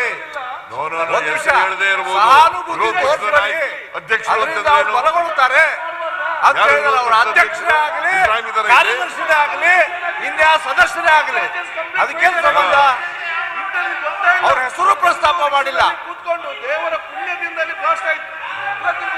ಏನ್ ಮಾಡ್ತಿತ್ತು ಡಿಪಾರ್ಟ್ಮೆಂಟ್, ಏನ್ ಮಾಡ್ತಿತ್ತು, ಏನೋ ಹೆಚ್ಚು ಕಮ್ಮಿ ಏನಾಗ್ತಿತ್ತು? ಇಂಟೆಲಿಜೆನ್ಸ್ ಜಾಸ್ತಿ ಮಾಡಿ ಅದು ಕಡಿಮೆ ಪ್ರಯತ್ನ ಮಾಡಿ. ಏನೆಲ್ಲ ಸಹಕಾರ ಬೇಕು ಎಲ್ಲ ರೀತಿಯ ಸಹಕಾರ ಕೊಡ್ತೇವೆ ಇದಕ್ಕೆ. ಅದು ಸೇರಿ ಚರ್ಚೆ ಮಾಡೋಣ. ಸಭಾಧ್ಯಕ್ಷರೇ, ಚರ್ಚೆ ಮಾಡುವ ಬೇಡ ಅಂತ ಹೇಳಿಲ್ಲ. ಯಾವ ತಾಲೂಕಲ್ಲಿ ಪಡೆದಿದ್ದ ಟ್ರೈನಿಂಗ್ ಅದನ್ನು ಬಹಿರಂಗ ಆಗ್ಲಿ. ಇಂಟೆಲಿಜೆನ್ಸ್ ಚರ್ಚೆ ಸಹಾನುಭೂತಿ ಇಲ್ಲ. ಸರ್ಕಾರದ ಇಂಟೆಲಿಜೆನ್ಸ್ ಫೈಲಿಯರ್ ಬಹಿರಂಗವಾಗಬೇಕು. ಇಂಟೆಲಿಜೆನ್ಸ್ ಸಂಪೂರ್ಣವಾಗಿ ವಿಫಲವಾಗಿದ್ದುಕೊಂಡು ಅಲ್ಲಿ ಅಡ್ಡಾಡುವಂತ ಪರಿಸ್ಥಿತಿ ನಿರ್ಮಾಣ ಇಂಟೆಲಿಜೆನ್ಸ್ ನ ವೈಫಲ್ಯ. ಇವತ್ತು ಕಂಪ್ಲೀಟ್ ಇಂಟೆಲಿಜೆನ್ಸ್ ಫೈಲಿಯರ್ ಆಗಿದೆ. ಇದರಿಂದ ಚರ್ಚೆ ಮಾಡುವ, ಒಗ್ಗಟ್ಟು ಮಾಡುವ, ಸಲಹೆ ಕೊಡುವ, ನಮ್ಮ ರಾಜ್ಯಕ್ಕೆ ಮಾತಾಡಿ. ಈಗ ನೀವ್ ಹೇಳಿ, ನೀವ್ ಹೇಳಿದ್ದು ಸರಿ ಇದೆ. ಇಂಟೆಲಿಜೆನ್ಸಿ ಫೈಲೂರು ಅದು ಇದು ನೀವೇನ್ ಬೇಕಾದ್ರೂ ಟೀಕೆ ಮಾಡಿ.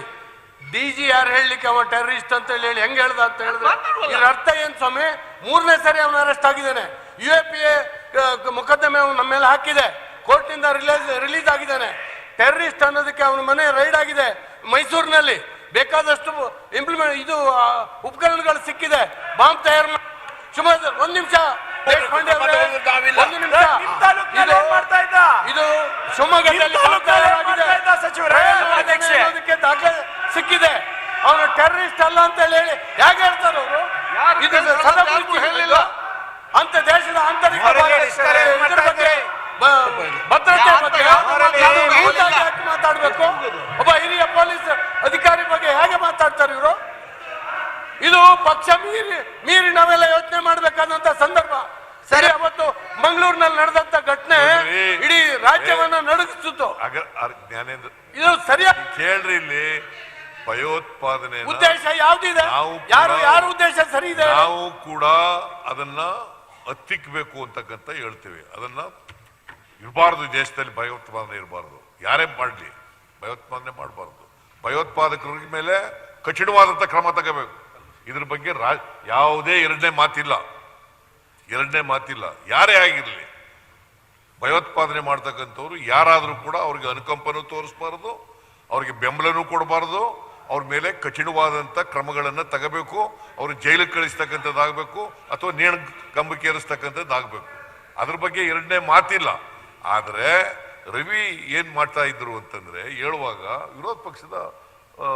ವಿರೋಧ ಪಕ್ಷದಲ್ಲಿರ್ತಕ್ಕಂಥ ಅಧ್ಯಕ್ಷರಾಗಿದ್ದವರು ಅಂತ ಪ್ರಸ್ತಾಪ ಮಾಡಿದಾರಲ್ಲ, ಅದು ಬೇಡ, ಚರ್ಚೆ ಆಗಲಿ.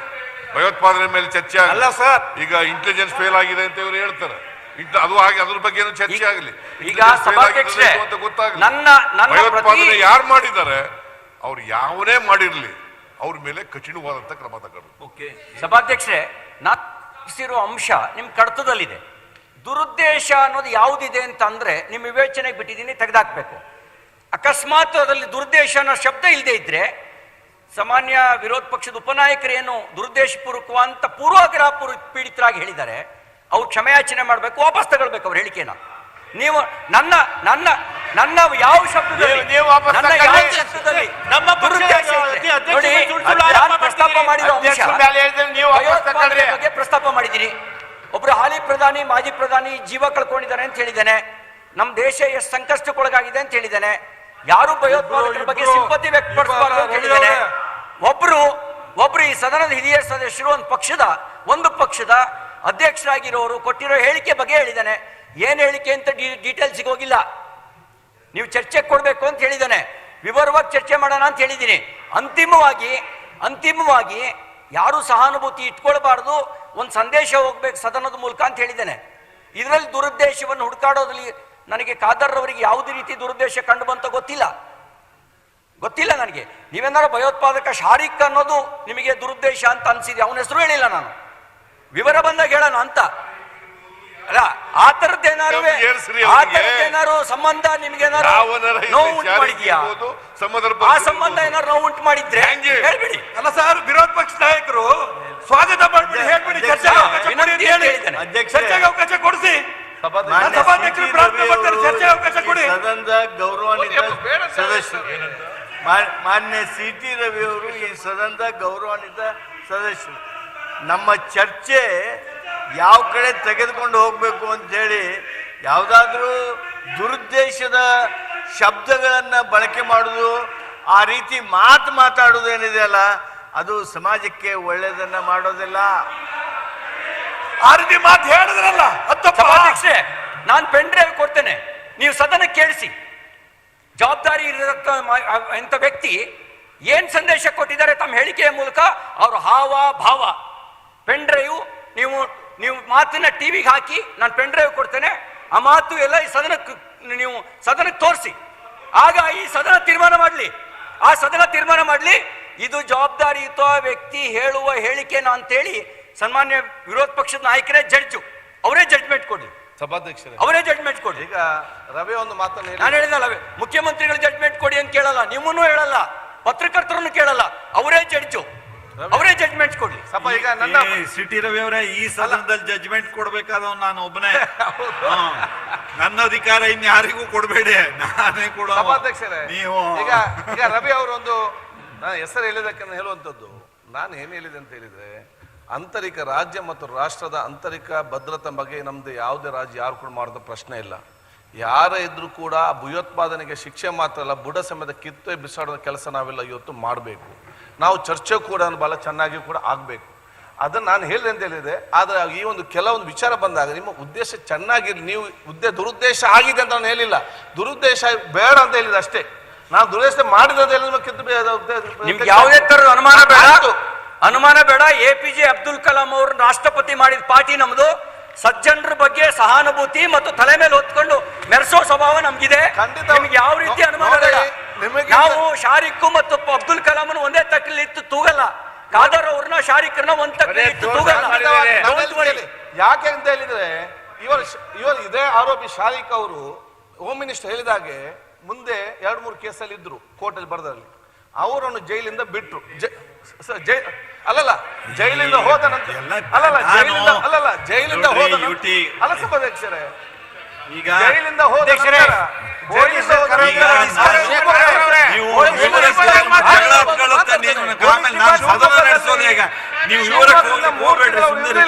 ಆವಾಗ ಏನ್ ಮಾಡ್ತಿದ್ರು, ಅವ್ನು ಎಲ್ಲಿಗೆ ಹೋಗಿದ್ದಾನೆ? ಈಗ ಸದಸ್ಯರು ಮಾನ್ಯ ಅಧ್ಯಕ್ಷರೇ, ಗೃಹ ಸಚಿವರು ಈಗ ಮಾತಾಡುವಾಗ ಅವರು ಹೇಳಿದ್ರು ಡಿಜಿ ಅವರು ಇವನ ಭಯೋತ್ಪಾದಕ ಅಂತ ಹೇಳಿದಾರೆ, ಯಾವ ಆಧಾರದ ಮೇಲೆ ಹೇಳಿದಿರಿ ಅಂತ ಪ್ರಶ್ನೆ ಮಾಡಿದ್ದಾರೆ ಅಂತ ಹೇಳಿದ್ರು. ದಯವಿಟ್ಟು ಅವ್ರು ಯಾರು ಮಾಡಿದಾರ ಪ್ರಶ್ನೆ ಸದನಕ್ಕೆ ಅವ್ರು ಹೇಳ್ಬೇಕು, ನಮ್ಗೆ ಗೊತ್ತಾಗ್ತಾ ಇಲ್ಲ. ಆ ರೀತಿ ಹೇಳಿದವ್ರು ಯಾರು, ಆ ಹೆಸರು ಪಬ್ಲಿಷ್ ಮಾಡ್ಬೇಕು ಅವರು. ಈ ಹೇಳಿಕೆಯನ್ನು ಈಗಷ್ಟೇ ಕೊಟ್ಟಿದ್ದಾರೆ. ದಯವಿಟ್ಟು ಸದನಕ್ಕೆ ಯಾರು ಆ ರೀತಿ ಡಿಜಿ ಅವ್ರನ್ನ ಬೈದು ಭಯೋತ್ಪಾದಕ ಅಂತ ಹೆಂಗೆ ಹೇಳ್ತೀರಾ ನೀವು ಅಂತ ಪ್ರಶ್ನೆ ಮಾಡಿದ್ದಾರೆ. ಅದ್ರ ಬಗ್ಗೆ ಸದನಕ್ಕೆ ಮಾಹಿತಿಯನ್ನ ಗೃಹ ಸಚಿವರು ನೀಡಬೇಕು ಅಂತ ಒತ್ತಾಯ ಮಾಡ್ತೇನೆ. ಒಂದ್ ನಿಮಿಷಪ್ಪ, ಸನ್ಮಾನ್ಯ ಒಂದ್ ನಿಮಿಷ ಸರ್ ಒಂದೇ ನಿಮಿಷ ಅವ್ರು ಹೇಳಿ. ಆಯ್ತಪ್ಪ, ಇಲ್ಲ ಸರ್, ನಾನು ಡಿಮಾಂಡ್ ಮಾಡ್ತಾ ಇದ್ದೀನಿ. ಹೇಳ್ತಾರೆ ಇಲ್ಲ, ಬಹಳ ಚೆನ್ನಾಗಿ ಮಾಡ್ತೀರಿ ಸರ್, ನನ್ಗೆ ಗೊತ್ತಿದೆ. ಅವ್ರು ಉತ್ತರ ಆದ್ಮೇಲೆ ತಾವು ಮಾತಾಡಿ ದಯವಿಟ್ಟು. ಗೃಹ ಸಚಿವ ನೀವು ಹೇಳಿದಂಗೆ ಕೇಳ್ತೀನಪ್ಪ, ಹೇಳಿ. ತಾವು ಈ ಸದನದಲ್ಲಿ ಡೀಟೇಲ್ ಚರ್ಚೆಗೆ ಅವಕಾಶ ಮಾಡಿಕೊಡ್ಬೇಕು ಅಂತ ಸಿಟಿ ಅವರು ರವಿಯವರು ಹೇಳಿದ್ದಾರೆ. ಮಾನ್ಯ ವಿರೋಧ ಪಕ್ಷದ ನಾಯಕರು ಮತ್ತು ಉಪನಾಯಕರು ಇಬ್ಬರು ಕೂಡ ಅದಕ್ಕೆ ಸಹಮತಿ ವ್ಯಕ್ತಪಡಿಸಿದ್ದಾರೆ. ನನಗೇನು ಅಂದರೆ, ಮಂಗಳೂರಿನಲ್ಲಾಗಿರ್ತಕ್ಕಂಥ ಘಟನೆ ಒಂದು ವಿಶೇಷವಾದಂಥ ಘಟನೆ. ಹೇಳಿದ್ರು ಯಾವುದೋ ಒಂದು ಶಕ್ತಿಯ ಕಾರಣದಿಂದ ಅದು ಆಟೋದಲ್ಲಿ ಸ್ಫೋಟ ಆಯಿತು. ಏನು ಉದ್ದೇಶದಿಂದ ಎಲ್ಲಿ ಇಡ್ಲಿಕ್ಕೆ ಸಿ ಟಿ ರವಿಯವರು ಹೇಳಿದ ಹಾಗೇನೆ ಮುಖ್ಯಮಂತ್ರಿಗಳ ಸಭೆಗೆ ಇಡ್ಲಿಕ್ಕೋ ಯಾವುದೋ ಮಕ್ಕಳ ನಡುವೆ ಇಡ್ಲಿಕ್ಕೋ ತಂದಿದ್ದಿದ್ರೆ, ಆ ಸಂದರ್ಭದಲ್ಲಿ ಬ್ಲಾಸ್ಟ್ ಆಗಿದ್ರೆ ಇಡೀ ರಾಜ್ಯ ಯಾವ ಸ್ಥಿತಿಗೆ ಬರ್ತಿತ್ತು ಅಂತ ಹೇಳಿ ನಮಗೆಲ್ಲ ಗೊತ್ತಿದೆ. ಆದ್ರಿಂದ ಅವ್ರು ಏನು ಹೇಳಿದ್ರು ಅದನ್ನ ನಾನು ಡೀಟೇಲ್ ಹೇಳಬೇಕಾಗತ್ತೆ. ಅದಕ್ಕೆ ನೀವು ಚರ್ಚೆಗೆ ಅನುಮತಿ ಕೊಡೋದಾದ್ರೆ ನಾನು ಡೀಟೇಲ್ ಸ್ಟೇಟ್ಮೆಂಟ್ ಮಾಡ್ತೀನಿ. ಚಾರ್ಜ್ ಶೀಟ್ ತೊಂದರೆ ಇಲ್ಲ. ಯಾಕಂದ್ರೆ ನೋಡಿ ಸರ್, ಈ ಸದನ ರಾಜಕಾರಣದಿಂದ ಮೀರಿ ಈ ಭಯೋತ್ಪಾದನೆ ಬಗ್ಗೆ ಚರ್ಚೆ ಮಾಡಬೇಕು. ಹೇಳ್ಬೋದು. ಹಿಂದಿನ ಒಂದ್ ನಿಮಿಷ ಖರ್ಗೆ, ಒಂದ್ ನಿಮಿಷ ಹೇಳಿ.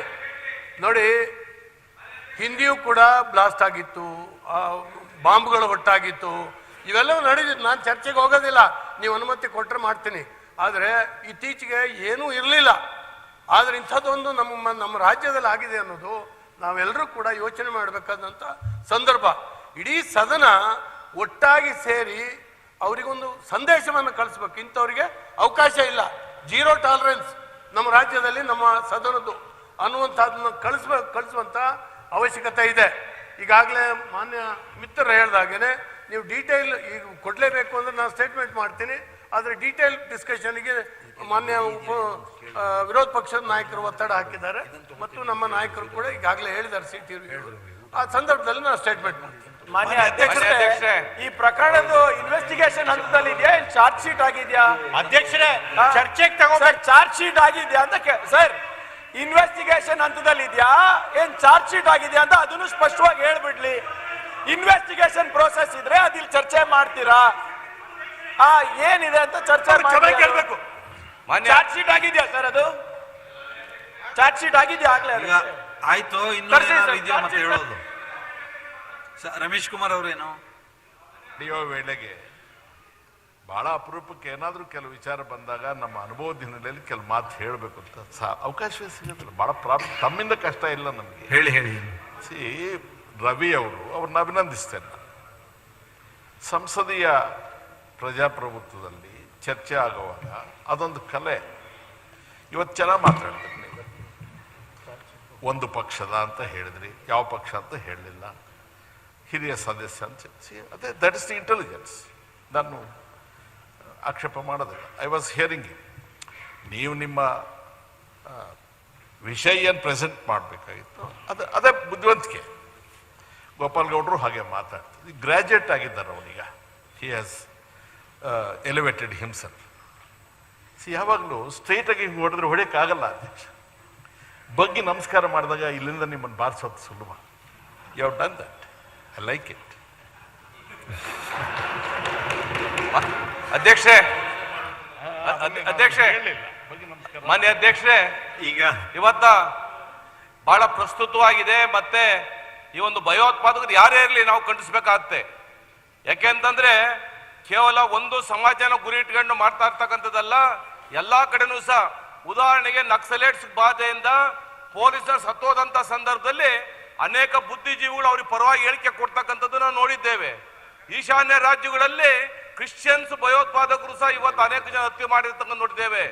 ಅದೇ ತರ ನಮ್ಮ ದೇಶದಲ್ಲಿ ಮುಸಲ್ಮಾನರೆಲ್ಲ ಹಿಂದೂ ಭಯೋತ್ಪಾದಕರು ಇದ್ದಾರೆ. ಎಲ್ಲರೂ ಯಾವುದೇ ಧರ್ಮ ಆಧಾರಿತವಾಗಿ ಬಿಟ್ಬಿಟ್ಟು ಚರ್ಚೆ ಮಾಡ್ತಕ್ಕಂಥ ಕೆಲಸ ಅಲ್ಲಿ ಯಾರ್ಯಾರು ಮೂಲಭೂತವಾದಿಗಳು ಇರ್ತಾರೆ ಅವ್ರೇನಾದ್ರೂ ಸಹ ಅವರಿಗೆ ಸಪೋರ್ಟ್ ಮಾಡ್ತಕ್ಕಂಥ ಕಂಡು ಬಂದ್ರೆ ಯಾವುದೇ ಧರ್ಮ ಜಾತಿ ನೋಡ್ದಲೇನೆ ಅವ್ರನ್ನ ಕರ್ಬ್ ಮಾಡ್ತಕ್ಕಂಥದ್ದು, ಅವ್ರನ್ನ ತೀಕ್ಷ್ಣವಾಗಿ ಖಂಡಿಸ್ತಕ್ಕಂಥದ್ದು ಕೆಲಸ ಸರ್ಕಾರದ ಆಗ್ಲಿ ಅಂತ ವಿನಂತಿ ಮಾಡ್ತೇನೆ. ಮಾನ್ಯ ಅಧ್ಯಕ್ಷ, ನಾನೊಂದು ಹಕ್ಕು ಭಯೋತ್ಪಾದನೆ ಮುಗಿತಾ? ಒಂದ್ ನಿಮಿಷ ಅದ್ರ ಬಗ್ಗೆ ನಾನೇನ್ ಹೇಳ್ತೀನಿ ಅಂತ ಕೇಳಿ ಆಮೇಲೆ ಮುಂದಿಂದ ಏನು ಅಂತ ಅಜೆಂಡಾ ಪ್ರಕಾರ ನೋಡೋಣ. ಈಗ ಭಯೋತ್ಪಾದಕತೆ ವಿಷಯದಲ್ಲಿ ನೀವೆಲ್ಲರೂ ನಿಮ್ಮ ಅಭಿಪ್ರಾಯ ಹೇಳಿದ್ದೀರಿ ಏನೇನು ಅನ್ನೋದನ್ನ. ಈಗ ಸಿ ಟಿ ರವಿ ಅವರು ಅದಕ್ಕೆ ವಿಶೇಷವಾದಂತ ಚರ್ಚೆಗೆ ಅವಕಾಶ ಕೇಳಿದ್ದಾರೆ.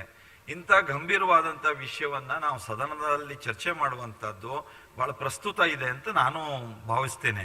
ಹಾಗಾಗಿ ನಾಳೆ ಶುಕ್ರವಾರ ಇದೆ, ನಾಳೆ ಆಗೋದಿಲ್ಲ. ಸೋಮವಾರ ನಂತರದಲ್ಲಿ ಯಾವ್ದಾದ್ರು ಒಂದು ದಿನ ಇದಕ್ಕೆ ವಿಶೇಷವಾದ ಚರ್ಚೆಗೆ ನಾನು ಕಾಲಾವಕಾಶವನ್ನ ನಿಗದಿ ಮಾಡ್ತೀನಿ. ನಾನು ಈಗ ಇದು ನಿಲುವಳಿ ಸೂಚನೆ ಪ್ರಕಾರ ನೀವು JDS ಪಕ್ಷದ ವತಿಯಿಂದ ಒಂದು ವಿಷಯ ಕೊಟ್ಟಿದ್ದೀರಿ. ಈಗ ನಂದೇನು ಅಂದ್ರೆ ಈ ನೀವೇನು ಗಂಗಾ ಕಲ್ಯಾಣ ಯೋಜನೆ ಕೊಳವೆ ಬಾವಿದ ಏನೋ ಒಂದು CAG ರಿಪೋರ್ಟ್ ಪ್ರಕಾರ ಏನೋ ಆಗಿದೆ ಅಂತ ಕೊಟ್ಟಿದ್ದೀರಲ್ಲ, ಈಗ ಅದನ್ನ ನಾನು ಅಂದ್ರೆ ಈ ನಿಲುವಳಿ ಸೂಚನೆ ವ್ಯಾಪ್ತಿಯಲ್ಲೆಲ್ಲ ಬರೋದಿಲ್ಲ. ಇದನ್ನ ನೀವು ಬೇರೆ ಯಾವ್ದಾದ್ರು ರೀತಿಯಲ್ಲಿ ಕೊಡಿ, ಅದ ಆ ರೀತಿಯಲ್ಲಿ ಚರ್ಚೆ ಮಾಡೋದು. 69 ಕನ್ವರ್ಟ್ ಮಾಡ್ಕೊಟ್ಬಿಡಿ, ಒಂದ್ ಚರ್ಚೆ ತಗೊಂಡು 69 ಕನ್ವರ್ಟ್ ಮಾಡ್ಕೊಂಡು ನಾವು ಚರ್ಚೆ ಮಾಡ್ತೀವಿ. ಈ ನಿಮ್ಗೊಂದು ಬರ್ಕೊಡೋದೇನೋ, ನಾನೊಂದು 69 ಕನ್ವರ್ಟ್ ಎರಡು ಒಂದೇ ಅಲ್ಲ, ಮತ್ತೊಂದು ಒಂದೇ 69 ಕನ್ವರ್ಟ್ ಮಾಡಲಾಗಿದೆ. ಅಧ್ಯಕ್ಷ ಹೇಳ್ತಾ ಇದೀನಿಲ್ಲ ನಾನೇ, ಮತ್ತೆ ಇನ್ನೇನು ಹೇಳಿದೆ ಅಧ್ಯಕ್ಷ? ಇನ್ನೇನು ಹೇಳಿದೆ ನಾನು? ಅದನ್ನೇ ಹೇಳಿದೆ, ಬೇರೆ ರೀತಿಯಲ್ಲಿ ಏನಾದ್ರು ಕೊಡ್ರಿ ಅವಾಗ ಅದನ್ನ ನೋಡೋಣ ಅಂತ ಹೇಳಿದೆ ನಾನು. ಅವರು ಇದನ್ನೇ ಕನ್ವರ್ಟ್ ಮಾಡಿ ಅಂತ ನಾನು ಒಂದು ಪತ್ರ ಕೊಡಿ ಅಂದೆ. ಅಲ್ಲಿ ಇಷ್ಟೇ ಒಂದು ಪತ್ರ ಬರೆದು ಕೊಡೋದು ಅಥವಾ ಕನ್ವರ್ಟ್ ಮಾಡೋದು, ಇದ್ರೊಳಗೆ ಎರಡರೊಳಗೆ ಇದ್ದೆ. ಅದಕ್ಕೆ ಆಯ್ತು ವಿಷಯ ಕೊಡೋಣ, ನಾನು ಇದು ಮಾಡಿ ಕೊಡ್ತೇನೆ. ಈಗ ನಂದು ಈಗ ನಿಯಮ 69 ಮೇರೆಗೆ ಸಿದ್ದರಾಮಯ್ಯನವರು ಈ ಗಡಿದು ಮತ್ತು ಈ ಉಳಿದಿದ್ದೆಲ್ಲ ವಿಷಯಗಳದ್ದೆಲ್ಲ ಇದೆ. ಈಗ